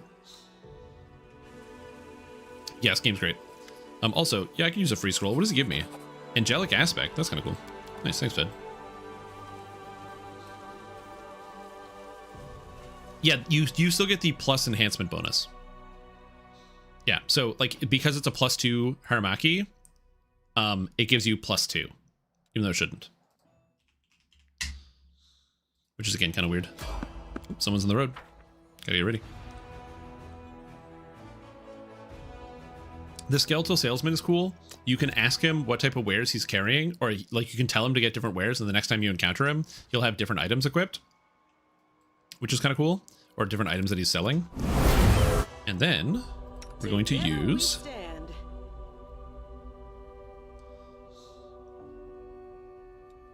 oh yeah, I should probably put that in here. Spell look, buff setup, abilities, Holy Strike, short term. Something like that. Alright. Okay, so I want you. Go ahead and use Protection from Evil Communal. And you're gonna cast Haste. I'm just getting all my buffs ready because I'm about to encounter a fight. One of the things that also makes this game a lot harder in your first playthrough, and is one of the reasons why I cannot recommend anybody play this game on oh, I already have shield. Because I already did it. Well, that's fine. We'll get shield again. Oh, can I cancel that? Yeah, I can. This game is very, very difficult on your first playthrough. Yes? Because a lot of times you're not going to know when you're walking into a fight. Whereas when you do this on, after having played it multiple times, you will then all of a sudden know you're going to be walking into a fight. So I'm aware that this is not good. And I'm actually being ambushed by a whole bunch of drow, so I need to fight them. But the first time you come through here, you might be exhausted or like not ready, and you see people at a campfire and you're like, oh cool, it's like a nice little friendly interaction. And you realize, no, this is not a nice friendly interaction. This is a bad unfriendly interaction. and but you don't have any of your buffs active. Metagaming? Absolutely, 100%. 34 damage to Drow Crossbow Man. Magus, Arcane Weapon enchantment. He's casting Snowball and attacking me. Missed. Nice. Love it. Armor class 28. Cool. Cool. Fun on harder difficulties without knowing what to pre-buff. Well, that's basically it, right? Like, if you play this on normal mode, you can walk into a fight underprepared and, like, have a chance. If you play this, like, I'm on core difficulty. If I walk into a fight underprepared, like, these guys, look at this. Not Tran. What's one of these? Like, not Drow Life Master. Velm? Where's Velm? Is that you? Not these guys in particular, but, like, as you get later on, the monsters will literally have a effect and condition buff list that goes, like, off the screen. So you kind of have to know. Where are we hitting? The Drow Knife Master doesn't get a turn, but Velm does. I think I'm gonna go for Velm. Actually, I should probably drop a Grease, if I'm being honest. But I can drop a Grease really soon.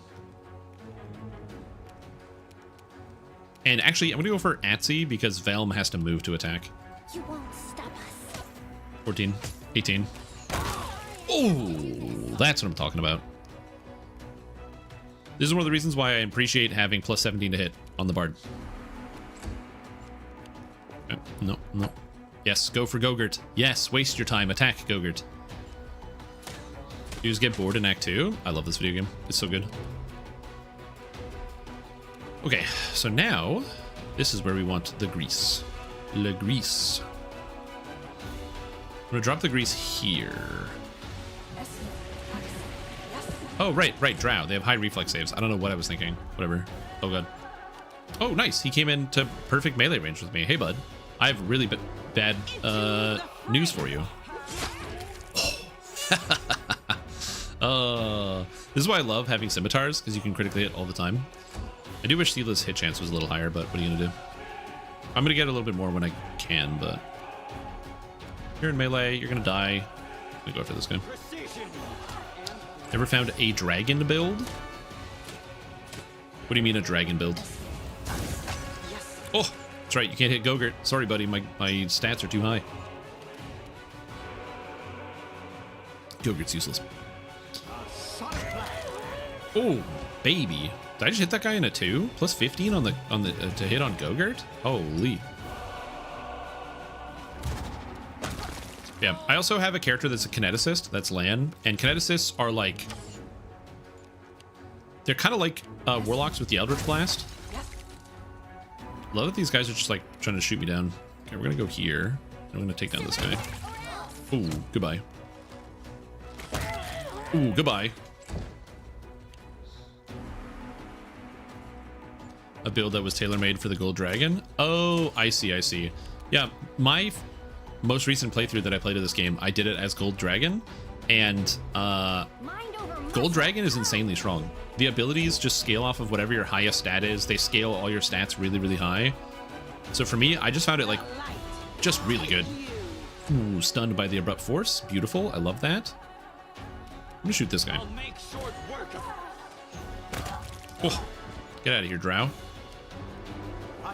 Get him, Gogurt. I don't know if there would be a specific stat setup that is like really good for Gold Dragon. It's actually a great question. I don't know the answer to. Yeah, this fight, I remember the first time doing it, I got completely bodied. This time, not getting bodied. No fault. Damn it. I figured the Grease is bad against them. It can't be bad against me.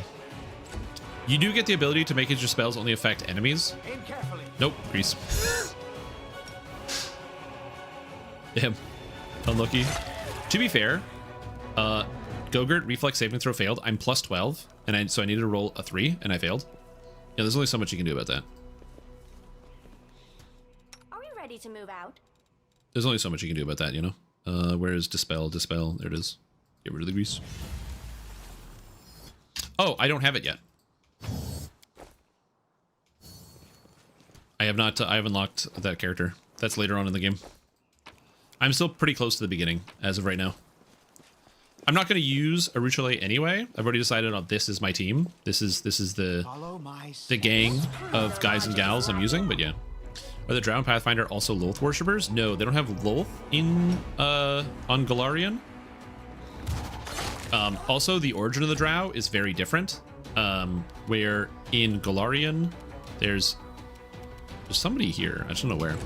In Galarian, the way the Drow work is basically if you do evil acts, you become a Drow. So Drow are evil because you become a Drow by being evil. You do enough bad stuff and you turn into a Drow. You should have listened to reason. All right. So it's not like they live in the Underdark or something like that. That was not good. That was a bit of a misclick. Well, I guess I'm just going to end next to that guy. Because there's no confirmation I'm moving, I kind of do that semi-regularly where like I think my mouse is on something and it's not, and I miss, unfortunately. Here's the thing. This Drow breed true, or do you give birth to a normal elf? I'm gonna be honest with you, I don't know the specifics of Drow mating habits, but I do appreciate that you think that is something that I would know lots about.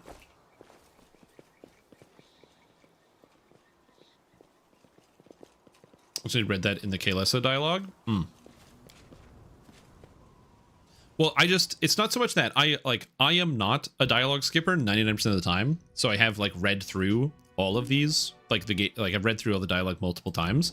It's just when it comes to like the more detailed lore stuff, I don't know it as well, I will say. Yeah, it's truly amazing. I agree.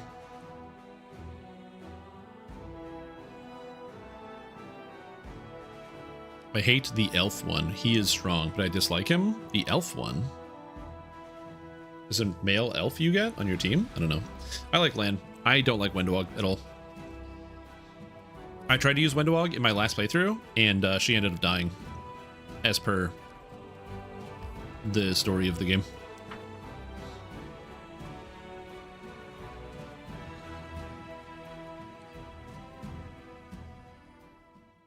Oh, is he an elf? No, he's an Azamar. Yeah, he's like descendant of angels. Which is very funny considering how lovingly evil he is. He is an Azamar who is very evil. Which is great. Okay, so we can send Gogurt in here and just tank commander everything. So I think that's what we're gonna do. Because there's basically a ransacked camp. So we're gonna send Gogurt all the way deep. I can send him on the Alchemist.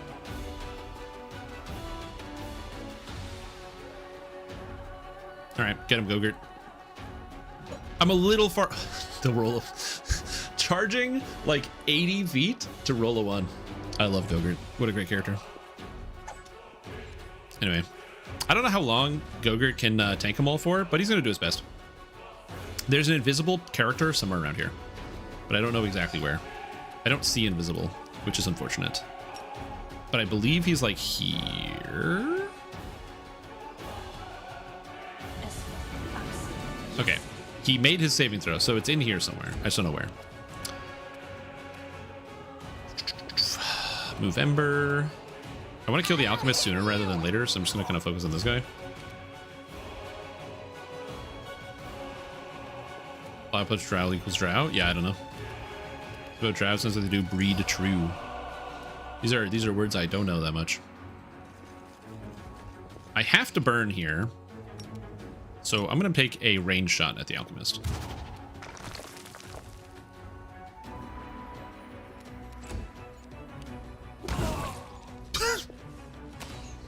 He threw an Alchemist bomb at me and hit himself. I do not know where the leader is. He is stealth. No, damage does not break invisibility. And also, you can't set grease on fire in this game. Oh, Found him. Hit me for 60 or 43 damage? Oh my lord. That's bad for me. Alright, well, Gogurt's tanking everything else, so we just gotta kill that one guy. Nope, charge. Okay, okay, no problem. Die here. So, the leader. He is no longer invisible. He has touch 16 armor class, low saves. I'm gonna blind him. He has bark skin and heroism turned on. Okay. Okay. Blinding ray. See you, bud. Enjoy blindness. Now he's blind. That's good for me. Which means I have a much higher chance to hit him, so we're gonna shoot him with arrows. Deeren. I really gotta heal. Just gonna do it. It's only 12, but it's good enough. Back up land. And I still have to burn, so we're just gonna burn again and hit this guy. This is the only thing that matters to get rid of. Everything else isn't dangerous, just this guy. Unborn evil, legacy is deep rooted in their culture and society.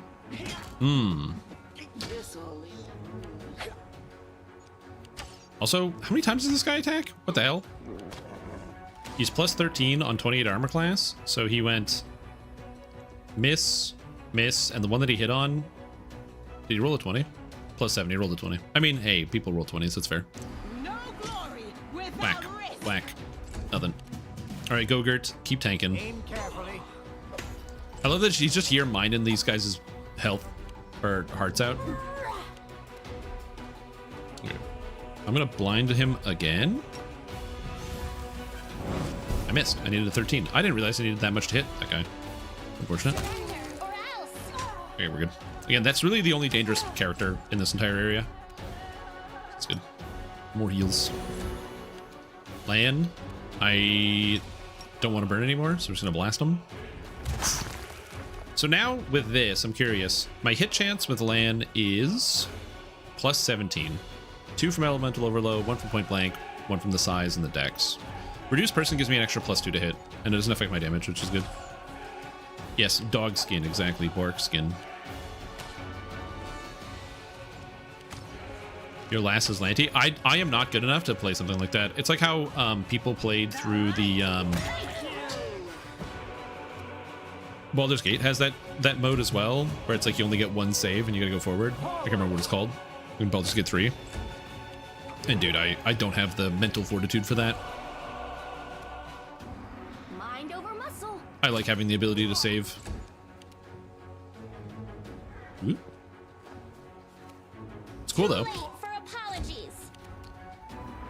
Ooh. Precision.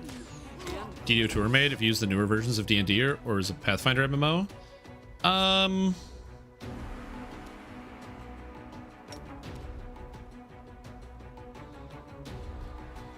Good question.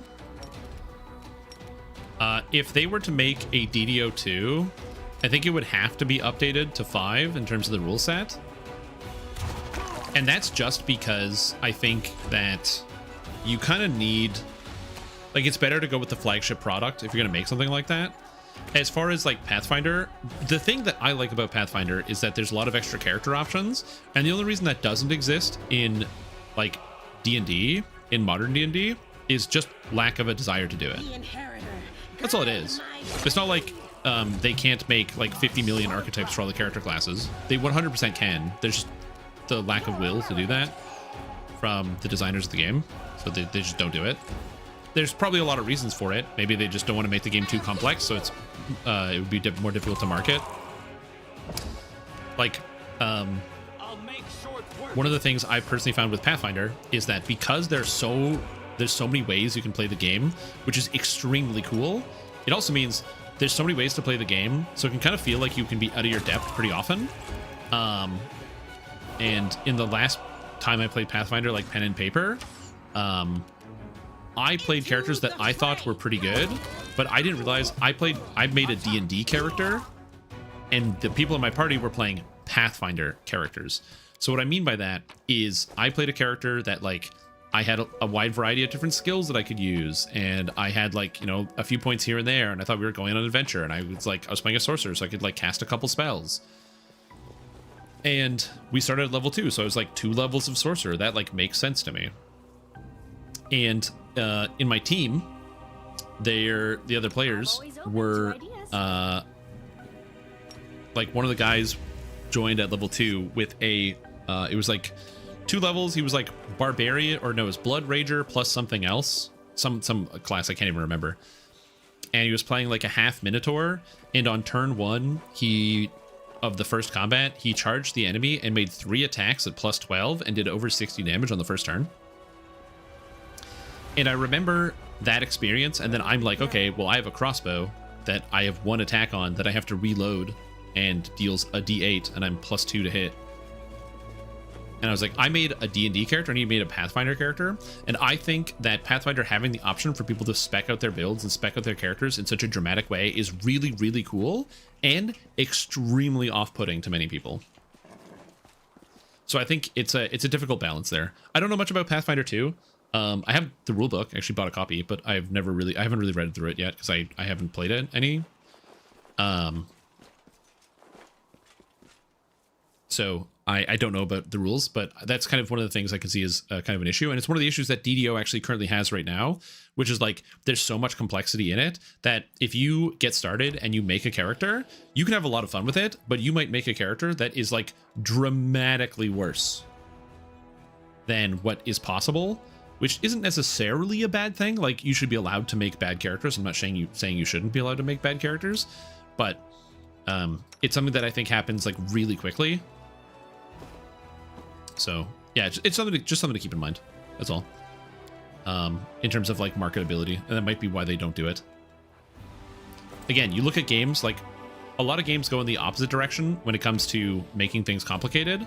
The most concise and simple answer I can give you is like World of Warcraft, where World of Warcraft in their upcoming expansion is going to make it so that there's going to be a literal 1-button rotation.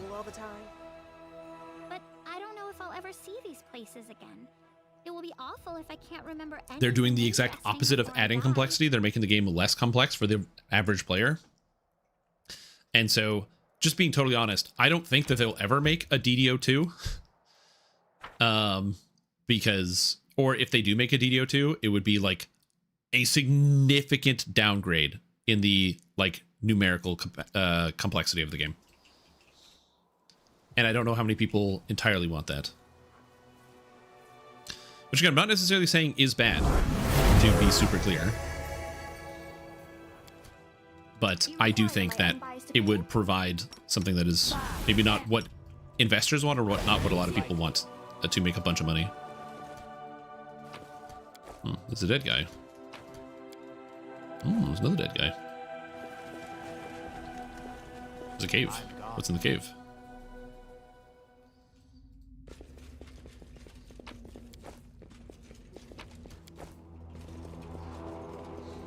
Oh, it's a puzzle. Right, puzzle. This is not, I don't have to buff for this. This is a puzzle. I know how to do this puzzle, I think. Follow my steps. Okay. So, I'm trying to remember how to do this. Take one character. So this is a puzzle, and it's just, you have to just connect all the things. So I just put this in here, and then I have to put something that has this symbol on it. So that's like this kind of thing. Yep, come on. Oh, I don't have the slabs? Oh shit, where do I get the slabs? Let's head out. Oh, did I not find the puzzle pieces? Did I miss them? Oh, did I miss all the no, I have them. I have them here. Slab. Hello? Oh, select slab. I was clicking the wrong one. Okay, so I need... Which puzzle piece? This. It's like the Z kind of. So it's got the Z kind of. So we'll put that in there. So that this connects to here. And then we need to add another one that has that. So we're going to put this one. So it connects to there. And then that connects to that. You basically just have to have the same symbols like touching each other. And then we need to have this kind of slice. So that goes there, that connects to this, and then this, you put this one in, and then this, you put this one in.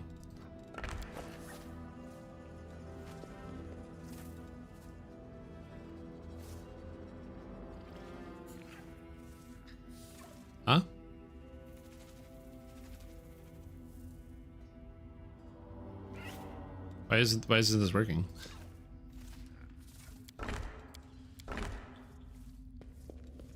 Huh? Oh, because this isn't the right slab.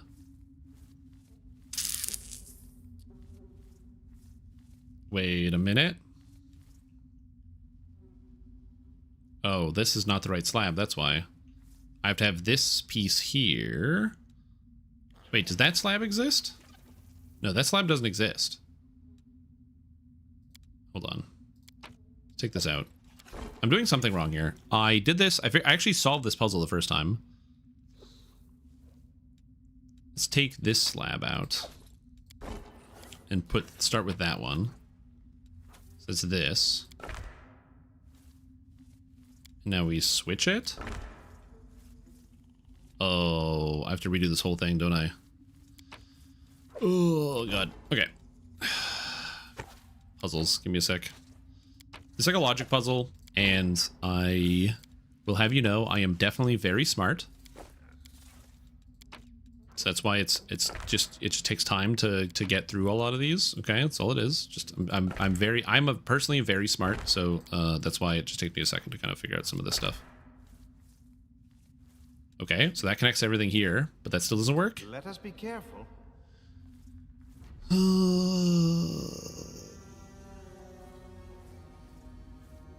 Is this the reason why a lot of MMOs have 3-4 abilities instead of many? Also for controller support? Yes. I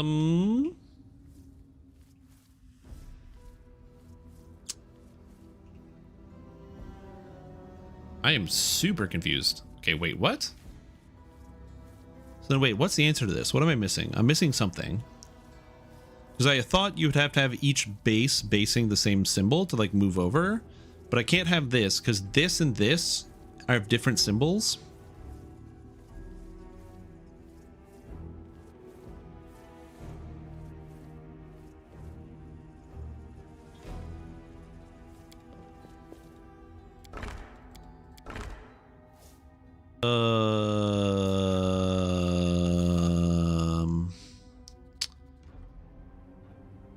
Maybe I can't have, maybe I have to start with one that doesn't have either of these symbols on it. So I can't use this and I can't use this. Maybe that's what I have to do.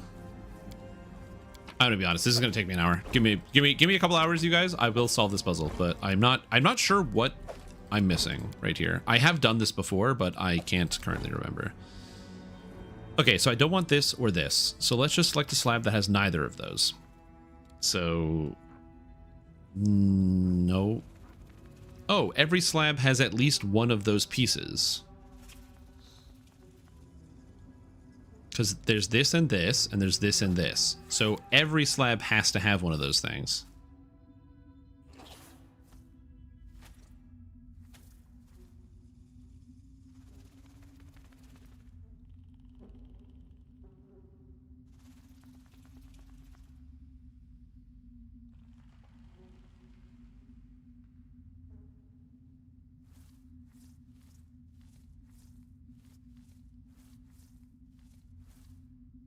Uh-huh. Only 4 slabs. What is going on here?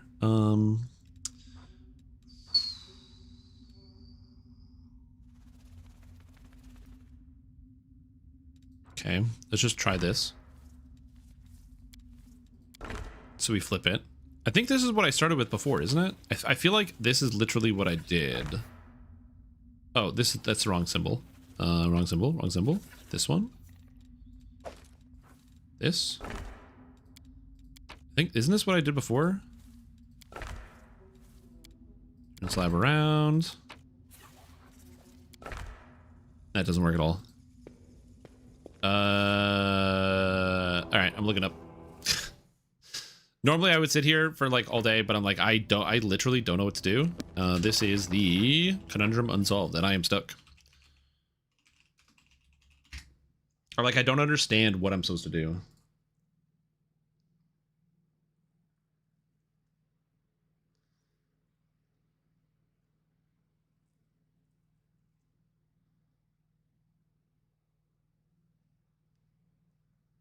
All 4 2-block pieces are placed in the puzzle. Each symbol on every 2-block 2-block piece matches the symbols on the pieces that touch it, and that 3, the symbols in a straight line across the puzzle from the 1-block piece match the 2 1-block pieces along that line.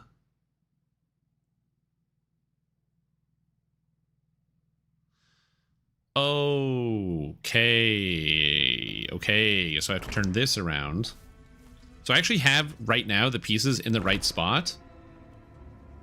No, I have to flip these two. Okay, I understand it now. So this, because these are here, it means that the line here has to have this and this, because this and this is here, so these and this has to be included. And this line has to include this and this, which fortunately is literally just this slab here. And then also the edges have to be aligned up in a circle. I don't know. That's not a very intuitive puzzle. It just gives you pieces. It's one of those things where you have to like trial and error it, and then once you get it, you go, oh, okay, got it. Perfect. Done. Yeah, who are you? Blah, blah, blah, blah, blah, blah, blah. All right, there we go. I have to do this because this is for Nenyo's quest, and I want to do it. But yeah, that's the main issue. So this line of tiles has to include these 2 symbols. So that's this symbol and this symbol. And this line of tiles has to include these 2 symbols. So knowing that will make this a lot easier. And then these ones, all the tiles have to touch symbol to symbol. Huh. Well, there we go. All right, so now I understand. And hopefully in the future, I'll be able to get those puzzles. Again, it's one of those things where like I just couldn't intuit like what the rules of the puzzle were. It's like, imagine trying to complete a Sudoku, but you don't know the rules of the game. So you have like the square with the numbers. And you're like, And the only thing you know is when you're doing it wrong. For some people, they might enjoy that type of like puzzle solving, that type of like a decoding, as it were. For me, not so much.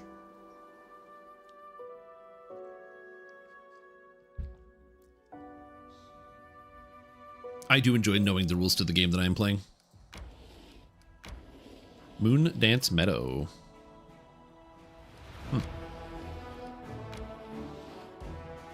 I don't know what Moon Dance Meadow is.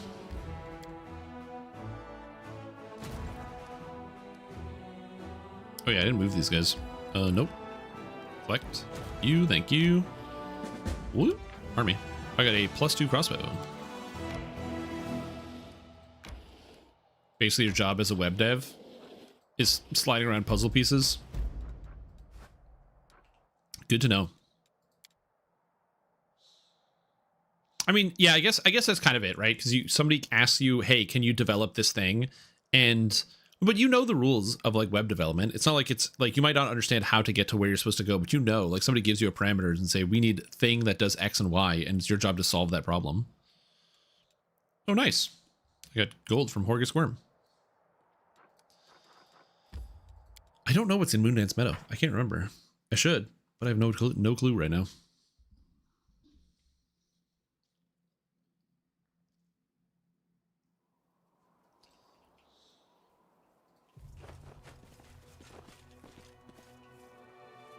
I feel like this is a trap, so I'm just gonna cast all the buffs and call it a day. Follow my steps. I'm gonna get in big trouble if I don't. Also, this like buffing program that like lets you automate all your buffs, god tier. Oh, it's this area with the plagued Smilodons. Oh, these are really dangerous. Are these evil? You bet. All right, perfect. Protection from evil, it is. So these things are really dangerous because they're level 14, undead, and they have +22 to hit. So they kind of, and they're also pretty much immune to every single status effect, which makes them quite dangerous. So we're going to hit the Plagued Smilodon for 38. Also, they have damage reduction. It's also cool. You know, they're both about to go. So I'm going to Inspire Courage here and then back up.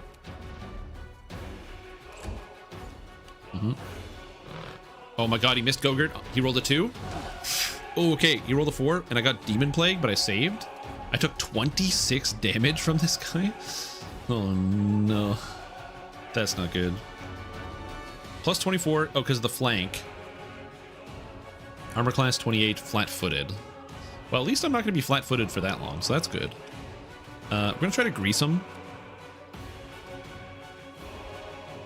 Grease is just my solution to every single problem. They needed a 7, so that wasn't that unlikely that they would hit it. Yeah. Yeah.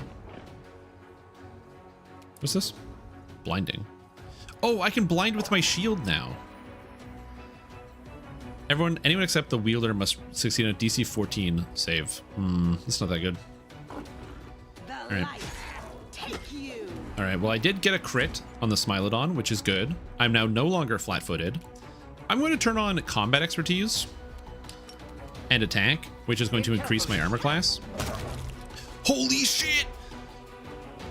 Gogurt the god! What the fuck? He just comes out of here swinging. Gogurt is totally useless. Rolls a crit, confirms, because he's plus 17, hits the ×4. Because I have outflank, Sela gets an attack of opportunity, hits him for 19. Gogurt hits again. My god. Yeah, this is straight up Gogurt. That's with, and now I have armor class 42 because I have combat expertise. So like, you know what? They're gonna attack me, but you know what? They're not gonna do that well. They can still hit armor class 42, but it's a stretch for them.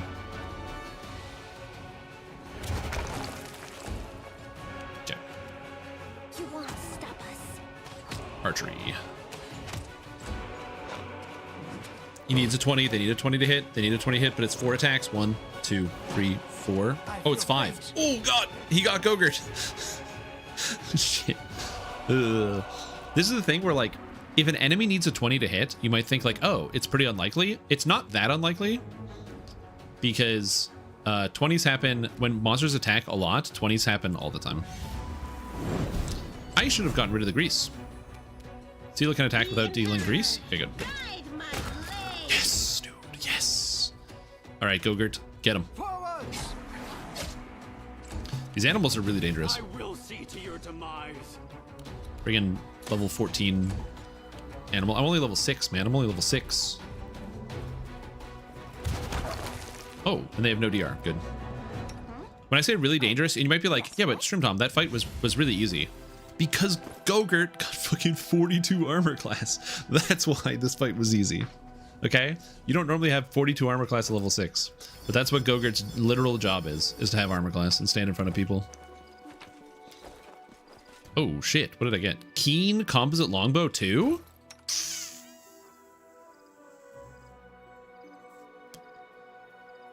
Versus this, which curses enemies, but it's not keen. Yo, we're taking the keen composite longbow. Sorry, it's too good.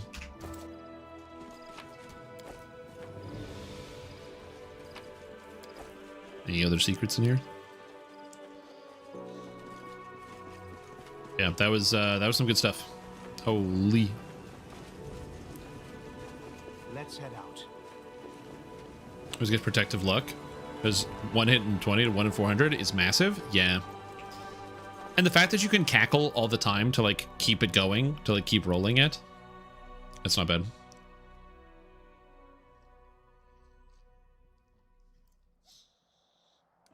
All right. It's time to go to Chili Creek. Carcass of an unknown creature. All right.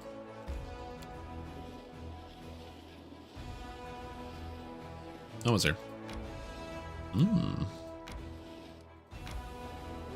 And I gotta rest before Chili Creek.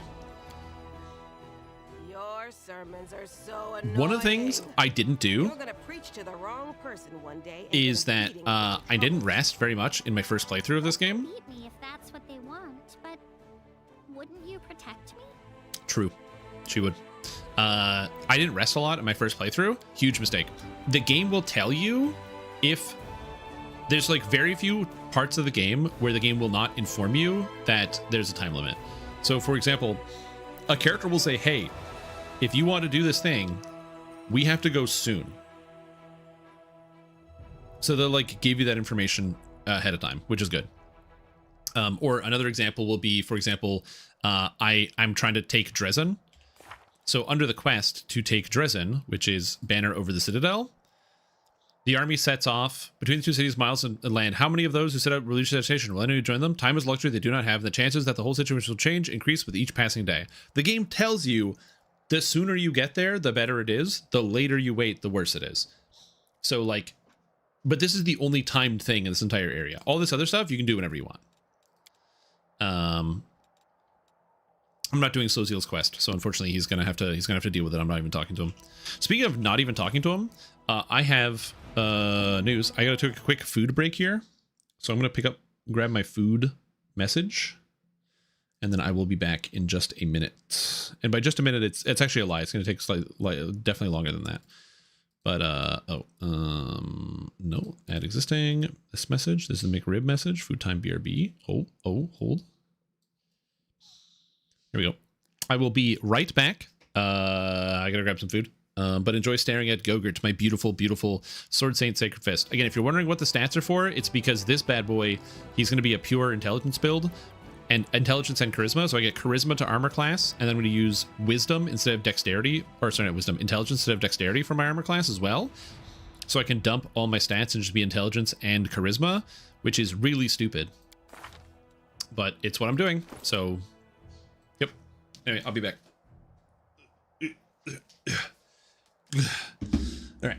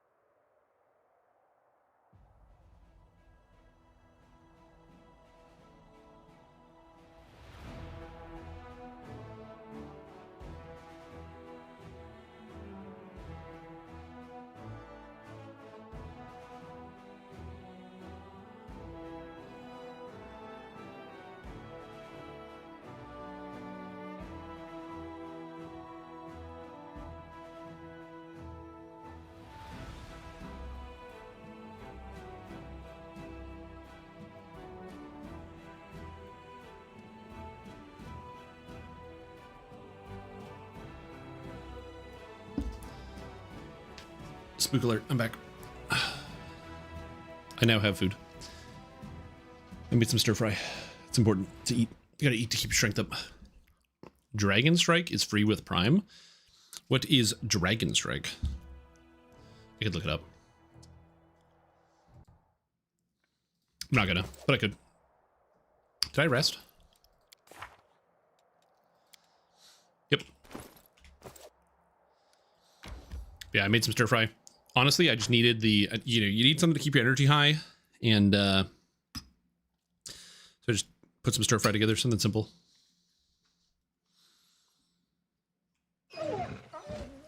Oop, dead animals. All right. So this area has a bunch of animals and a Hydra. So we got our buffs going. We cast a... Oh, I don't have... I had the extend turned on by accident, so I don't have any extended hastes. Well, that is unfortunate.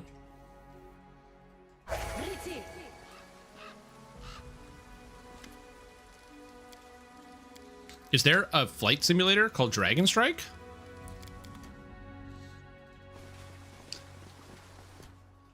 Let us be careful. Wait, flight simulator? As in... You, like... It's, like, simulates, like, riding on a dragon or something?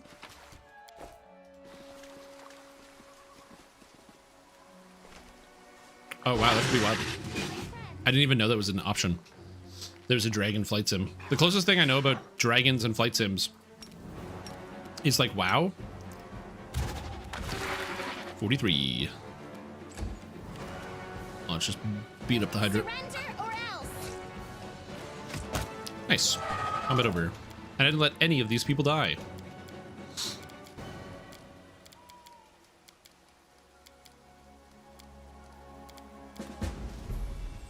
Alright. Just gonna keep looting. Loot the town, and then cast my other spells when I get to the other fights. There's one tough fight in here that comes later, and we're gonna deal with that when we get there. Oppressor Gloves. +2 to Intimidate. So one thing I am going to want to do is I'm going to want to get Dazzling Display. Do I already have Dazzling Display? I don't think so. I shouldn't.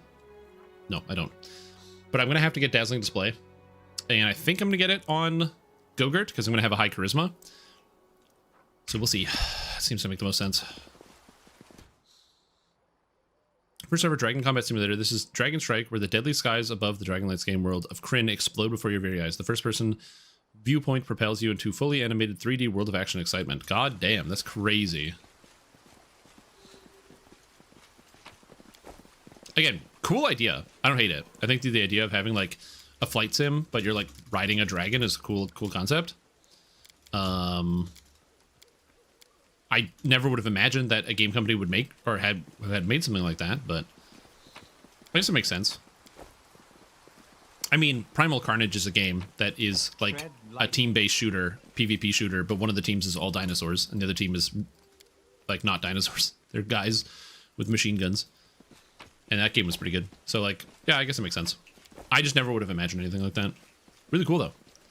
And it's free, you say?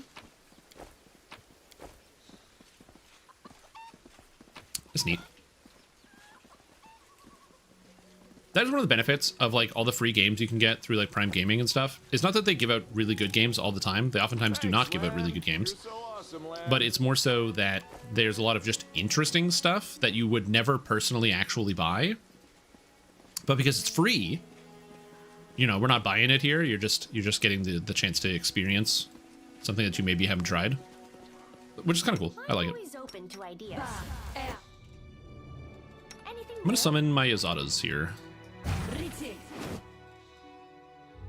Precision and follow my steps. Actually, I can start the fight with Land slamming this wolf. Get another obstacle. And instantly killing it. Explosion. All right, Gogurt. Get him, buddy. You should have listened to reason. Yeah, all the old Microprose games. Yep. I'll make short work of this. I do appreciate that I can still play Massive Orion 2. Yeah, it makes sense that it's like $2 off, or $2 on Steam. will fight. This game came out 3 decades ago. How much? $40. $2,000. I get neutralized poison for free. Resist energy communal? I don't know. I took this spell. We'll just cast fireball. Fireball's like resist energy communal.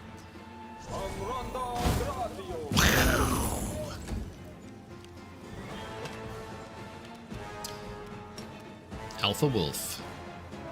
Too bad I'm the alpha here. Soundburst made it saves. Killed anyway. Nice. I'll remove this obstacle. Carrier command. Yeah.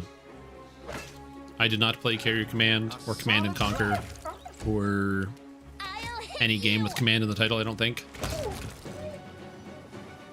Yeah, I don't think I've played any games with the title command in them. Or the word command in the title. Let's head out. Domain 6 is still $45.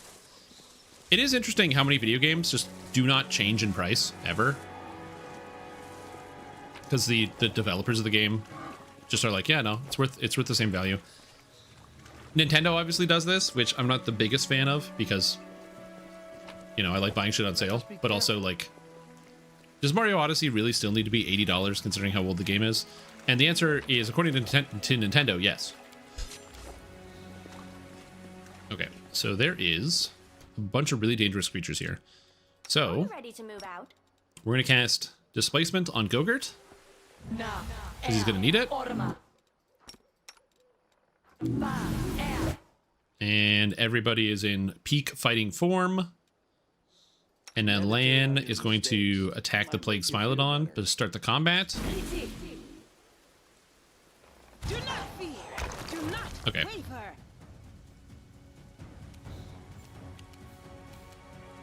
I'm gonna Bard Song. There's just a bear in here that hits really hard, so I gotta be careful. As much as I would like to grease, I don't think it's a good idea to grease right now. You're actually just gonna straight up wait. Alright, Gogurt. Yeah, Gogurt gets in here. You're taking the bear. Oh my god, the concealment. Smilodon attacks me, plus 24 on armor class 38. God, plus 24, man. Like, I mean, I get it. It's a very high level beast. It's fair. You won't stop us. It is a high level beast. Goddamn beasties. New Vegas. I enjoyed playing New Vegas, although I didn't fall in love with it in the same way that I know a lot of other people fell in love with New Vegas. For some, like, New Vegas was like one of the greatest video games they ever played. Take that, Plague Bear!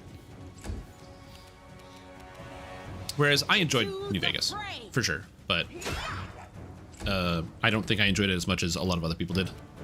Attack! Attack! So wait, even with combat expertise, I'm still plus 15 to hit? Not bad. I'll take it.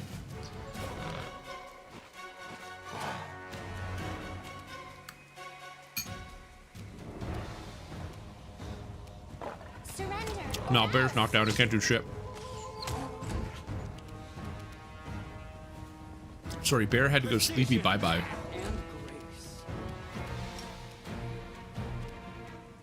Okay, hold on. I'm gonna 5-foot step and then blast. Is the bear in range?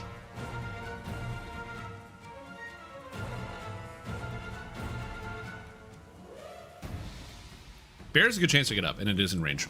We're gonna get him. 32 damage. I didn't mean to skip my turn. Whoops. Take you. I also only need a +2 to hit this guy. Armor class 18. Oh, Stumbling Bash. I forgot when I Shield Bash, I reduced the monster's armor class. Oh, synergy. Roll a 1. Roll a 3. Come on, Gogurt. Too late for apologies. Fallout Lond released their new massive update. I don't know what Fallout Lond is, and I didn't play Fallout 4.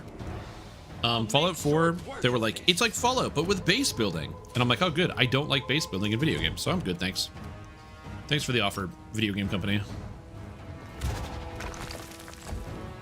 I know it's like Fallout 76 with 16 times the detail and all that. But yeah. I think I like the idea of Fallout more than the actual video games of Fallout. I find the combat in Fallout is never the most interesting part, but the stories are much more interesting, which is one of the reasons why I kind of want to play the Fallout, like the original Fallouts, like Fallout 1 and 2.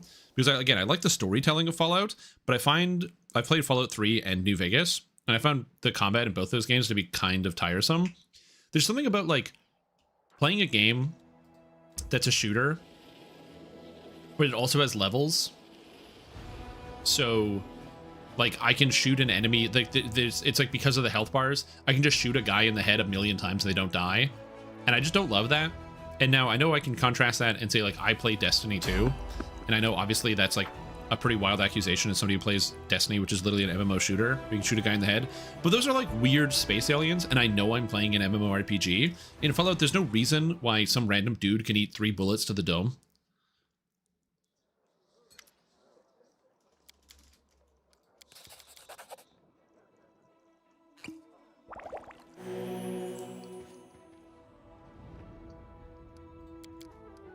Do I follow him as Iomade? Anyway, everyone in my army is like, "Yo, we can't go rescue the Hell Knights, but sucks to be them because I'm gonna do it." Also, Lan really wants to romance me. So, how do I say I don't want to romance you? It's good to know that my comrades and friends care about me. Friends, yes, we are friends, and this is what friends do. Well, that's all I wanted to say. Yeah, you gotta hit him with the, yeah, we're friends. Sorry, buddy.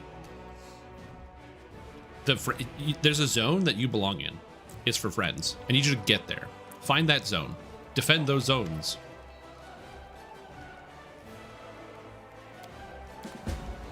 Ooh.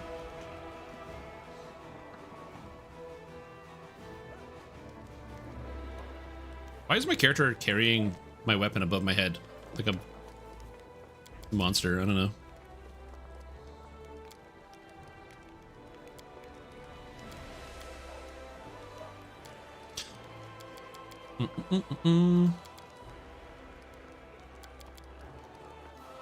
I'm not giving her the inheritors thing. No way. You're creepy and weird. It's not so much that. It's that, you know, I'm just like... Gogurt's, I don't even know if Gogurt's gonna find anybody to talk to. Gogurt might be a, you know, a solo flyer, you know what I'm saying? Okay, old bow, I don't need. That wicked longbow is really good for a while. These are the 2 hammers, light hammer and momentum. I don't need light hammers. Bad.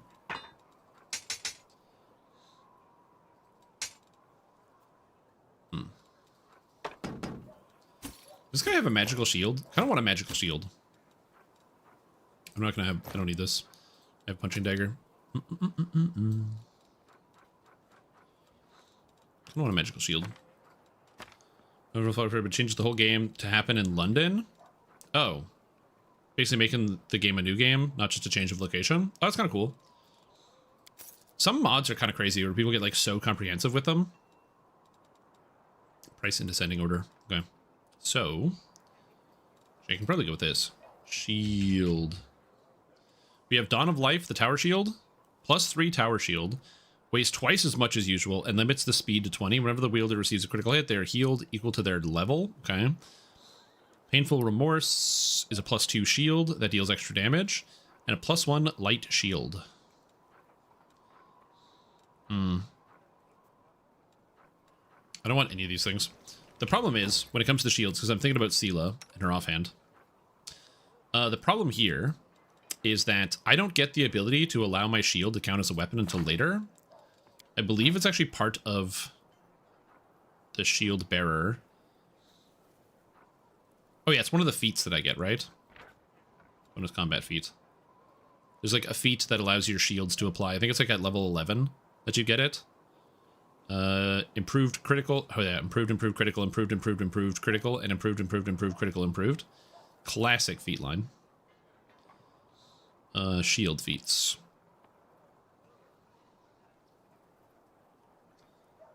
Yeah, there's shield bash, disruptive combat, something. Yeah, there's shield master, I think it is.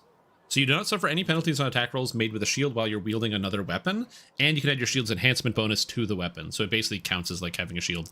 Shield master takes base attack bonus 11, and greater shield focus also takes a higher level, so which is really annoying. So I will get those feats later. I just don't have them yet. Much more than Fallout 4. Do they have talking? So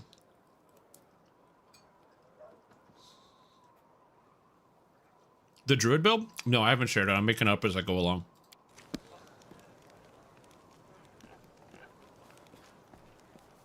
I'm gone.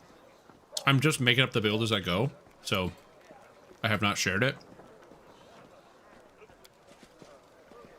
That, and also the build is bad because the problem with the druid build is that the whole point is trying to mainline using a weapon that is not meant to scale the way it's currently doing. And so the fact that I can do it does not mean I should do it. Okay, so I have to go to reliable readout. I'm going to go to the primitive altar and then we're going to rest. Ingredients. I don't need to fight right now. Okay, and we're going to rest. I'm exhausted apparently. That's good. And then we will go in. Just think about the contribution you could make to society, mongrel boy. So please set aside your emotions and consider my proposal rationally. Do they use AI or do they get British people to do the voice acting? Did I mention? No. I do not give you permission to dissect my body after my death in the interests of science. Honestly, Land's missing out. He has no idea.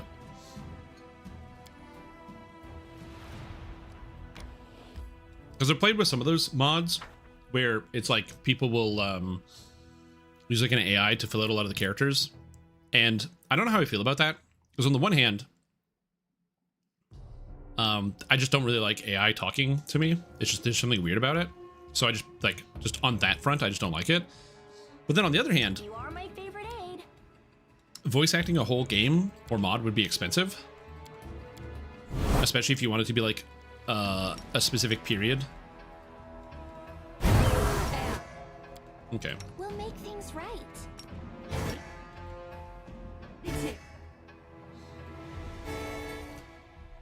Follow my steps.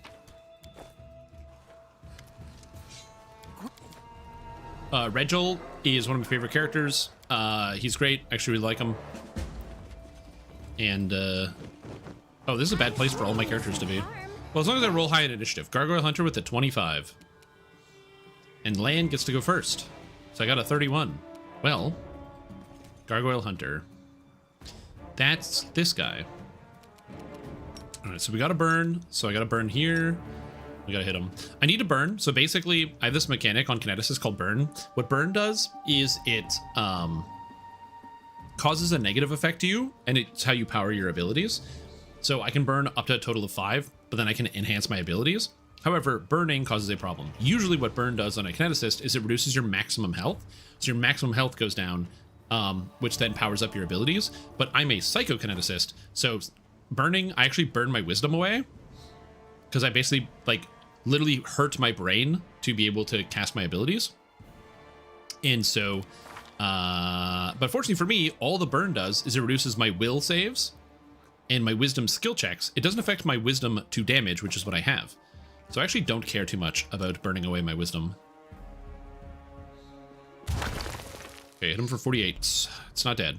I was hoping for a crit. I was fishing. Okay, no, stop. Okay, Darren's fine?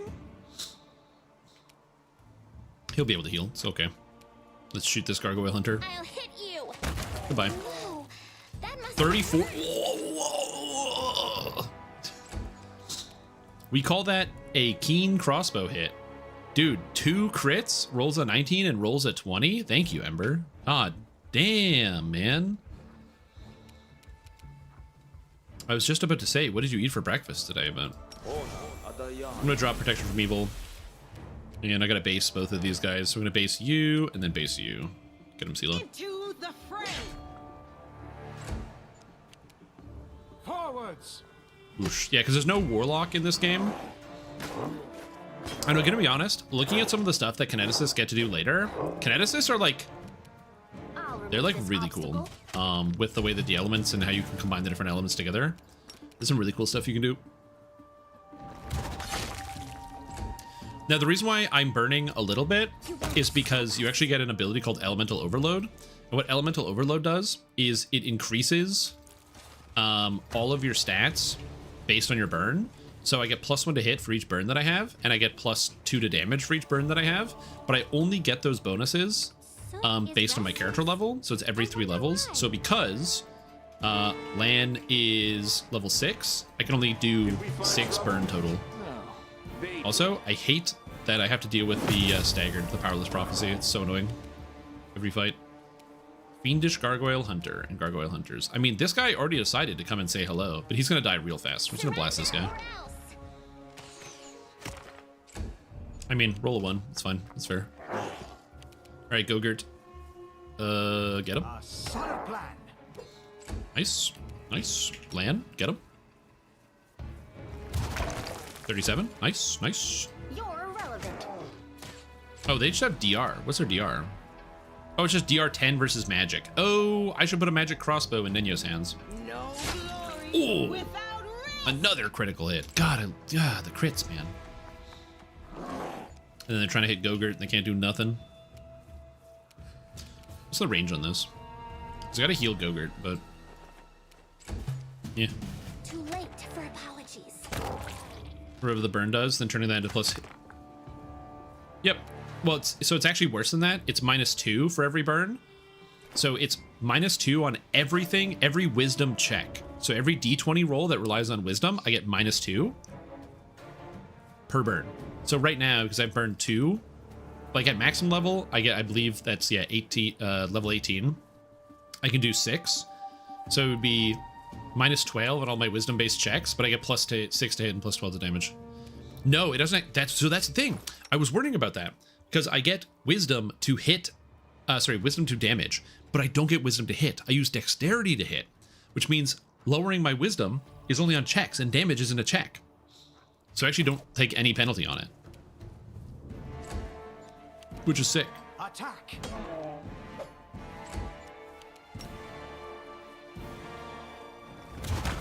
So like 40 damage, it's +11, which is the base value because that's plus my wisdom.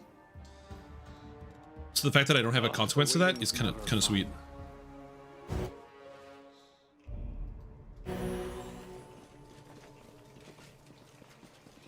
Let's head out. Then we go down here, loot the bodies.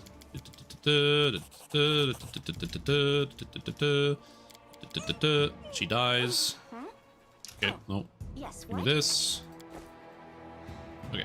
Again, not going to be like, I don't recommend you skip any of the dialogue in this game. It's quite good, but I am currently dialogue skipping because I don't want to spoil the game for you guys who might still play it.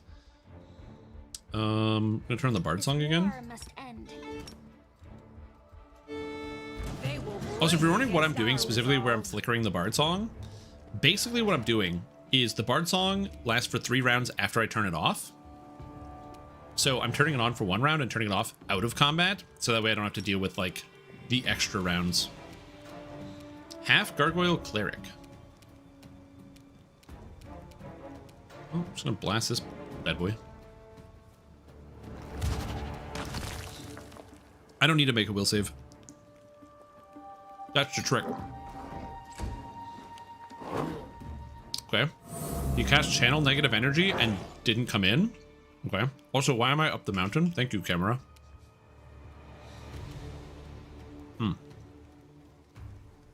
Let's blast him.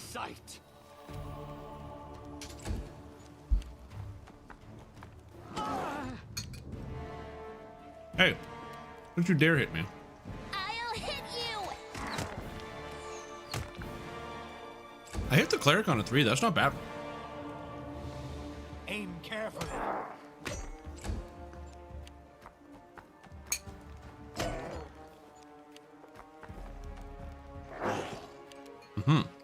I forgot to equip a crossbow. Whoops. I can't even damage these. Then you literally don't have to damage. Also, you're wondering why I'm not greasing them? They have wings. They can't be greased. Because they can technically fly, they're immune to the prone status condition, so I can't grease them. How about we kill this guy, huh? Get this bullshit out of my face. What? I will see Okay. your demise. I have no idea why that guy is just standing around. But You won't stop us. it's really good for me. Sweet. Forwards!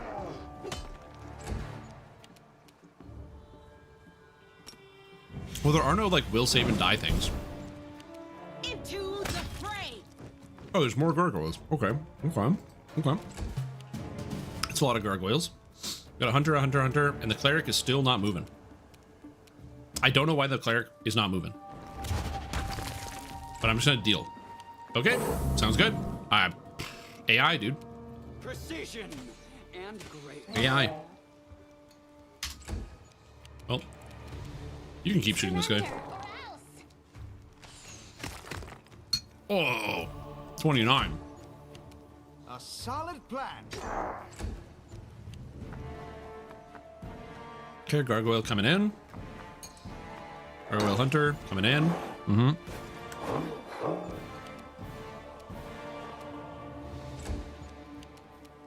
No glory without risk.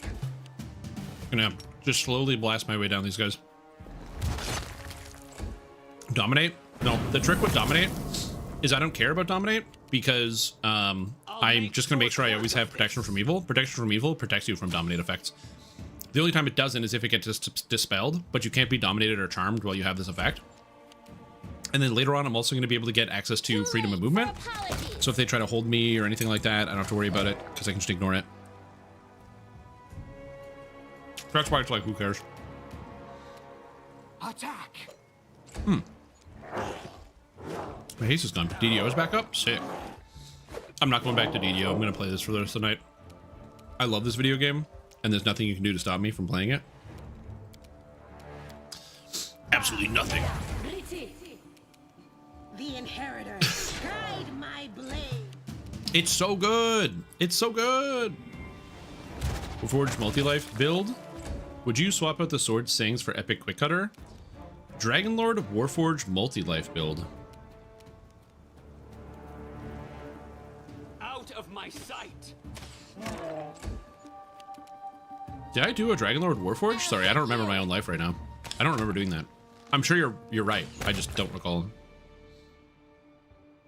I'm just double checking here. I'm sure you're right. I just don't currently remember. Is this under Dragonlord builds multi-life? Oh, yes. Yes, I do recall now. Yes. Because I played Warforged because I thought Warforged was cool. Would you swap out Sword Sings for Quick Cutter? Yeah, Quick Cutter is way better. Just use Quick Cutter. I think Sword Sings is still cool. I think it's a really cool ability, but yeah, obviously Quick Cutter is like 100 million times better. But like, you know, Quick Cutter's cool too. The mongrel did it. It's not lagging yet. No reason to pause. I like how the cleric had one scroll. Also, I leveled up. Sick. Okay, so I want to take a student of war. To become a student of war, I need one more base attack bonus. And to become a duelist, I also need two more base attack bonus. And I need skill focus. So I'm gonna have to take skill focus, one of these knowledges, to get student of war, and one more base attack bonus. Do I get base attack bonus from this level? Yes, I do. So that's 1, 2, 3, 4, 5. So this is 5, so I can't take this now, but I can take student of war next level. So we are gonna be a magus here. I'm gonna grab all my intelligence skills. Hold on. Duelist requires no skills, and student of war only requires knowledge skills. Okay, just double, triple checking. Fencing Grace. Choose one kind of a light or one-handed piercing weapon, such as a rapier. When wielding your chosen weapon, you can add your dexterity modifier instead of your strength. Can I use that with heavy pick? You can get heavy pick dex to damage? That's crazy. I didn't know that. Okay. Skill focus. Knowledge Arcana seems really good. Think you can make a build for a shifter one of these days. I go as fast as I can. It takes a long time to make a build, but I will do what I can. 3 spells if they're modified by that. 1 master, 1 wielder. Reach magic, prescient attack. Enemies are denied their dexterity bonus against the magic's attacks until the end of the next turn. Oh. Arcane accuracy is also really good. Are you playing with no mods? No, I'm playing with tons of mods. Loads of mods. Millions. Gazillions. I need a way to get more intelligence. Animal aspect I also need. That's race. I can't believe you don't get Fox's Cunning on a Magus. It's kind of crazy. I'll take Blur, I guess. No, I'm using tons of mods. So I am playing... Well, not so many mods that it's not even Pathfinder. But the specific mods that I'm using, I have a list.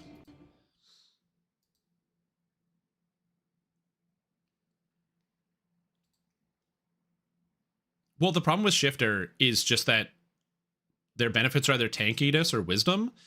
And wisdom is not that good in DDO, generally, in comparison to some of the other damage types. Or, sorry, main stats. And Azamar also exists. Plus, also, a lot of people think shifters are just ugly. So that's a thing, too.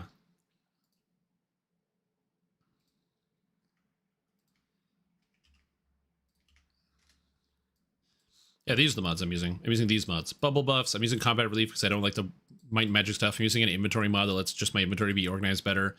And the alignment shift thing, because if you become good, it actually shifts you up, so it shifts you out of lawful.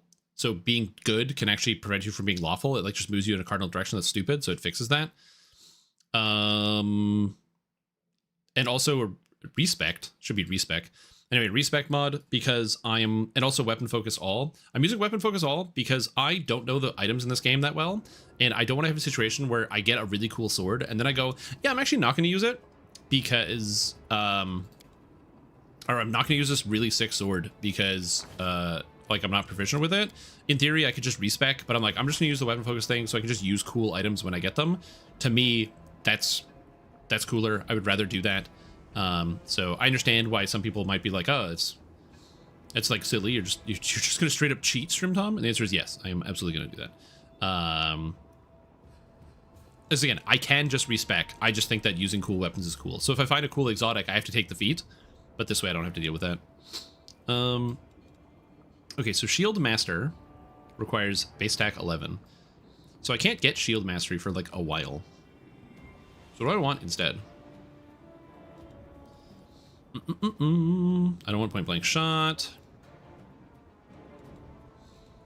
What do we want? I don't really want Die Hard. Double Slice.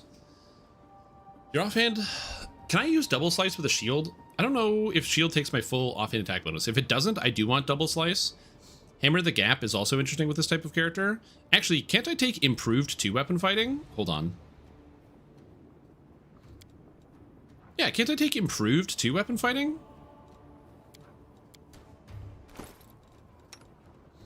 Oh, we don't have the dex for it. But do I have Cat? Somebody was saying that I can just drink a Cat's Grace potion. Okay, I can drink a Reduced Person potion, which is not good for me, but it only lasts for 1 minute. Yep. So now my dex is 17. And in theory, take Mutation Warrior. 1, 2, 3.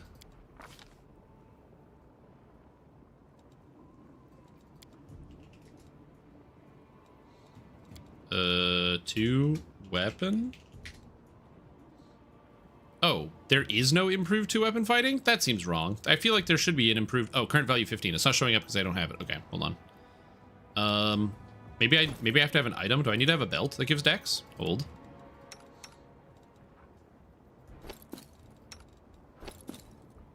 Maybe the potion doesn't matter?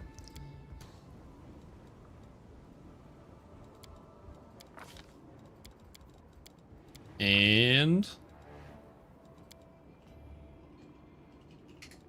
oh, improved. Oh, I can take it. Okay. There it is. It does actually count. Sick. I didn't expect that to work, but it does. Sick. All right, cool. Hey man, it's in the game. EA Sports is in the game. Blame EA, not me. Single player game, especially for convenience. 100%, yeah. It's just one of those things where, like, I don't need to fight with anybody. I'd rather just have that. Ooh, expanded element. I can do composite blasts. Let's go. All right. So I have point blank. I need greater spell pen now. Extra wild talent. So now I get a second element, which then lets me do a composite blast, I think. And fire seems cool. So I kind of want to go with fire, earth and fire. That seems sick. So let's do that.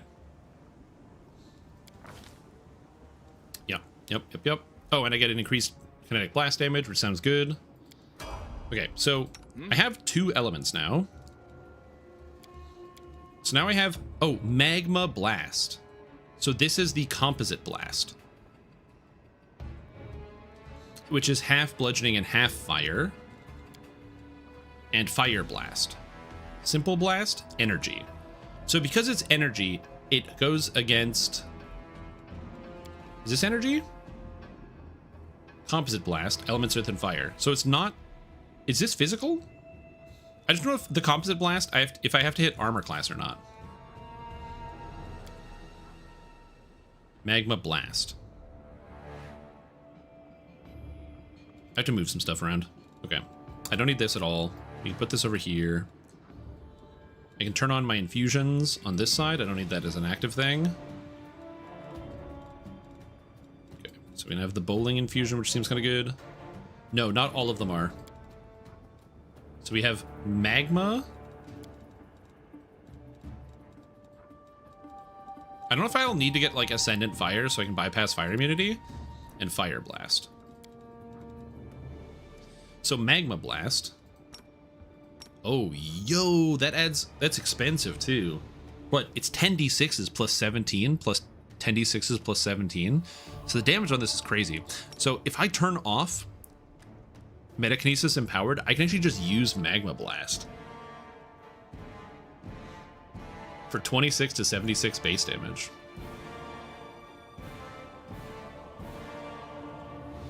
Cool. But yes, energy hits touch armor class, and physical hits regular armor class. Composite, I don't know. We're gonna find out. Anyway, Dirge Bard. I'm a bard taking bard skills. Okay. Deadly aim. Huge damage. Huge damage. Massive. Bard talent. I got a bard talent, which means I could just take another feat, like a combat trick, but I don't know what feat I would want. Improved initiative is really nice. I don't really want volley fire.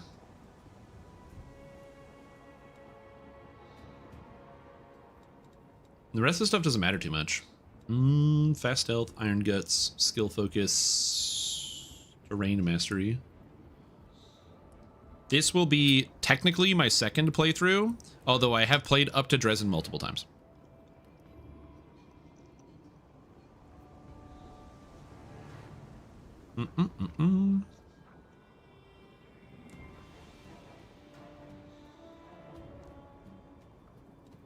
I just don't know if there's a thing I need as a ranged character.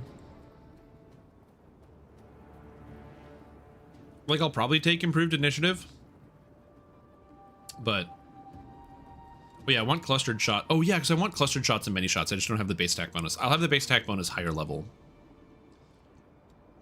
I can probably take another combat trick as another talent. So I'll be able to take all the feats that I want. So I'm just going to take improved initiative because improved initiative is really good. And I need Fox's Cunning. Yeah.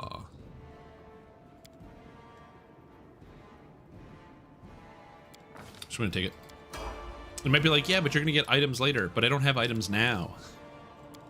That's my big problem. I will have items to solve these problems later, but I don't have those items now. Okay, so I took the spell pens. Now we take greater spell focus. Illusion. And now we get Phantasmal Killer and Greater Invisibility, which are both good. I also like Dimension Door. I'm gonna take Dimension Door.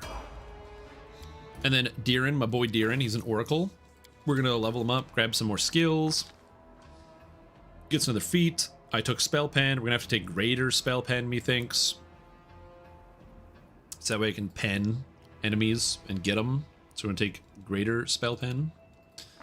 Is that my stuff works? Okay, so Enhanced Cures. So my cures have no caster level limit.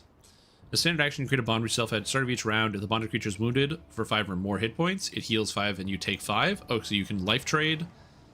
Spirit Boost. When you overheal, you grant temporary hit points. And Combat Healer. Whenever you cast a cure, you can cast as a Swift, as if using Quicken by expending 2 spell slots. I'm gonna go with Enhanced Cures. The rest of those things seem kind of bad.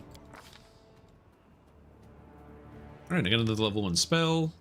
I don't really need any of these level 1 spells. All of them are not helpful for me. So I will take Remove Fear. Might come in handy. Level 2, Bone Fist is insane because it's +1. It's the whole party, +1 in natural armor and +2 damage on natural weapons. But +1 in natural armor is just really good for the whole group. It's also not a typed bonus, so it just stacks. It's really silly. And Delay Poison Communal makes me borderline immune to poisons.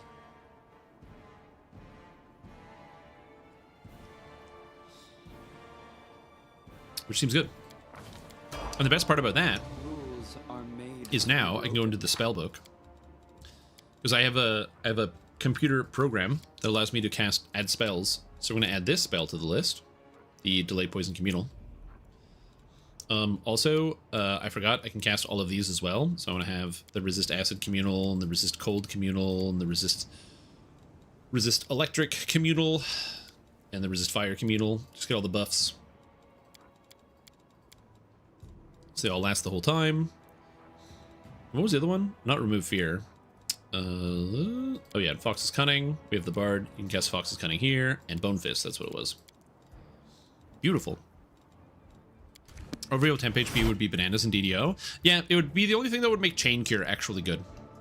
Because Chain Cure is a reasonable spell, but it has the major limitation that you are limited on the fact that it heals a ton, but you oftentimes don't need to heal the people you actually hit. I should cast Grease more often. Anyway. Nope. Nope. Oh yeah. Phantasmal Killer, Phantasmal Killer, Phantasmal Killer? Yeah, that sounds good. Those are good spells. Phantasmal Killer. DC 21. We'll get there. 21 is not very high, so it's probably not going to work a lot right now, but, you know, we'll get there. Okay, going into this room starts a fight. So I'm going to do 2 things. Actually, I think it starts the fight when I talk. I believe I can go into the room before the fight starts, but if not, we'll see. Okay, good. So we're going to save the game. I'm going to cast out the extra buffs, so all of the Bone Fist plus this other nonsense that I wanted to have on me. Anything new? I'm going to cast a Extended Haste. We're going to cast out some more buffs that I wanted to have. And now we charge in. Are you in command of Also, Regil, fantastic character. If you get the chance to play, I highly recommend that you spend some time talking to Regil. Great character. Anyway, now we have to fight off armies of gargoyles, which is the perfect time to eat because most of this is NPCs.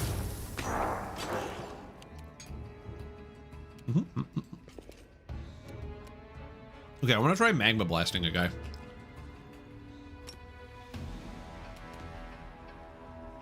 Magma blast. Oh yeah, because half of it's reduced, right?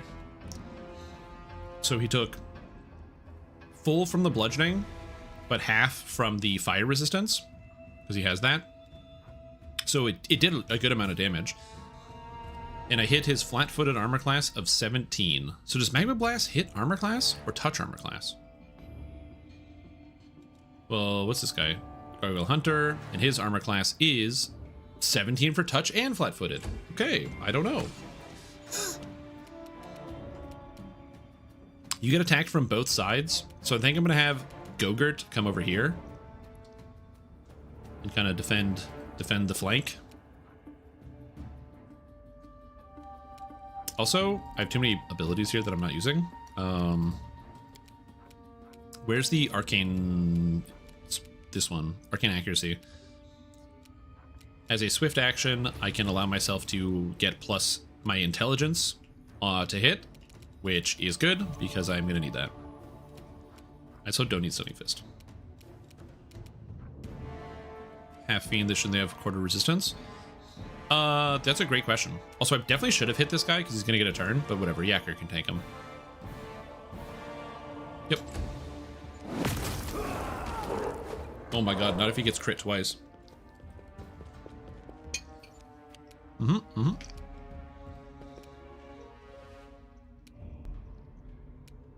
Who's next? You're next. I'm gonna flicker the Bard song. Seems good. Man, they're really killing these guys. The initiative is so spread out.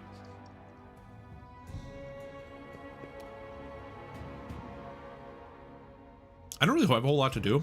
I'll just do a heal because my guys weren't at full, and I probably should have done that before. Alright, back to it. Get him, Regil.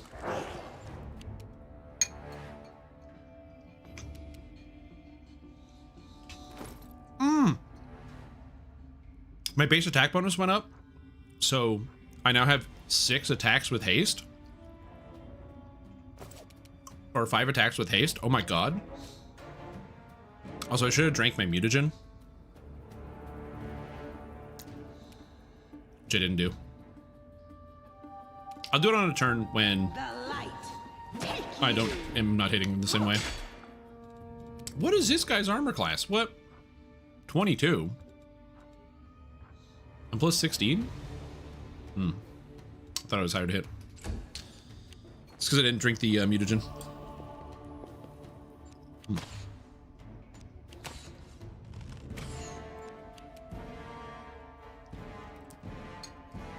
Bye, Rachel.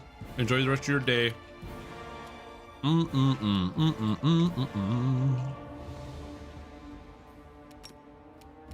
This guy's not going to get a turn, is he? This guy might. Find him.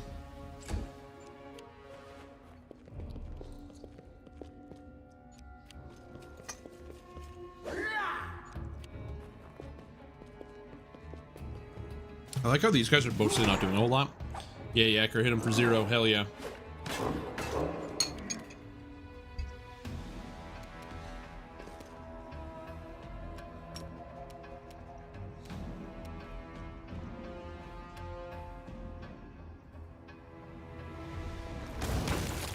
Okay.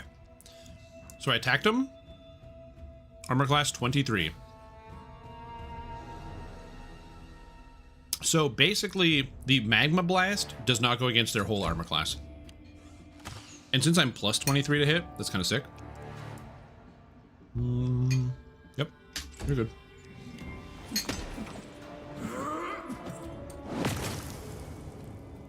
I like that they just spawned right on top of Gogurt. That's awesome.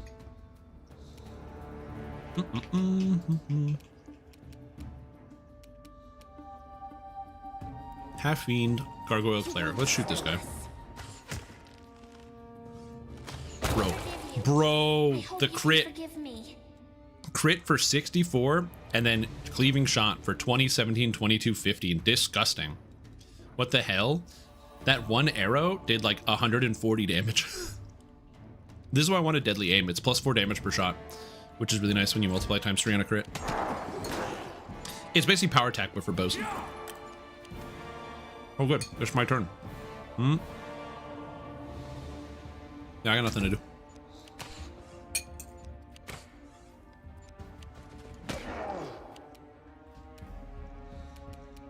Into the fray. Nice.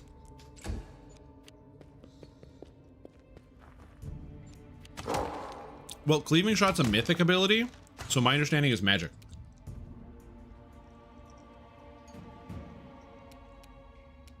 It's not like a feat. Like, you can't just take cleaving shot. It's like one of the mythic feats.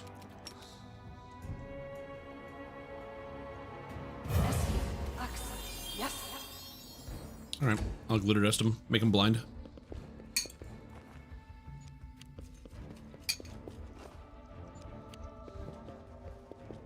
So you know in Guardians of the Galaxy, there's that guy has that thing and he whistles and then it goes like when it goes through people's heads and stuff and it kills all of them at the same time. It's like that.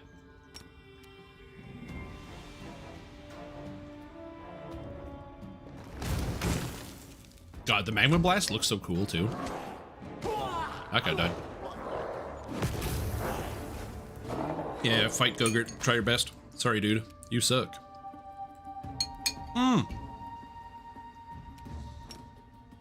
Aim carefully. It's Gogurt's turn. It's Gogurtin time. I love how they just can't hit Gogurt to save their life because my armor class is 45. It's just 45 armor class should not be in this game.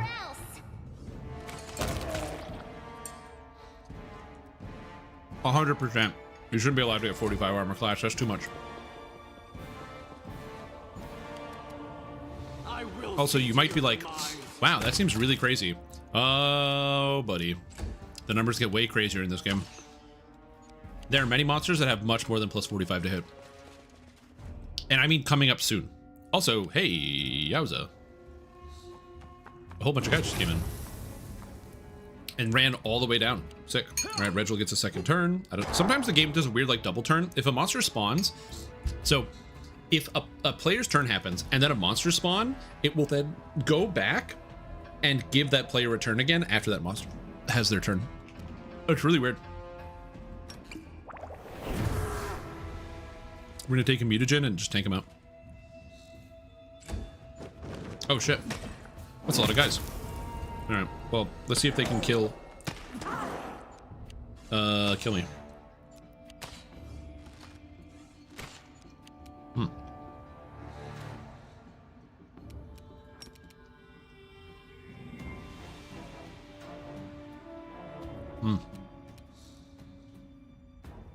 How's my haste? How's my haste doing?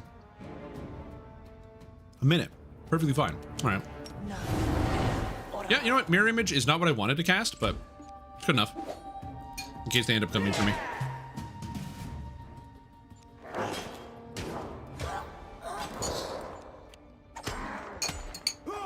Also, I'm trying to rescue as many of these guys as I can. With Tank Commander Gogurt over here, but...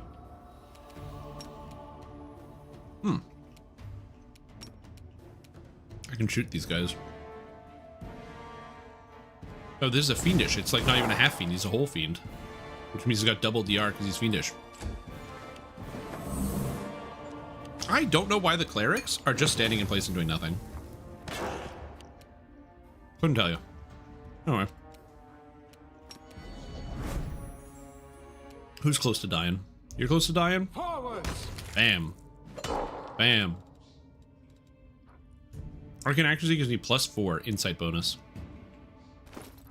Oh, I only have 19 intelligence. Okay. I thought I had way more than that. I will probably respec into a more intelligence-focused build once I get the chance.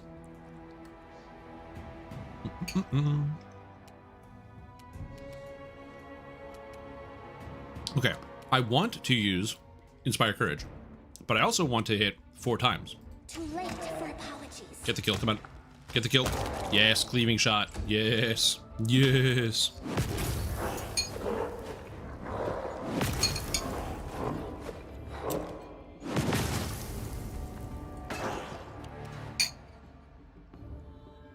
No one on my team has taken a single point of damage. Precision and grace. All right. That being said, the soldiers in this cavern are dying by the millions, and there's only so much I can do about that. Like, I want to save them. The inheritor. Damn. Unlucky. Well, I got 2 hits out of 5. I'll take it. On a 10.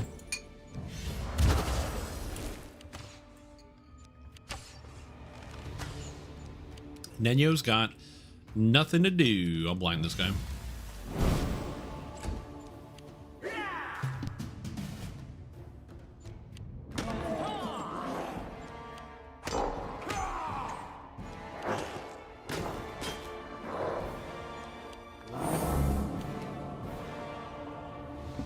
I do appreciate that basically all of the bad guys want to kill Gilgert, which is good for me.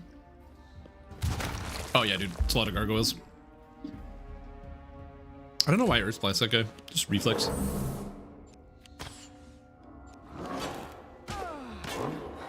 Ow, Sela. All right. Okay, Ember's coming soon, so I'm gonna try to weaken some gargoyles. So that way there's like a chain of cleaves. A solid plan. Gogurt, you fucking suck. All right, Ember. Cleaves. No, don't shoot that way. No, no, why would you shoot the other way? A sword archer? What sword archer? Did I say sword archer? If I did, I apologize. I did not mean to say sword archer. I'll make short work of Also, there's a high cleric in here, and I have no idea what it does.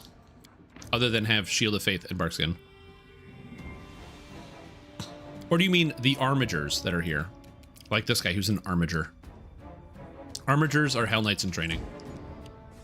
Oh, Sunrise Sword Archer. Oh, sorry. That's what you meant. That's because they're part of the Sunrise Sword. That's like the faction that they're in. So he is a archer of the Sunrise Sword.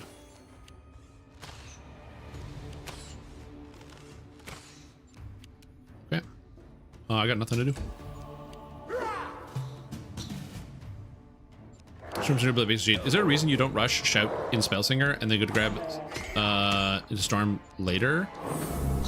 Of waiting for 7 to grab it?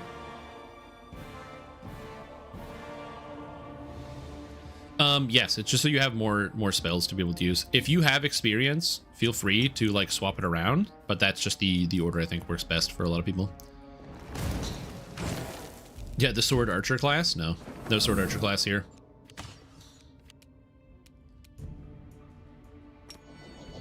Attack.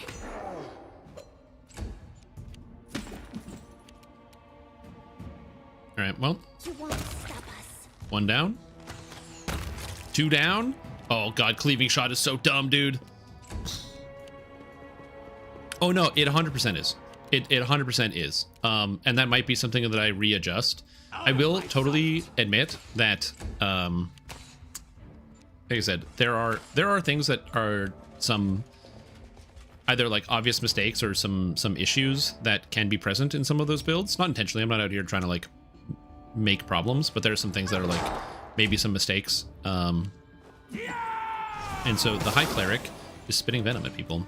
And so there might be some things I need to clean up. So for example, I've noticed that sometimes with the skill points, I've like been looking over it and I'm like, oh, there's like a small error on these skill points. Nothing like, I've not found anything catastrophic, but I have found some minor errors on things.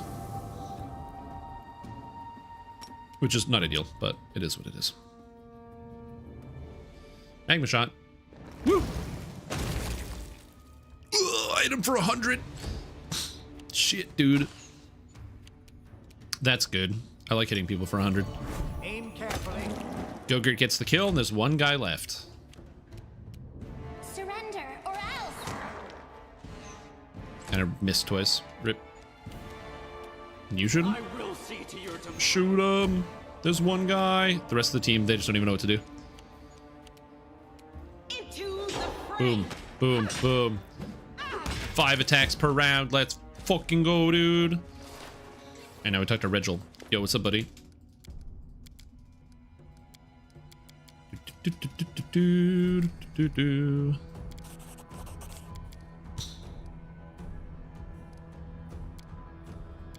Anyway, tell the. I'm just skipping through a lot of this dialogue and make sure I don't click anything that's wrong.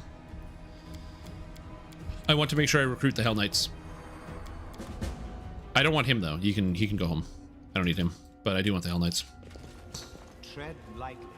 Mobility 23. I did it. Nice. It happens sometimes. You want to see a cool Easter egg, kids? It's a Sunrise Sword Crusader who's standing here. Check this guy out. I want to talk to him. We're still alive. Praise be Saren Ray. Yep. Praising Saren Ray. That's what he's doing. He's not praising anything else. He's praising Saren Ray. Saren Ray is not the goddess of the sun. For those of you wondering.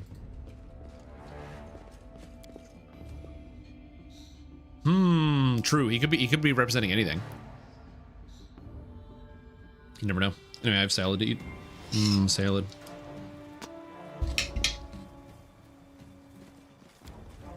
I'm a really slow eater, which is why I usually don't eat and stream.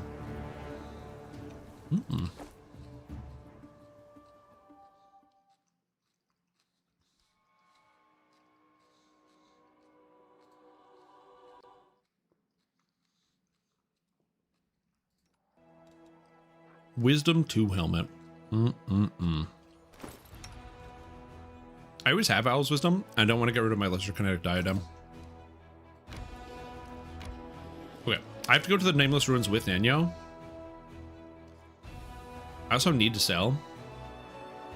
Do I need to sell? What do I need to do before Leper Smile? Not a lot. Yeah, that's probably fine. Evade. Are there fights in the Nameless Ruins? I don't know.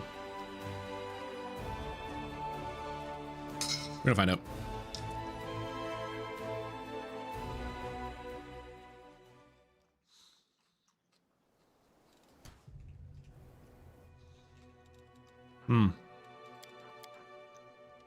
I think there are ghouls here, but I'm not 100% sure. Yes, there are in fact ghouls. I'm just gonna try to get through some of these fights without resting, because I don't want to. Ghoul Creeper. Ghoul Creeper. Ghoul Stalker. What do we got? Ghoul Stalkers are level 8. Ghoul Stalkers level 8. Ghoul Creeper is low level. Ghoul Creeper is low level. Okay. So we want to kill the Ghoul Creeper? Master? Sure.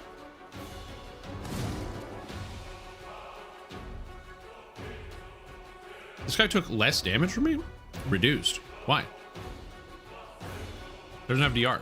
Whatever. Fine, video game. Also, I don't have haste right now, which I'm just realizing.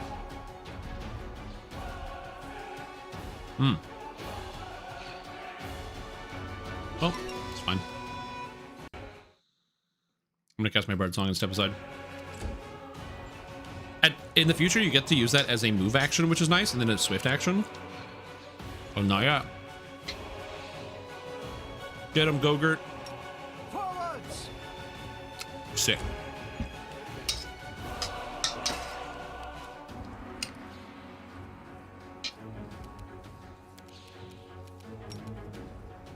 Haste.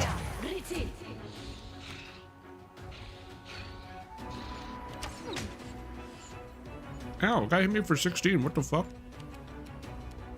That's rude.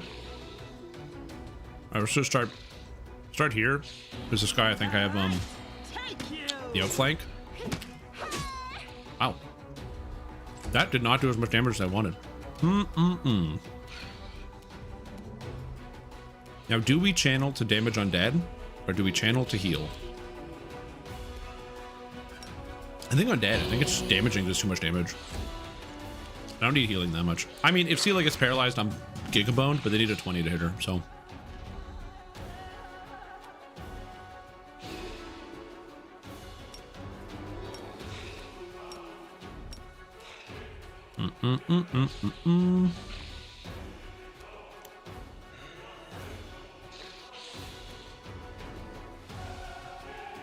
Okay. Try to decide what I want to do here. Hit the creeper. Yeah, it's death. Too late for apologies. No, don't roll a 1 and a 5. No, Ember, no. Yeah. Okay, good, good, good, good. I like misses. A solid plan.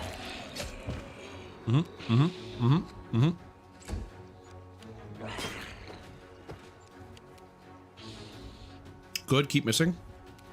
ghouls have really high reflex saves. I don't think the grease is going to help here. Grease might be helpful, but I don't think so.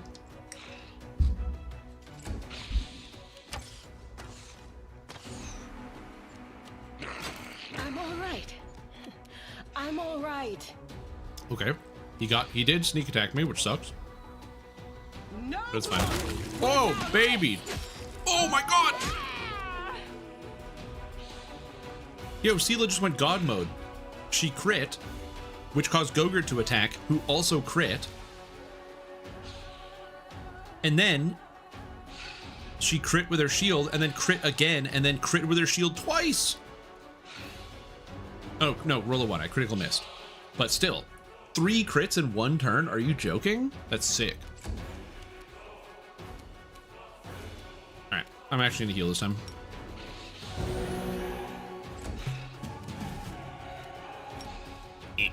Oh my god, I have to move the camera. That was sick. I love that, dude. The lava ball looks great. I do like the way the lava ball looks. Okay, we kill this guy, which then kills that other guy, which does the double cleave. Don't kill Seela. Don't kill Seela. Don't roll a 20. Don't roll a 20. Good job. Good boy. Attack. Attack. Mind over muscle. Gogurt definitely is like the reincarnation The inheritor. of Peter Pepega for sure. Okay. So now we gotta heal. Be ready for the worst. So you can do this, and you can heal here. Oh, I took that healing, so I can just heal fully, right? I just add my whole level. I'm not going in this cave. What's in the cave? How long is my haste? Haste is on for two more rounds. 2 more rounds. Right there. Something? Whoa. See?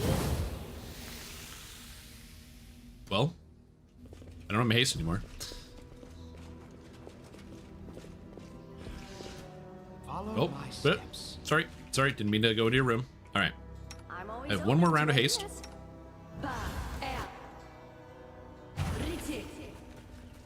We have a bunch of dead guys, so we're gonna. I guess they're like kind of dead. Oh, I'm out of fireball. Are we in trouble? All right, Lan, you get to go first. Enjoy. Blast. I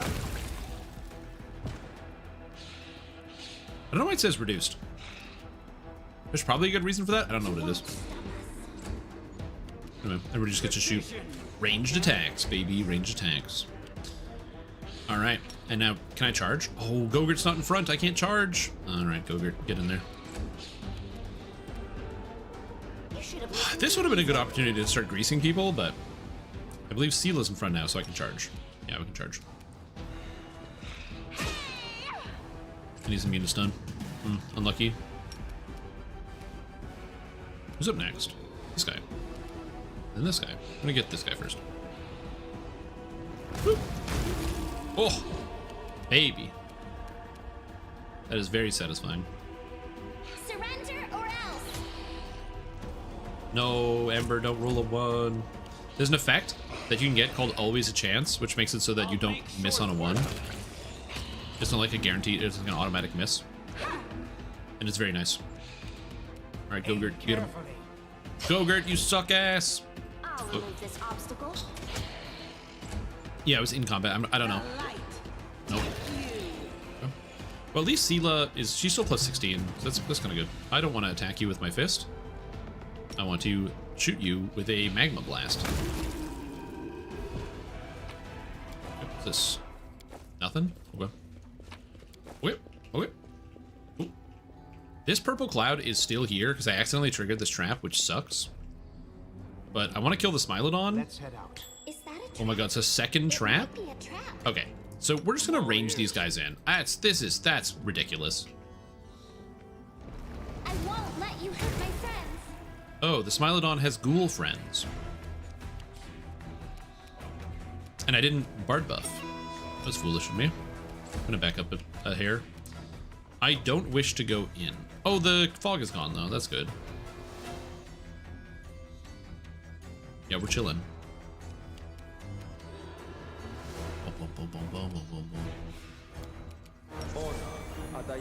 Keep the pressure from evil up. Gogurt. Yeah, Gogurt. It's 2 ranged hunters? That's annoying.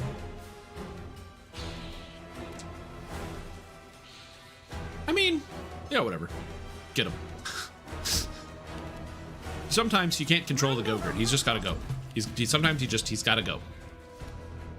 Although my haste has gone, which is annoying.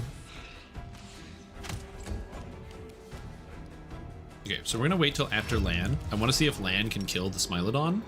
Because if he kills the Smilodon, I can move in freely. But I needed a 2, but I needed to make sure I hit that 2, man.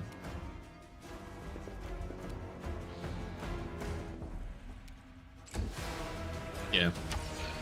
Pounce is when you make a charge, you get to make a full attack action, right?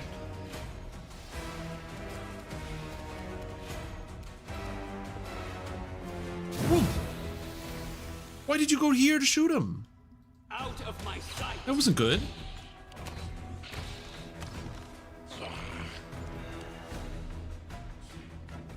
Well, oh, well, we're here. What class is most Warlock-like in there? Like casting non-costing spells? Oh, that's Kineticist. Kineticist is literally Warlock, 1-to-1.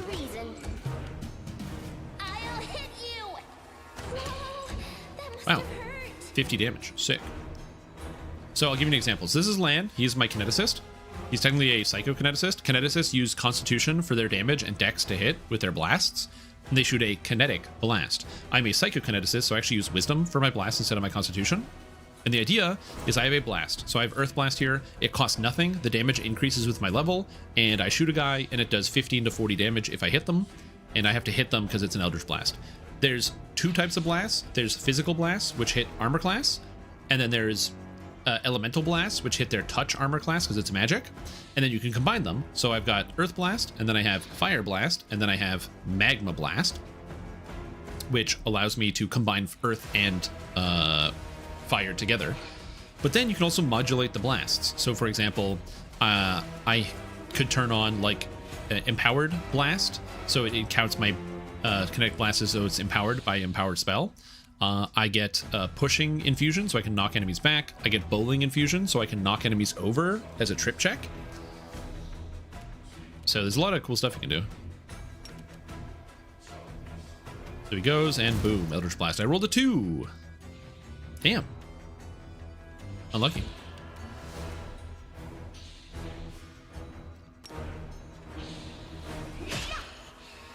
Why do spells in this game have a UUID? I don't know what UUID is, but yeah, probably.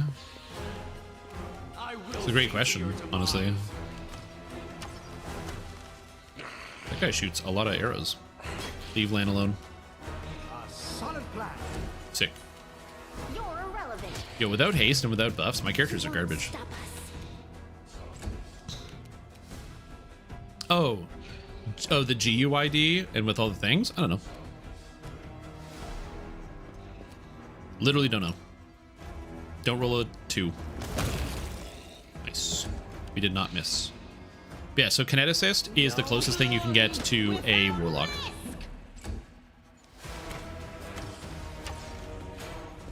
Health regen classes, as in classes that just regenerate their hit points, as opposed to like that just get healing. There's different things you can get to get yourself fast healing, which is how you get regen per turn. You also technically everybody does, because if you play this game, you get an item later on called the Banner of... Is it the Banner of Dresden? Anyway, you get this banner, and it gives you fast healing. Oh, crit. Let's go. Into the fray. I'll make short work of this. But if you're talking about just healers, yeah, there's lots of characters that are good at healing. If you've never played Pathfinder Wrath of the Righteous before, there are 15 classes. Each class has 5 archetypes, and then there's 10 prestige classes. So if you do want to try a character that does something, you probably can. I just don't know all of them, because I am not... Unfortunately, I am not Pathfinder God. See? I'm indispensable.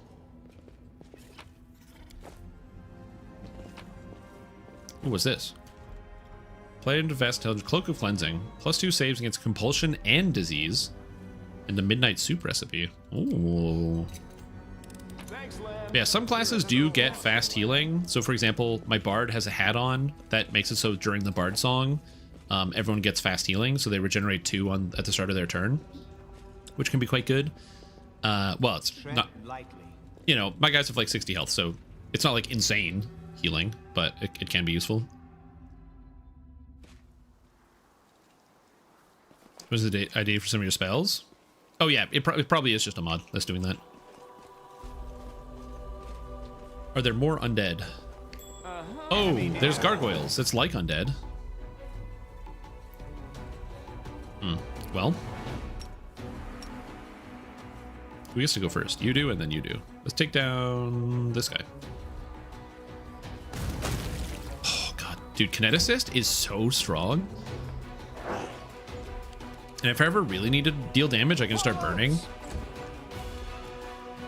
Kinda wanna try it. See how it goes. Let's blind this guy. Blind! I missed. Well, we tried. Miss. 3-2. God damn. That happens.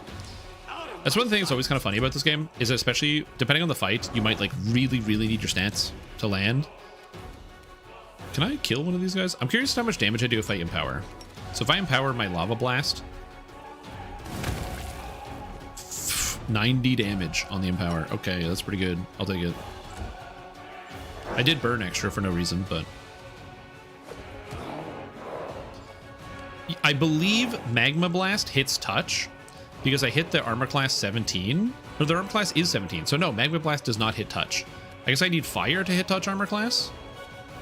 So I'm gonna have to take Ascendant Element Fire to bypass fire immunity. What did I take? I took Kinetic Overcharge. Ah, so this was actually very good, but I'm probably gonna have to take the Ascendant Element Fire. What did you take? Leaving shot. Right. I know. I'm paying attention. Wish I had more hastes.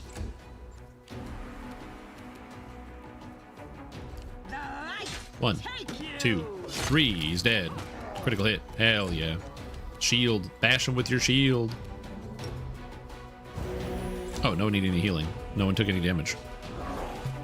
Y'all trying to kill Gogurt. The gargoyles aren't terribly strong, so I'm not really worried about this fight. It's mostly just like a formality that I have to get through.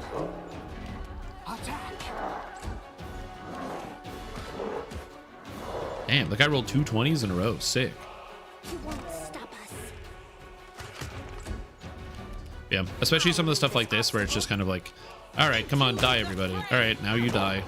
Goodbye, goodbye. Staircase looks a bit Ravenlofty. Kind of. Do the fights scale with group size, or do you always want to have a full group? The fights are always the same, so you always want to have a full group. That being said, I'm sure there are psychopaths out there that have done like solo runs on the highest difficulty. This game gets absurdly hard at different points. There are also several boss fights in this game that are designed not so much as like jokes, but they're pretty much not designed to be...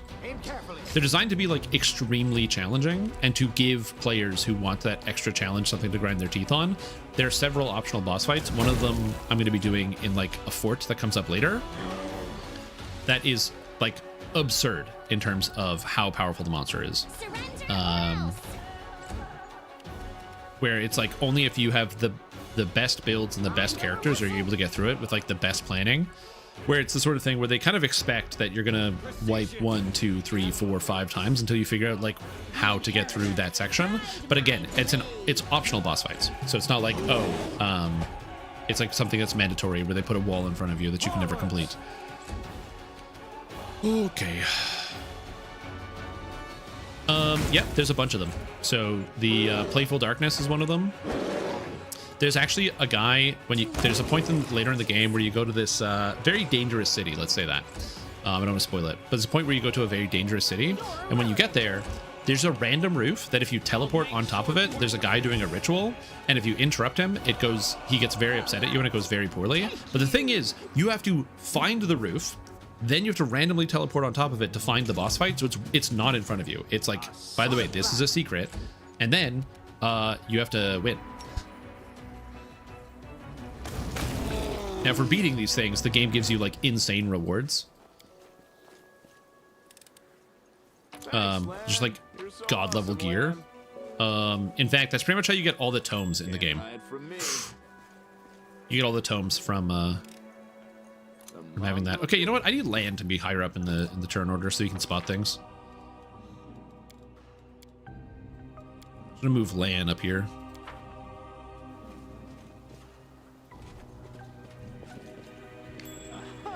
Oh, garbage.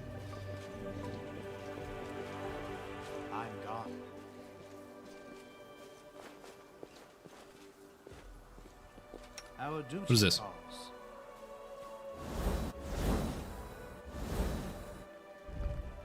Huh?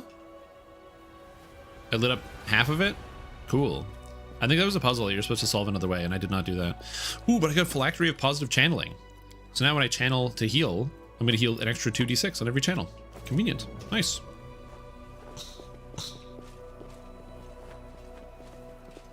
Yeah, there is a boss in the DLC called the Inevitable Darkness, and that thing had 120 armor class, and it attacked 6 times in one turn, each attack doing 360 damage.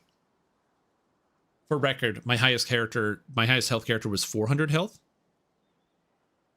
so it could kill my entire party in 2 turns with attacks. Also, if you cast a spell at it, it teleports to you. I beat it. It took me a few hours, but I beat it on the highest difficulty because there's a reward you get for doing it.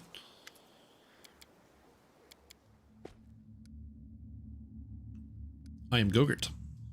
I am... Who am I? Oh yeah, I forgot Nenyo. She turns into... Nenyo! You hear me? You voice from nowhere or whatever you are? What's going on here? Yeah, because Nenyo is actually a kitsune, but she forgot. She had no idea that she was a kitsune. It does. Each of them. Nenyo's great. All right, I have done this section. When we get to later on in the game, I will be spending, or I'm going to be doing less cutscene skipping. But for now, we're going to be doing a lot of cutscene skipping. Well, you're around a level 11 for Playful Darkness, which is really, really, really hard. For Inevitable Darkness, you are level 20. And it doesn't matter, because Inevitable Darkness is like a level 30. It's like a level 40 Alchemist and has some other bullshit. It's got so many bullshit abilities and has a million spells. I'll say this. It took a lot of resets.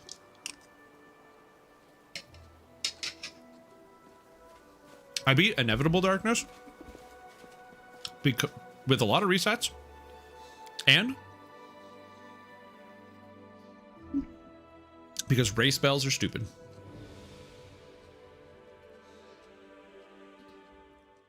No, there's no respawning.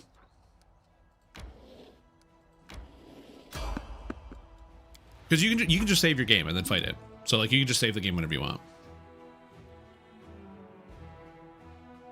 Also, it adds a rewards to your all your saves. The way it works is it adds rewards to all playthroughs ever. So when you beat the Inevitable Darkness, it's like it specifically adds rewards to the rest of the entire game. And the DLC is basically post campaign, so it's like after the end of the game. So now, as I play through this game, because I beat it, I get an ability here called... it's in here somewhere. Oh, it's under, I think it's under Mythic. No, it's not. Where's my ability? Where's the beef? I get this ability, Inevitable Fate, because I completed the Inevitable XS DLC. So this is just an ability I get on... If I make any new saves, I always have this ability. And as I play through the game, I will also find additional items. Because of this, which is cool.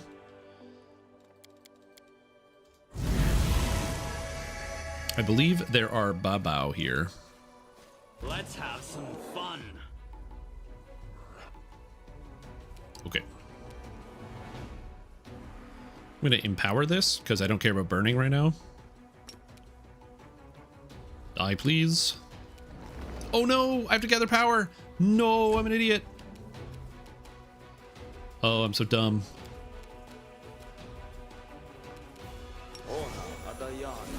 What's the boss in Lord of Nothing? I haven't played Lord of Nothing, I'm not sure.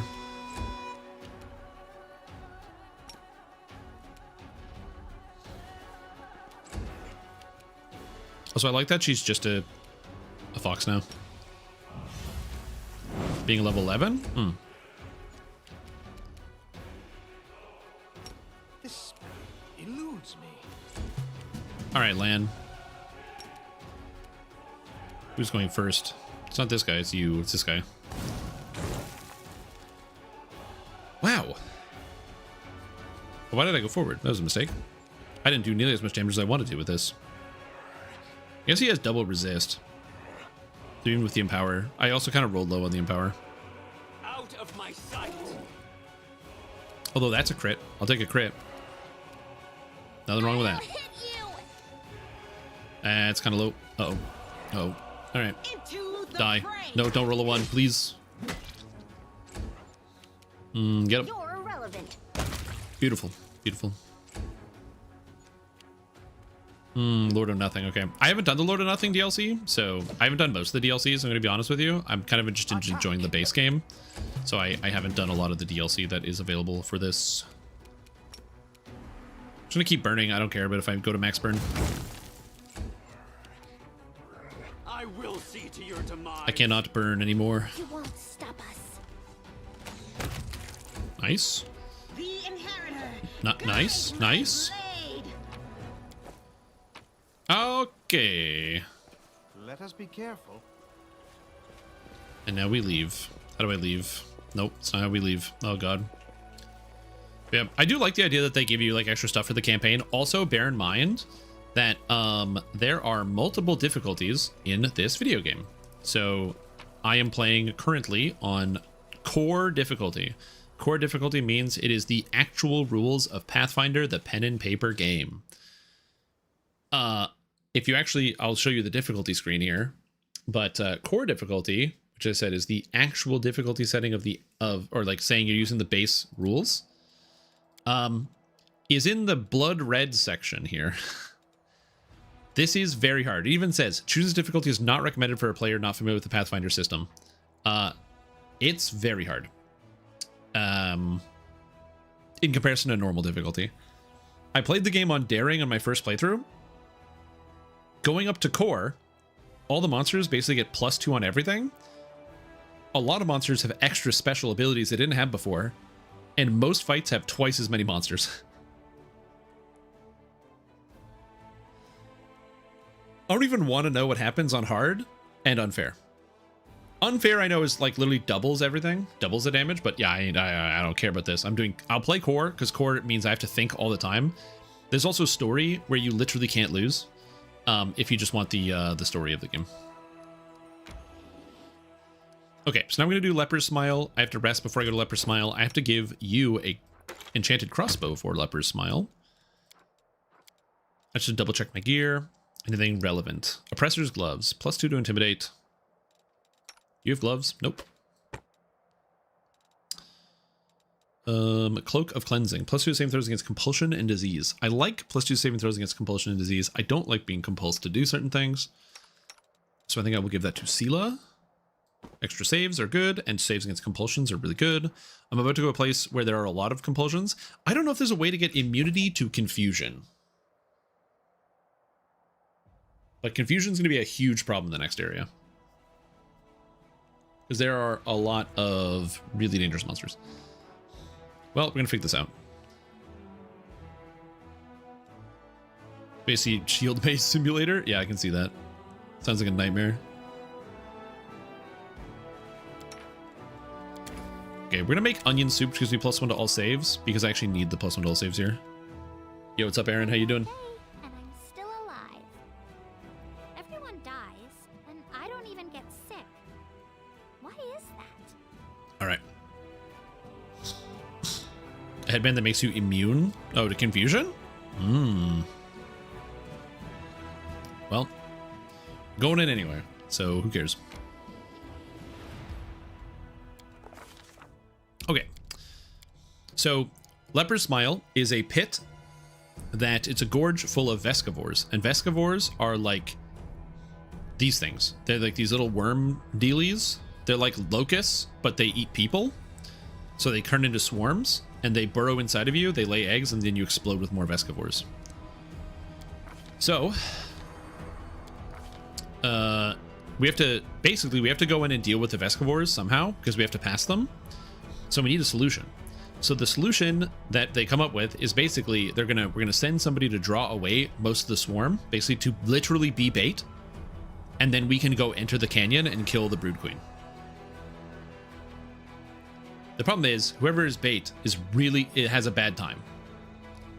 So I'm going to send Sociel, the cleric, and I'm going to tell them to hold still. And so basically what I'm going to have them do is I'm going to have knights fight the swarms and get eaten alive as the cleric is trying to heal back their wounds. So they're just going to stand there getting continually eaten alive over and over, which is apparently really unpleasant. Also, the way this works is the Vescivores eat everything. So, I'm in this Vescivore pit. There is loot I can get because there's like another caravan that's here. The game directly tells you, I'm going to skip the dialogue, but the game directly tells you and says, hey, every time you loot specific caches, more people die. So there's like a lot of things you can do in here, but if you do everything in here and a lot of people die, then it ends up, you get like lower morale and your soldiers don't like you as much. So you got to be mindful about that. The actual physical time in here doesn't matter, which is weird. So it doesn't, like, actual physical time. I could sit here for 10 hours, nothing matters. All that matters is if I loot stuff. That's the time condition. Okay, so we have a lot of stats. I'm feeling good. I do want to make sure the whole time we have protection from alignment communal.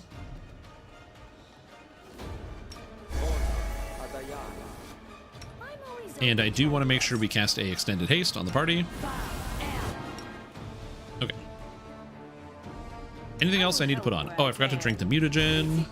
Meditate on your mistakes. Might make you feel better. Don't need this enabled. Everyone counts on me.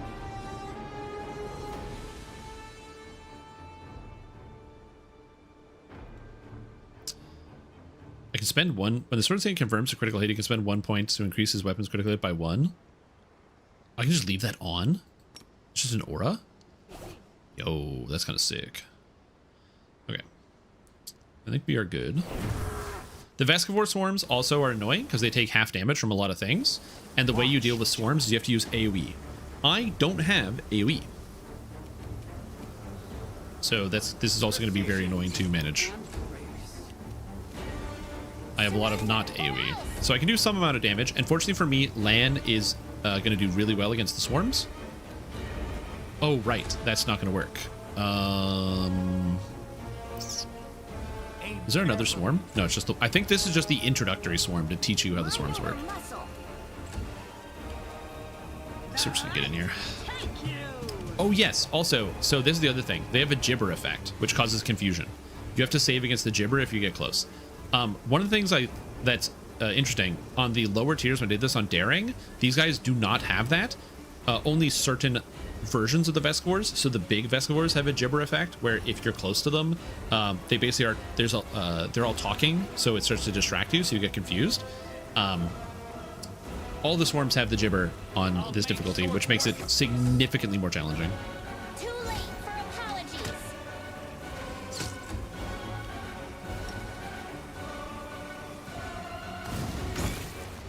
Okay, good. So Lan actually does borderline full damage to these things. Although, I think I'm going to end up using Earth Blast quite a bit. Because it looks like they don't take reduced damage from Earth Blast. So I think I might just use straight up Earth Blast, which is good. And then we're gonna activate this, so I get the Bard Song going, so I get 3 rounds. Yet another obstacle. Okay, swarms, one swarm got a 20. One swarm literally outsped my whole team. So they come in with a gibber. Also, when they bite you, you have to make a fortitude save. And if you fail the fortitude save, you are stunned. So these things don't mess around. 43, okay. Fortunately, they do not get attacks of opportunity. So it doesn't matter where I stand. I can stand like in melee with them, it doesn't matter. They also take half damage. They take no damage from non-magical weapons, and they take half damage from all physical. They're also immune to critical hits, so you gotta be careful about that. Burning protection from arrows reduces damage from swarms. Oh, really? Interesting. Interesting. I have Fireball, so I can use it. They take full damage from AoE effects. Okay. The Gibber, land succeeded. Ember, land also has good will saves. I can't burn too much. That's why I'm not burning right now, because I need to make sure I don't fail a Gibber save. 5 attacks. Let's go, Sela. Go, get him. Their armor class, fortunately, is not that good. Can't hide from me. Okay. I believe it is this is what I wish to loot. Is it this or this?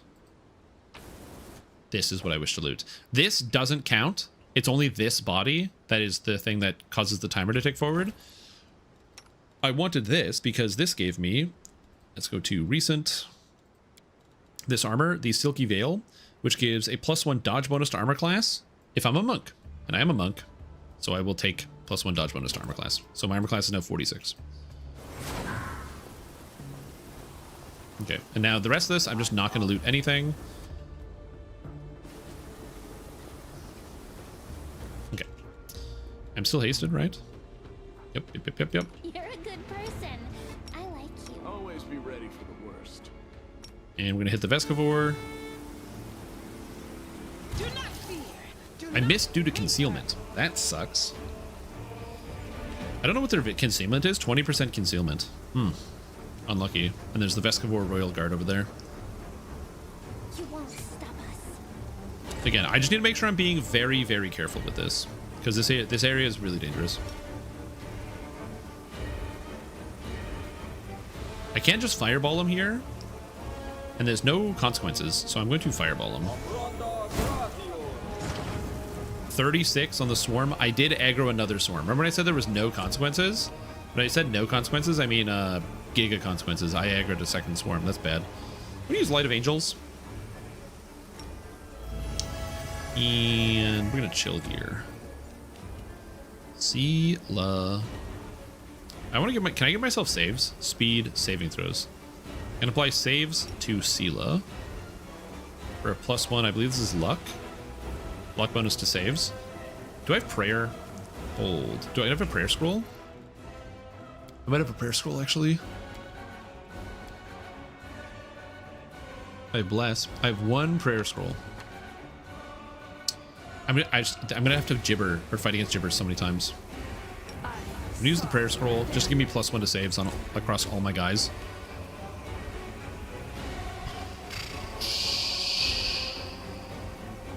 I have the Azadas I can summon. I can summon a decoy Azada. It's a tankard of free spirit. Lets me basically summon this like fey creature, and I can use it as a decoy and let it get eaten by swarms. It doesn't sound good, like as in nice to do, but it's actually very powerful. You know what? Yeah, let's do it. Decoy.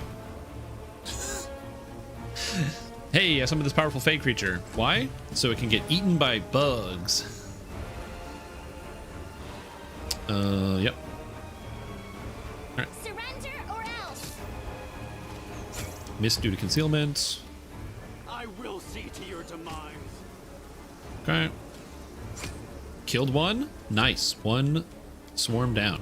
I'm gonna wait till after the Royal Guard goes. Okay, it does go after the Azada. Perfect. Don't get confused, Gogurt. Make your will save. Sick. Okay, good. Good. Okay, Vescivore Royal Guard. It has no resistances whatsoever. Cool. Like literally none. So we're gonna use the Magma Blast. Ooh. I like that. That was good. That was good what happened there. Okay. Again, this might seem like I'm being overly cautious considering how well things are going. But again, two things. Number one, things are going well because I am being overly cautious. Like, for example, Gogurt just failed, so now he's confused, so I don't get to choose his next turn. Did this thing just kill the swarm? Sick. So that's part A. And part B is Too late for apologies. the last time I played this, I had slightly better characters. Gogurt is confused. He did nothing. Okay. Okay, we do some science. Fire Blast. Okay, so Fire Blast specifically goes against Touch Armor class, and Fire Blast has to beat spell resistance. But Magma Blast doesn't, which is interesting.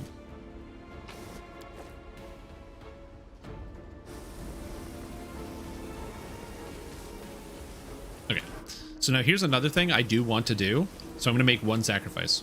There's a guy that's stuck in this crevice. So I'm going to look and I'm plus 30 on perception. Anyway, athletics 20. I got to save his ass.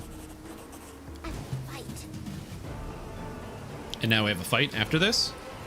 In exchange for saving him, who goes first? You go first, then you go second. In exchange for saving this guy, do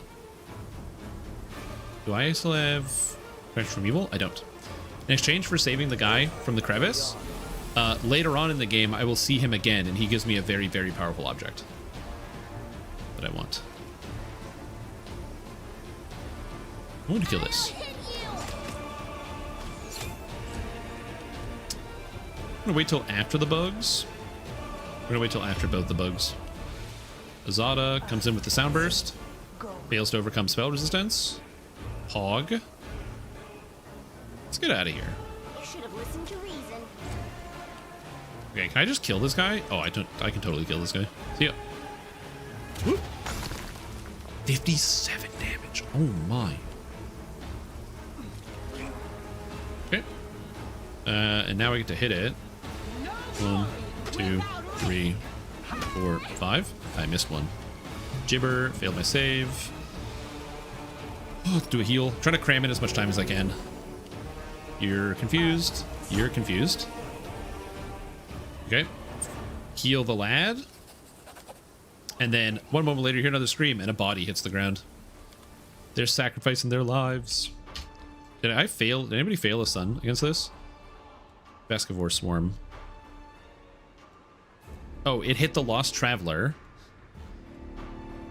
All my guys made their saves. Okay, it's fine. Oh no, they didn't all make their saves. Gogurt is stunned. He's got the stun. Anything new? Okay. Oh, is there anything worth looting? Not for me. You can look up the items online. So like there's a list of items that you can check out if you're interested. If you're like, oh, I wonder if there is something worth looting. For me personally, I don't think so. Okay, Bascavor Queen. I'm just gonna hit it with rocks, right? Yeah, I'll just hit it with rocks. See what happens.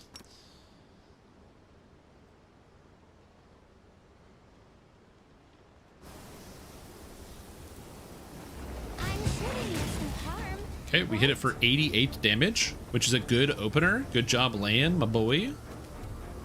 It has 213 health. It's level 18. It has 26 armor class, 21 flat-footed, 13 touch. It has 2 attacks at plus 24, and it spits acid. It also has 25 spell resistance. I should have used my bard buff ahead of time, which I didn't. So you're doing it now. And I can charge. I will. I failed my save against the Gibber, so Seela's actually confused, so I don't get a next turn. Well, that sucks. What about you? Do you get a turn? Attack. Nope. That was fast. I'll make short Get him. This is why this boss fight is very hard. 25 spell resistance. I can hit it. Wait, what are its saving throws? It's actually technically possible for me to heal it with Phantasmal Killer. It's not a good chance, but it is technically possible. I'm gonna move in so I can get closer for the ray. All right. This thing might die before it gets a turn if land hits again. Oh. Concealment, eh? Oh, it's just got blur and I've missed twice. Do we burn again? I think the answer is no, we don't.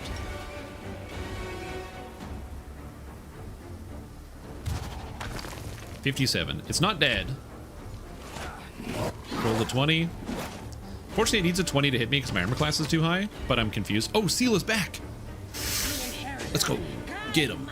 Get him, Sela. All right, Gogurt. Gogurt's back. Aim carefully. When you're confused, you have a 50-50 chance to actually get your turn. So I basically won the 50-50 twice in a row. And it's over. Again, I know that might have seemed like really boring because you might be like, oh my god, like that's crazy. But yeah. Say nothing. The demons did this. Yep. They did.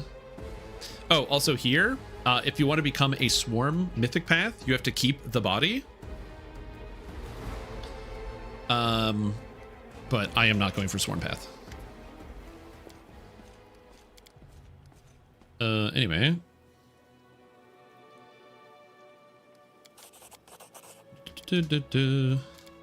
And story. Lets you swap out your characters because we're not done. Even though I did all of that, and I did get the loot, look at this. We've got Hunter's Assurance. It's a +3 composite short bow that has crazy stats on it. It also gives, if you confirm a crit, it gives enemies -1 to armor class. So the more you crit, the better you do. But we're going in this cave because there's treasure in the cave. So the fight's not over. That's the reason why you also can't use everything, because you need to have some things for this cave where there are a lot of very dangerous monsters and you need to make sure you have stuff for it. There is a section in this cavern area that I can instantaneously die. So I do need to be mindful about that. Oh, the waiting's never fun. Sodi is restless. Are we in trouble yet? But as long as I'm careful about that, I should be okay. This war must end.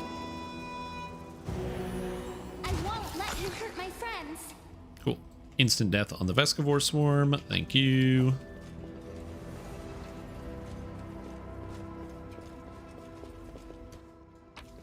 I think I'm still hasted. Longsword 2. I'm all ears. And you might be like, oh, you just exploded that guy. That seemed crazy easy. Don't worry. They will break against our resolve. There are some pretty rough fights in here, especially when it comes to the swarms. Yeah, that's what I wanted to do. I didn't want to turn on my thing. I wanted to click through somehow.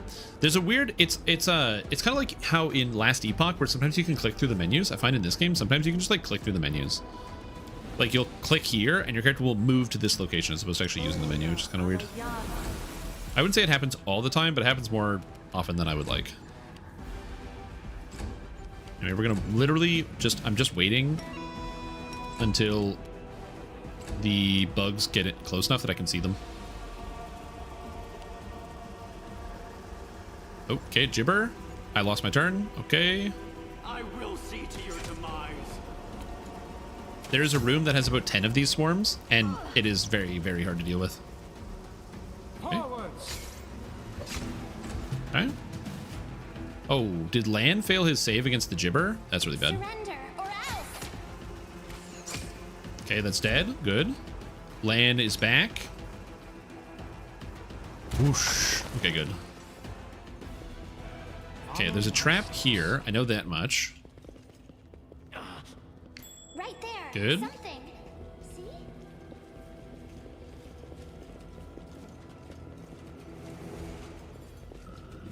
Okay. So it's here. There's like a buttload of swarms. We have protection from evil. We have 8 seconds of haste, so I need to rehaste. And then I don't want to burn. The heart's greatest challenge. So I'm just gonna shoot this guy with damage. And then I gotta manage against the gibbering. Again, that's the thing that is the most dangerous of this, is the fact that these guys can confuse my entire party.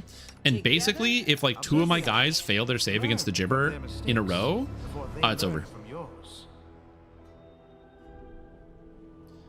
It's just over.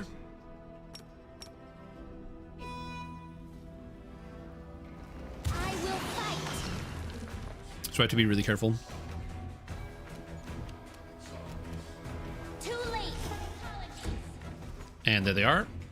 They like spawn in later, which is kind of spooky. Now I have a fireball specifically for this, because I'm going to wait for them all to kind of come in, and then they're getting fireballed. What did Lan roll on initiative? Lan got 28, so he's at the top. Vescivore Railguard got a 19. Okay, so I'm going to back up a tiny bit. Mind over muscle. And same with you, Gogurt. You're going to back up a tiny bit. I'll hit you. See if I can kill this. Okay, that's good.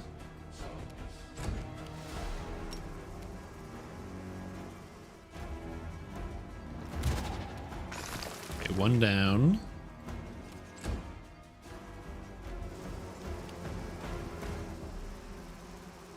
Okay. So my worry about delaying is that if I delay to let them come in, I'm worried about failing my Gibber check and losing my turn.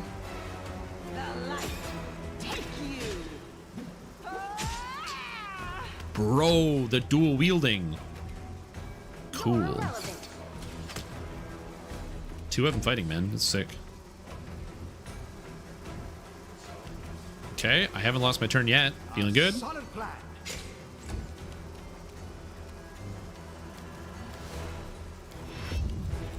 I have to delay till after the bugs go. Okay, is this all of them? I think this is the rest of the bugs. Okay, good. So I can get out. We can fireball. But if I fireball here, I think I get everything without actually hitting my own guys. That's kind of cool. Ooh! And that sucked. Oh, and I lost land. Oh no, that's not good. Oh god. Okay, okay, okay, okay, okay, okay, okay. We're gonna move in. Attack. And keep attacking, keep hitting. Yep, keep hitting. Oh, that's not good. Don't roll 3s and 4s. Oh, okay. No, we haven't lost our turn yet. Gogurt is alive. Rolls a 3. Roll the 4. Not. I guess it's fine. It's not ideal, but it's fine. I just gotta make sure that Gogurt doesn't die. He is like currently my tank. I should have healed, but I really wanted to kill one of these. Lan lost his turn. It's killing Gogurt. Gogurt's at 18. Okay, so Gogurt's almost dead. So I have to kill this Vescivore Swarm.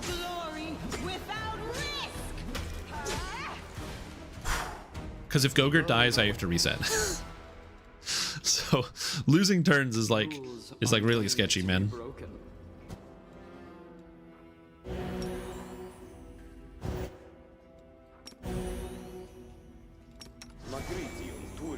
Whew.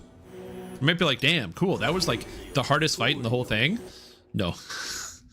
No. We're still going. I don't think this is the hardest fight that's about to happen right here, but this one's pretty close. Do I need to prep anything? Hold on. G. Yes?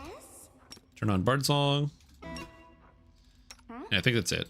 My haste is still going. We have 40 seconds on haste. And protection from evil, I will recast it. This was simple enough. So this is the hard part. The Hunter Retriever. Retrievers retrieve corpses for the purposes of demons, for what they can do. It's a chaotic evil construct demon. So they're a little spooky. Are we in trouble? Oda Adianum. Alright. I don't know what spell resistance is, so I'm just gonna hit it and hope I don't miss. And then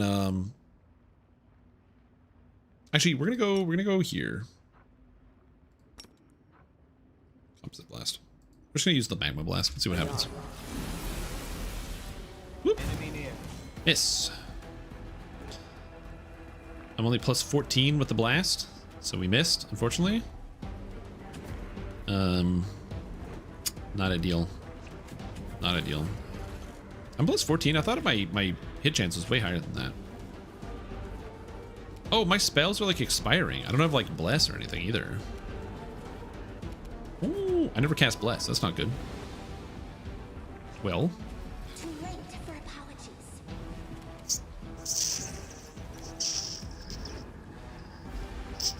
It only has 4 attacks, 5 attacks at plus 21, which means it literally can't hit Gogurt. So I just have to let Gogurt go in first. What's its spell resistance? Oh, this doesn't have spell resistance, so I can just hit it with fire and hit it for its touch armor class. Oh, I thought this had spell resistance. Yeah, it doesn't. Okay, fine. All right, all right. Also, I don't know if I can blind it because it's a robot, but you know, whatever.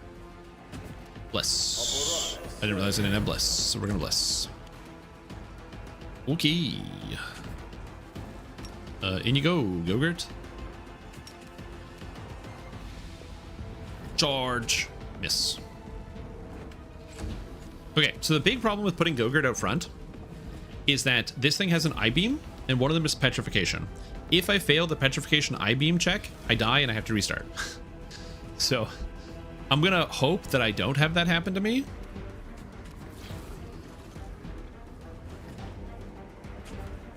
Did I get dispelled or something? My haste is gone. Oh, all my buffs are gone. Why are all my buffs gone?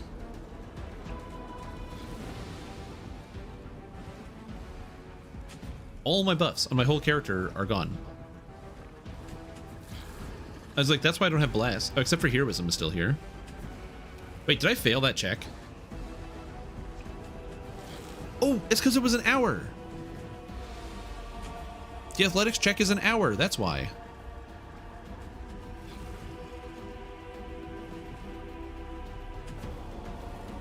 Oh, that's why I took all my buffs away, because the athletics check was an hour. Oh, I gotcha. That's why I don't have haste. This explains much. And why I'm like, why does my hit chance suck? You can forgive me. Okay, well, I guess I can just hit his touch armor class while I'm working through this. It is 20 damage, 5 d6s. Oh, does that do less? Wait, does an elemental blast do less than a physical blast? Kinetic blast. Physical energy blasts are d6 plus half con. Oh, it's actually less damage. Physical compass blasts deal 2d6 plus 2 plus half. Oh, physical. Oh, the magma blast is a physical composite blast. Okay, learning much. Okay, well, I think I'm gonna rest after this fight then, and so I can get all my buffs back. I didn't realize that this took an hour. Whatever, he still can't hit me. I made my save against petrification, and he needs to roll a 19 because I don't have the right spell, so I have to cast shield, unfortunately. Dragon shifter, how good is the dragon forms? Oh, you're talking about in Pathfinder? I've actually never played a shifter because I just got the DLC that gives the shifter class, so I never actually played one. Shifters seem really cool though. I can extend a spell, but I can't quicken a spell. I'm gonna cast shield.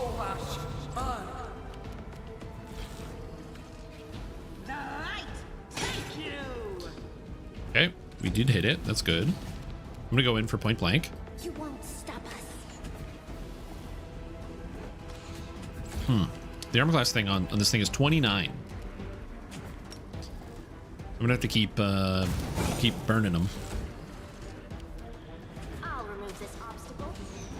Okay. He I-beamed me and he missed with the ice I-beam. Good job, Gogurt. Good boy.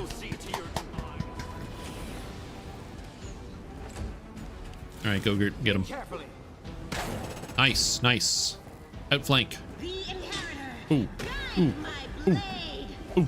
Nice, nice, nice, nice. Keep going, team. Oh, come on, team. Yeah, we rolled a 20. Didn't confirm. That's fine.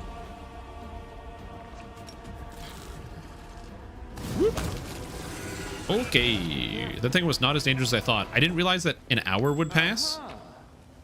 So yeah, this gives a dagger called the Retriever's Claw. It's a +2 cold iron dagger that has an additional +1 multi. So it's a ×3 cold iron dagger. Cold iron, very useful against all demons. I'm gonna rest and get all my buffs back. Although I am missing out on a ritual here. Fortunately, I have Sela as extra. And I think all my gibbering is done. I don't think I have to deal with that, so we're just gonna get the extra skills. Saves. No, you're wrong. There are treants in the desert too. Garundis call them tabongos.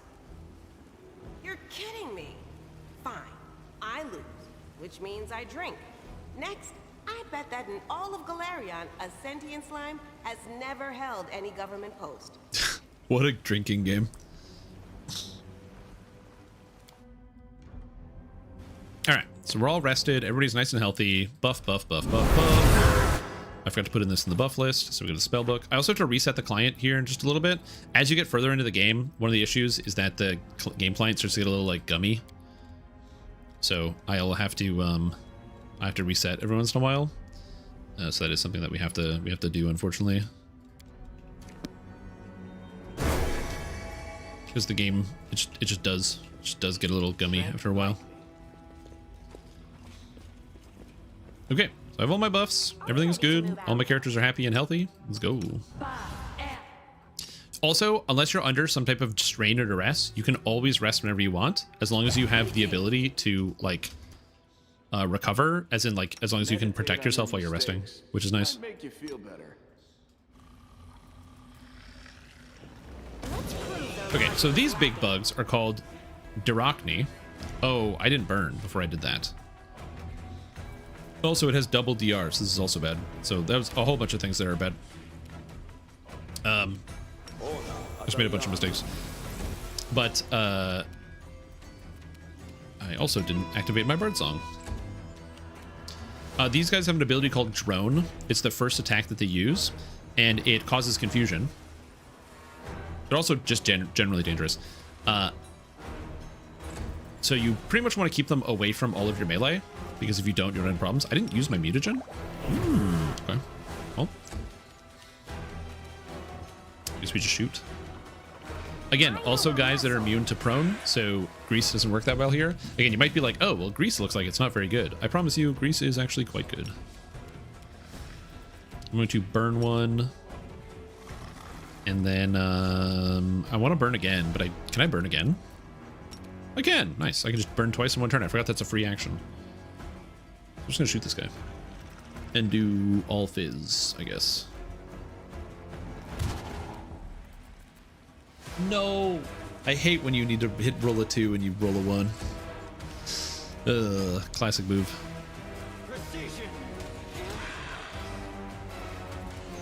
Anyway, the first thing they're gonna do is they're both gonna use drone. They'll probably confuse Gogurt, but then the rest of my team can follow up. Oh god, they can teleport? I didn't know that. I did not know they could teleport on this difficulty. That's really good to know. Too late for apologies. Okay. All right, Gogurt. I'm gonna wait for Sela because they have outflank together.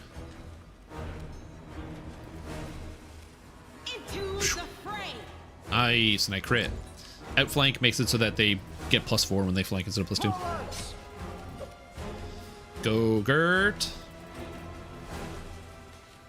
Oh, they have DR versus good. I need to move in my good hero, my good character.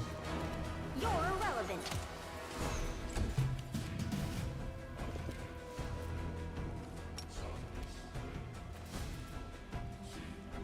Is that a melee alchemist? No. One of the fighter specializations is called Mutation Warrior. And Mutation Warriors get access to the mutagens that the alchemists get. In exchange, you have to give up on fighter armor mastery, so you don't get the ability to increase your maximum dexterity bonus while using armor. the mutation, the mutagen gives +2 stacking armor class and +4 strength, and the only penalty is -2 intelligence. And like, bro, I don't need to be smart. And this is the equivalent of basically 8 levels of fighter in terms of armor class. So I don't really see a reason to not do it. Dude, what is happening? I just crit this guy back in time. What the hell? Quest received. Yeah, the mutagens are great. I don't currently know how I get an improved mutagen.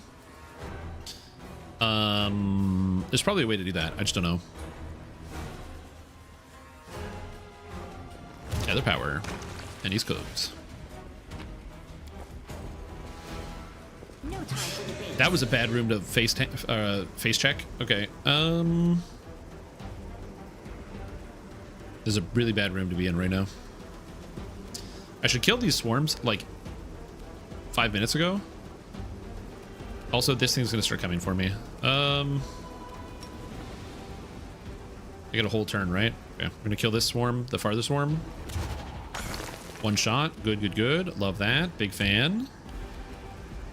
I think it's an alchemist subclass that gets better mutagens. No, all the alchemists get good mutagens, but there is an alchemist subclass called the Vivisectionist that gets sneak attack damage. So if you want a mutagen, I took 3 levels of Mutation Warrior because I wanted fighter feats, but you can also take 1 level of Vivisectionist Alchemist and it gives you the mutagens and it gives you sneak attack. So it's like a really good splash. The inheritor, guide Oh god. my blade. Okay, we're just gonna go here, tank it up, get him Gogurt. All right, I have to fireball Gogurt. Do it. Got it. Nice. Got the kill. So, okay, Sela failed the save, so Sela's confused. Well, that's the price we pay, I guess.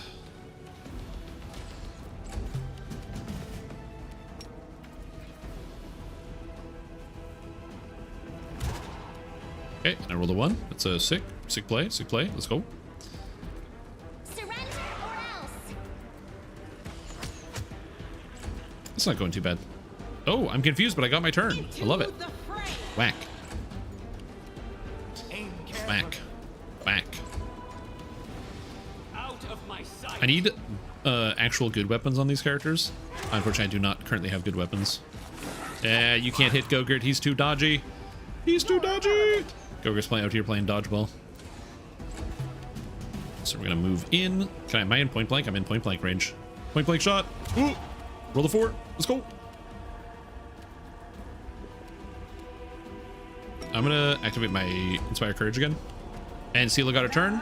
Boom. 1, 2, 3. Oh, the shield bash. Sick. And I got a critical hit and killed it. Something here. Thanks, Lan. You're so awesome. You're so awesome, Lan. I'm gone. Yeah, Gogurt sometimes gets it done. He sucks generally, I will say. Like 99% of the time, Gogurt's totally useless. But that's because the whole build is designed around an item that I don't have yet. Like the idea behind Gogurt is that I'm supposed to be using... What manner of secret are you? Okay, let's just... Where's this trap?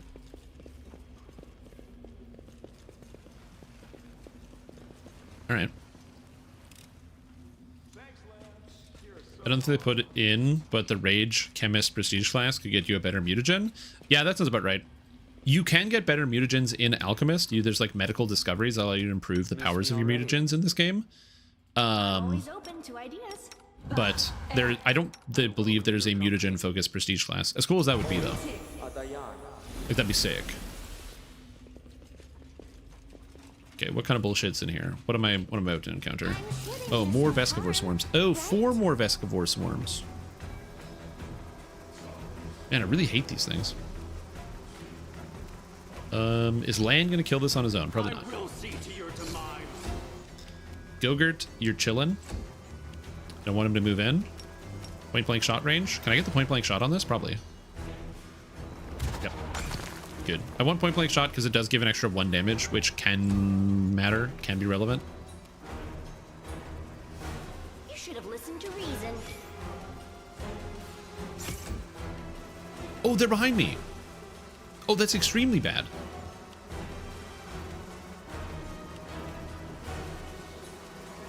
Okay, well, there's worse things. 2, 3, 4, 5. Good job, Sela. Good job. And they said shield bearers were bad.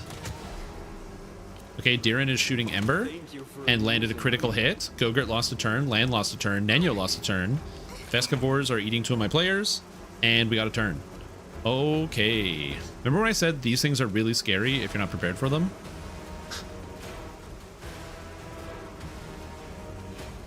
Do we just shoot? They're both at full. Yeah, these things are very dangerous. That's a lot of damage. Okay, Sela gets to go again. All right. Yeah, we're gonna go in on the high health one. It's almost dead. Okay. Diren did not lose a turn. Good. Moving out, I'm gonna drop a heal. I could do some damage, but just getting the full heal is good. Gogurt lost his turn. Land didn't lose his turn. I didn't take the AoE, which I probably should have. There's one of the augments you can get for Kinetic Blast that gives you AoE, and I did not take it. Escort gets another turn, dies to attack of opportunity. Okay. The guys are still confused. Alright, Diren. Alright, we're back. Everyone's back to full speed. Yeah, the bugs get spooky. Oh, is it just a bunch of rocks? Oh, I don't care about rocks. I can kill rocks. Rocks are easy. No problem. The heart's greatest challenge. Yeah, blast them.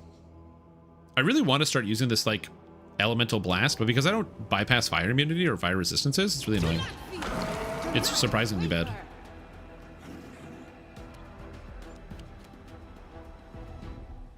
I could go in, but I don't really want to. I'm not. I'm not gonna. What's the duration on my protection from evil? 13 seconds. That's 2 rounds. We're fine. But yeah. Again, the fun that I'm having here of having you guys decide what the character builds are has been good for me, because it means that, like, I think it's really easy to just always, if you're gonna play a game like this, to like try to go for what's mathematically the best thing every single time you play. So having the unknown element of Twitch chat deciding what it is fun. Are any of these guys gonna actually come in to get me? It's a great question. We're gonna find out. Precision. Just gonna pick away some mirror images while we wait. You're irrelevant. Nice. Mirror image. Oh, they're not gonna come in. All right. Well, if they're not gonna come in, I might as well go get them. Go get them, Gogurt. Oh, you suck. Into the fray. Need to make sure I'm moving Ember in. I'll hit you. No way Twitch chat would try to sabotage. It's not so much that. It's more so like, it's not even like intentional sabotage. It's like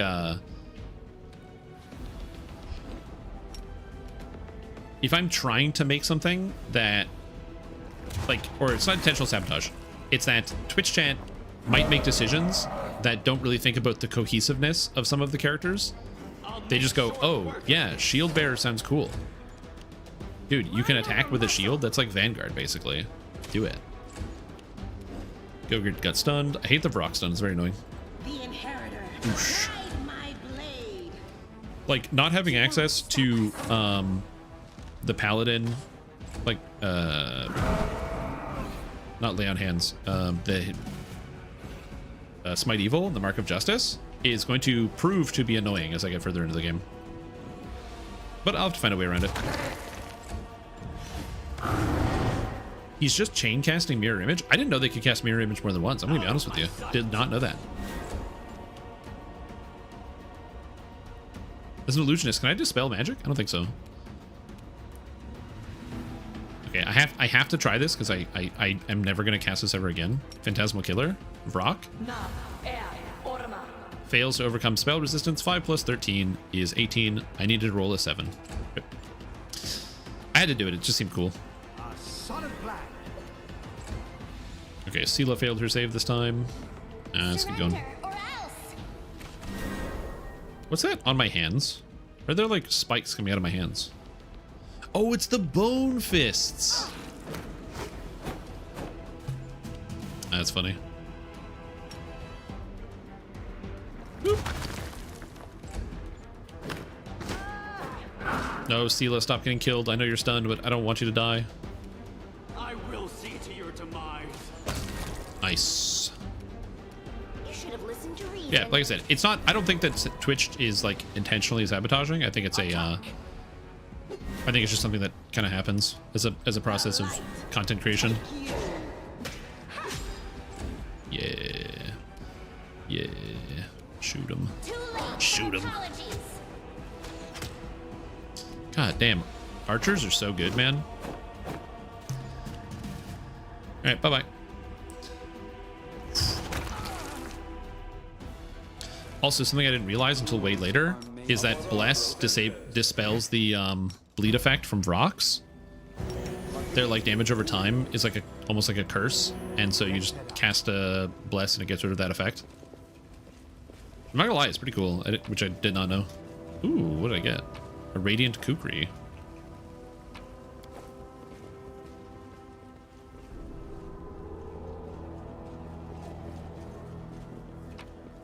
And a heavy pick. Or a light pick. Never mind, not a heavy pick. They are. I'm happy we got Vrox and DDO. I think Vrox are really interesting in terms of what they can do in the game. They look really cool. They do have the scream mechanic in DDO, which is also awesome. Obviously, the unfortunate part is that Vrox can't really fly in DDO that much because they have to be kind of on the ground for them to be interactable for the most part.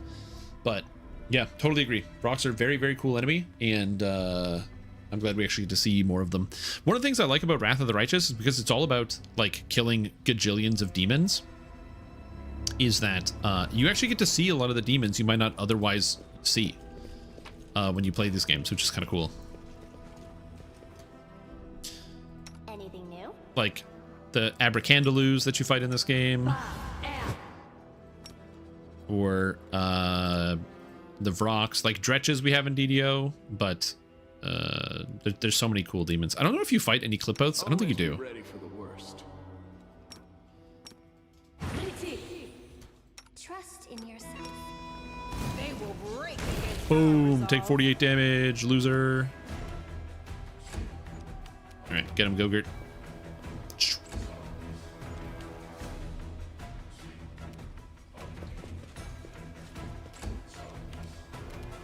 There's a bunch of really interesting demons that they included in this game. Oh, fun fact about this game that I learned just from playing it enough. The game is two-dimensional. So all these elevations are actually fake. So you can see that Ember is actually on this rock. It's because the game is entirely flat. There is no elevation. There's no stairs. That's why when you like go upstairs, the stairs never loop around themselves. It's just it's always like in one direction. Later on, you go to an area called Dresden, which is this giant keep that you have to take. And there's multiple layers. There's like a big wall, and then there's like staircases that lead you up to the next layer. So you're basically fighting your way up layers. Effectively, think of like kind of like Minas Tirith, sort of, where there's like the different floor like layers that they go up. It's the city kind of rises. If you accidentally aggro a guy on a lower layer, they will just phase right through the walls and teleport to you because it's actually flat. It just visually looks like it's different, but the coding has it being flat, which is just really funny. I've spotted something. Trap! Trap! Hmm? You disable traps? I think you disable traps. Thanks, Lan. You're so awesome, Lan. Thanks, Lan. Yo, my initiative is garbage. What the hell? I rolled bad for literally everybody. Quick question, Dark Hunter, Starter Epic, Guide Epics. Do you still use Whirlwind after getting Quick Cutter? Yeah, you can use them both.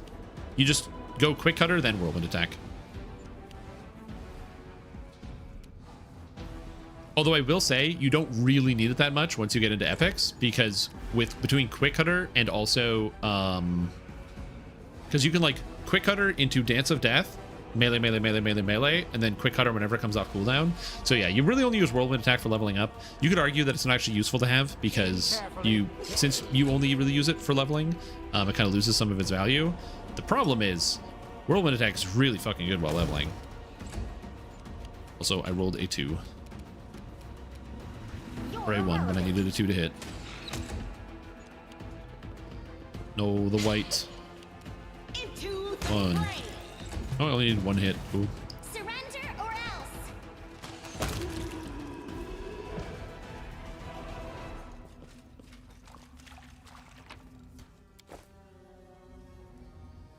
Trap reminds me of 5 pillars in your hand as traps.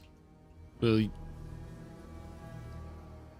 as with hands, traps will body you in Pillars of Eternity. Wait, how does it happen in Pillars of Eternity? Like, what's different about it? I did not play Pillars of Eternity, mostly because I heard from some friends, not that the game is bad, but that the game is fine. So I just never really ended up playing it. Too late for apologies. Yeah, well, because well, that's pretty much it. Like, once you get Dance of Death, whirlwind attack loses a ton of value. The only reason you still use quick cutter is because quick cutter is so unbelievably ungodly strong that, like, not using it would just be silly. I'll remove this obstacle. It's quick cutter is so powerful that it is an AoE attack that you use on your single target rotation because, or like as in the single target damage, because the slowdown in your single target attack speed is worth it because of how much damage it does. Which you can argue whether it's good or bad. I argue that's bad, but you know.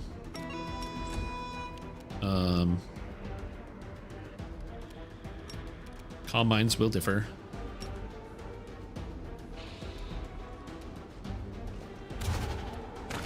Oh, I'm not empowering right now. That was a mistake. I thought I was empowering my attacks. Oh, amazing. Mind over muscle. Use it plus dual stats? Yeah, you don't actually use the shout as an attack. Yep, 100% correct. The whole point of the shout is you just use Primal Scream to get the +2 to stats, which it later on becomes +4 to all stats. Get nerfed or other strikes to be better? I want both. I want Quick Cutter to get nerfed and other strikes to get better. I want a gentle nerf to Quick Cutter, and then I want the rest of the epic strikes to get better to follow up with that, to go along with it. My argument for this is that Quick Cutter is too good. We all know it's too good. That's why 100% of melee characters use Quick Cutter. When you have a 100% adoption rate, it is a bit of a problem. Now, you can make the argument that it's because all the other epic strikes are bad. But the problem is, Shadow Strike is quite good, and Adrenaline is quite good. So, like, if Adrenaline is good, and Shadow Strike is good, then, like, how come we're not using those? And the answer is because Quick Cutter is, like, so much more impactful, and it is so much better. So my suggestion, in my opinion, and what they should do is my suggestion to nerf Quick Cutter is actually don't nerf Quick Cutter in the sense that I don't think they should reduce the power level of Quick Cutter in totality, but they nerf Quick Cutter by moving the stats that Quick Cutter gives you into the tree. So instead of it being a 6-second cooldown highest damage button in the entire game, make it a 10-second cooldown, which is a big nerf, because it basically means you use it half as often. Granted, 1 is enough. If you've ever used Quick Cutter, you know 1 is enough. But nerf it so it has a 10-second cooldown, and then in the tier 3, there's like the upgrade for Adrenaline. Make it so that the other side, which doesn't do anything to Quick Cutter, make it so it reduces the cooldown of Quick Cutter by 2 seconds. So now it's an 8-second cooldown with investment. And then on the tier above that, because again, it buffs up Adrenaline, make it so the other effect increases the bleed damage of Quick Cutter and moves some of the bleed damage up there. So then that way, it's still good, but instead of being 3 points to have the best button ever added to melees and DDO, it's now investment to get still one of the best buttons added to DDO. And then balance the other epic strikes up to that point.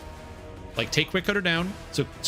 Basically, if we look at a map, right? So I can actually draw this for you.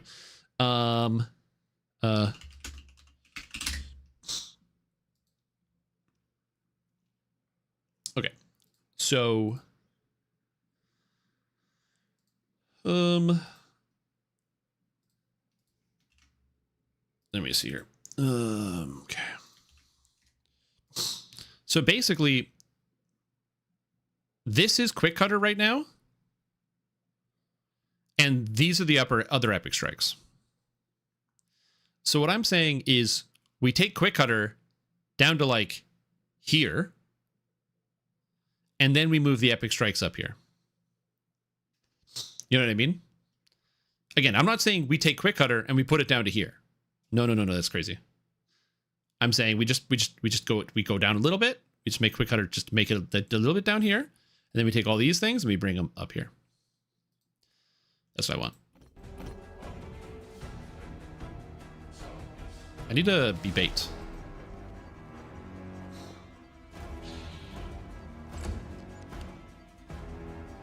No.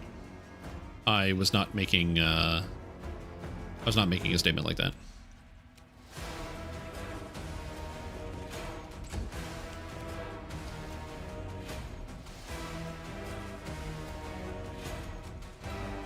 I just needed something tall that was easy to understand. So I picked a building. You won't stop us. Got him. I will see to your demise. I'll wait till after. I'll let these guys come in. Land. My perception is so high. I think I can just burn. Just to hit this guy. Roll the one. I was wondering. I was like, I'm feeling good right now. There's something wrong with that. That's why. I felt good, and that was a mistake. And something was horribly wrong. Freebooter's Bane. It's a freebooter? What the hell is a freebooter? Ranger freebooter. All right. A solid plan. Old Shrotty Champion Mantle. Unironically, I think you could give back most of what was taken from the Shrotty Champion Mantle, and it would be fine in the current state of the game. Surrender or else. Precision and grace. Okay.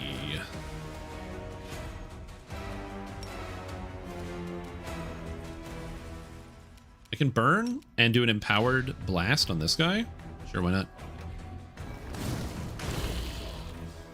I'll take 40. 40's good. It says reduced. I think that's a bug. I don't think it's actually reduced. Mind over muscle. No. No. Uh-oh. Land. Oh, he lived. Needs 20 to hit land. Oh, the double move. What a loser. Aim carefully. Get him, Gogurt. Oh, shit. Okay, never mind. I can't get him. I was like, get him, Gogurt. Nope, doesn't work. I can use plus to attack on me. 1, 2, 3, 4, 5. Oh, God, his ass. Too late for apologies. Beautiful. I think that's all the whites. I believe that is it. Can't hide from me. Okay, good. Did we step on their toes as well? Wait, there was a... Huh? I'll hit you.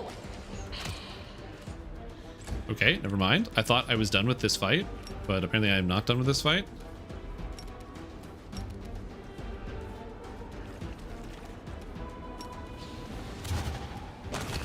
As they say, I thought I was done, but you pulled me back in or something. Okay. Oh, it's because I didn't click the box. That's why. I forgot to click the box. I got to click the box. So I have to finish the combat and then click the box. You're irrelevant. Yeah. I'll make short work of this. All right, Gogurt, live.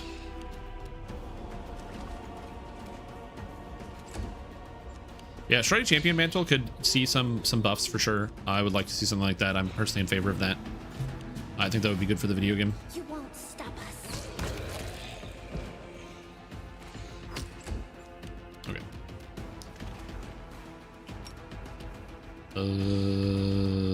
I don't know why I did a short move. Whatever. I'm gonna kill this guy. Gogurt. 1, 2. Sparkle comes in. Okay, puts himself in perfect position to take lots of hits. Love it. Blast. Nope. Get him. Nope. Get him. 1, 2, 3. God, Sela is so good, man. She's so good. I really didn't think that the shield thing would have been that powerful, but it really is. It really is that good. Although in hindsight, I should have also gone for this guy's touch armor class. Oh god, he's gonna get an attack. Oh god, level drain. No, not level drain, dude. Oh. Because I can't hit him because his armor class is really high. It's not, it's only 24. I'm just missing every shot because my guys don't have precise shot. Alright, just kill him. Okay. Wand of Zacharias. So I have to reach out my mind to touch the power that's hiding within the wand. A spark flares in darkness. It's Firefly, held gently in the hands of a young mage. Its light barely diminishes the gloom, but it's enough to see the stone walls of the dungeon. There are several others, young and battered wizard, holding magic wands, all showing signs of recent battle. You hear a rumble from above, followed by a furious demon shriek. The mages rise, preparing for another fight. A tall figure rises before them. Master Zacharias, you're alive. The mage towering over his apprentices is pale, and his clothes are covered in blood. His voice dull and disappointing. The newfound sanctuary has fallen. You have fulfilled your duty. Now, this is my battle, not yours. Telden. The apprentice is baffled, turn around to the young man holding the firefly. Today I die and leave my friends. Take my wand and deliver it to Canabres. In the hour of greatest need, let a worthy crusader return it to me. I will know that my brothers need me, and I will rise to their aid. Okay, so I have to hide the wand in the bag. This is what allows me to turn into a lich, right? Do I have to set it free? There's an achievement I'm trying to get where you have to be able to pick all the options, and the only one I'm missing is Lich. Hold on. Water Lich. I just want to make sure I do this right. Fight the undead. Choose the evil option to take the wand, and at the end of the current combat with surrounding undead, will fall inert. If you skip this and try to return for the wand at a later stage, you'll not be able to access the Lost Chapel area mentioned in step 4.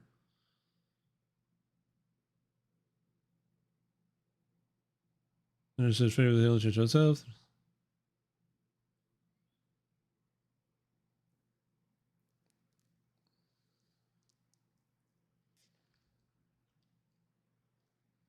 Okay, so I have to evil set the horrifying thing inside the wand. A scream leaves your lips, and they cannot. Oh, wait, was it? Your senses grow extremely sharp. You're not the only miserable. You see not only the miserable corpses that litter the cave, but many others that have found their end among these dark stones. All of them stare up at you with horror. A scream leaves your lips, but they cannot, and they cannot but obey.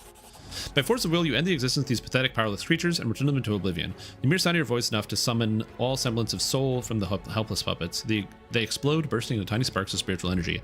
The green light fades as quickly as it arose. The choir of the dead quiet their howls. The power slips away even as every part of your body protects against it. You really realize how fragile and fickle mortal flesh is. Cool. Hopefully none of my team cares too much that I did that. Because, you know.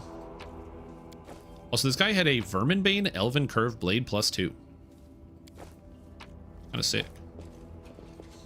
I'm not going to be a Lich on this character. Oh, I got a Mind Piercer.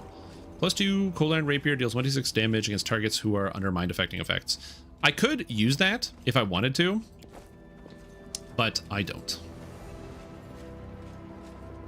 The problem is I can't use an Elven Curved Blade. The dual weapons, I believe the Elven Curved Blade, I don't know if it is a dual weapon. Elven Curved Blade is a D10 scimitar. So, it's a falchion that does a D10 basically for exotic weapon, which is not bad. But there's the Orc Double Axe, and there's also the Gnome Hooked Hammer.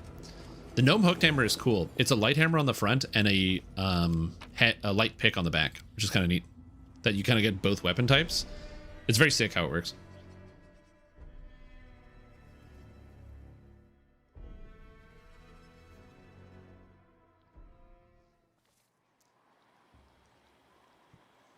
Tread lightly. Alrighty, and now we can leave.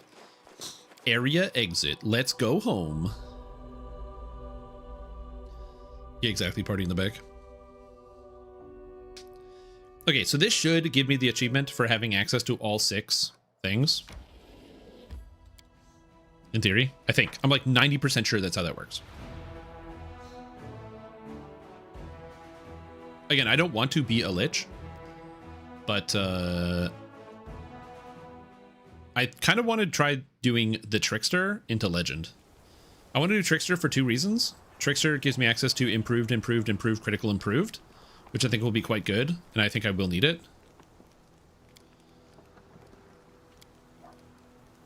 So, we'll see. Bastard Sword of Hope. +2 Mithril Bastard Sword confirms a critical hit with it. It restores 1d8 +5 HP to the wielder. It can only be wielded by lawful good, lawful neutral, or good characters. Is it a good idea to use Bastard Sword? That's a great question. Heavy Mace of the Hollow.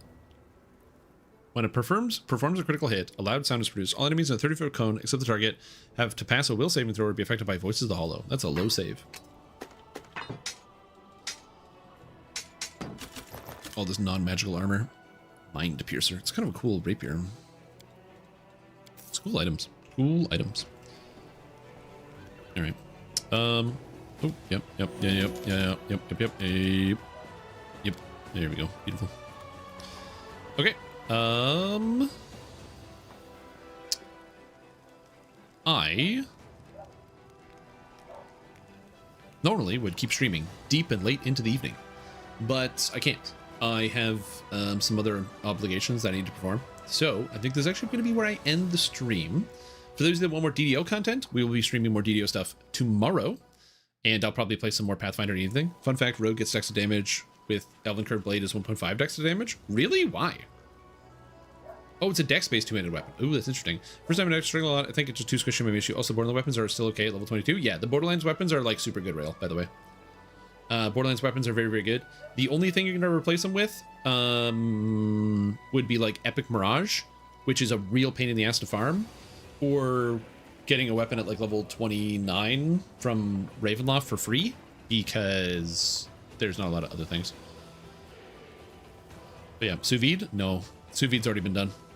But yeah, I think I'm going to end the stream here. So we'll be back tomorrow with some more DDO stuff. If you are like, damn, Strim, it's cool that you stream some of this, but I really want to watch more DDO. Did you know that I posted a video about Bard? I posted DDO Beginner Basics literally today for Bard. So if you want to see more content, there's a 40-minute video that I made about Bard because I couldn't condense it anymore because there's too much shit to talk about, especially with the buffs and how they function. But yeah, that's all I got. So thank you guys for watching. Hope you had a fantastic time. I will see you all tomorrow, and we will have some more stuff coming out, which I'm excited to be able to share with you and chat with. I don't have anything exciting to share in specifics. Paladin Endgame Guide, either tomorrow. No, definitely not tomorrow. I'm not going to do it tonight. So I'm going to say Saturday, you're going to get a Paladin Endgame Guide. So what I mean by that is it is a build guide for Vanguard Paladin, which is the shield-using Paladin that is designed for R10s and raids. So I will have that for you, full gear and everything. So if you're interested, please stay tuned for that on Saturday. Otherwise, new stream tomorrow. And I really have to go to the bathroom. So I'm just going to walk away right now. Thank you guys for watching. Hope you had a fantastic time. And I'll see you guys tomorrow. Bye.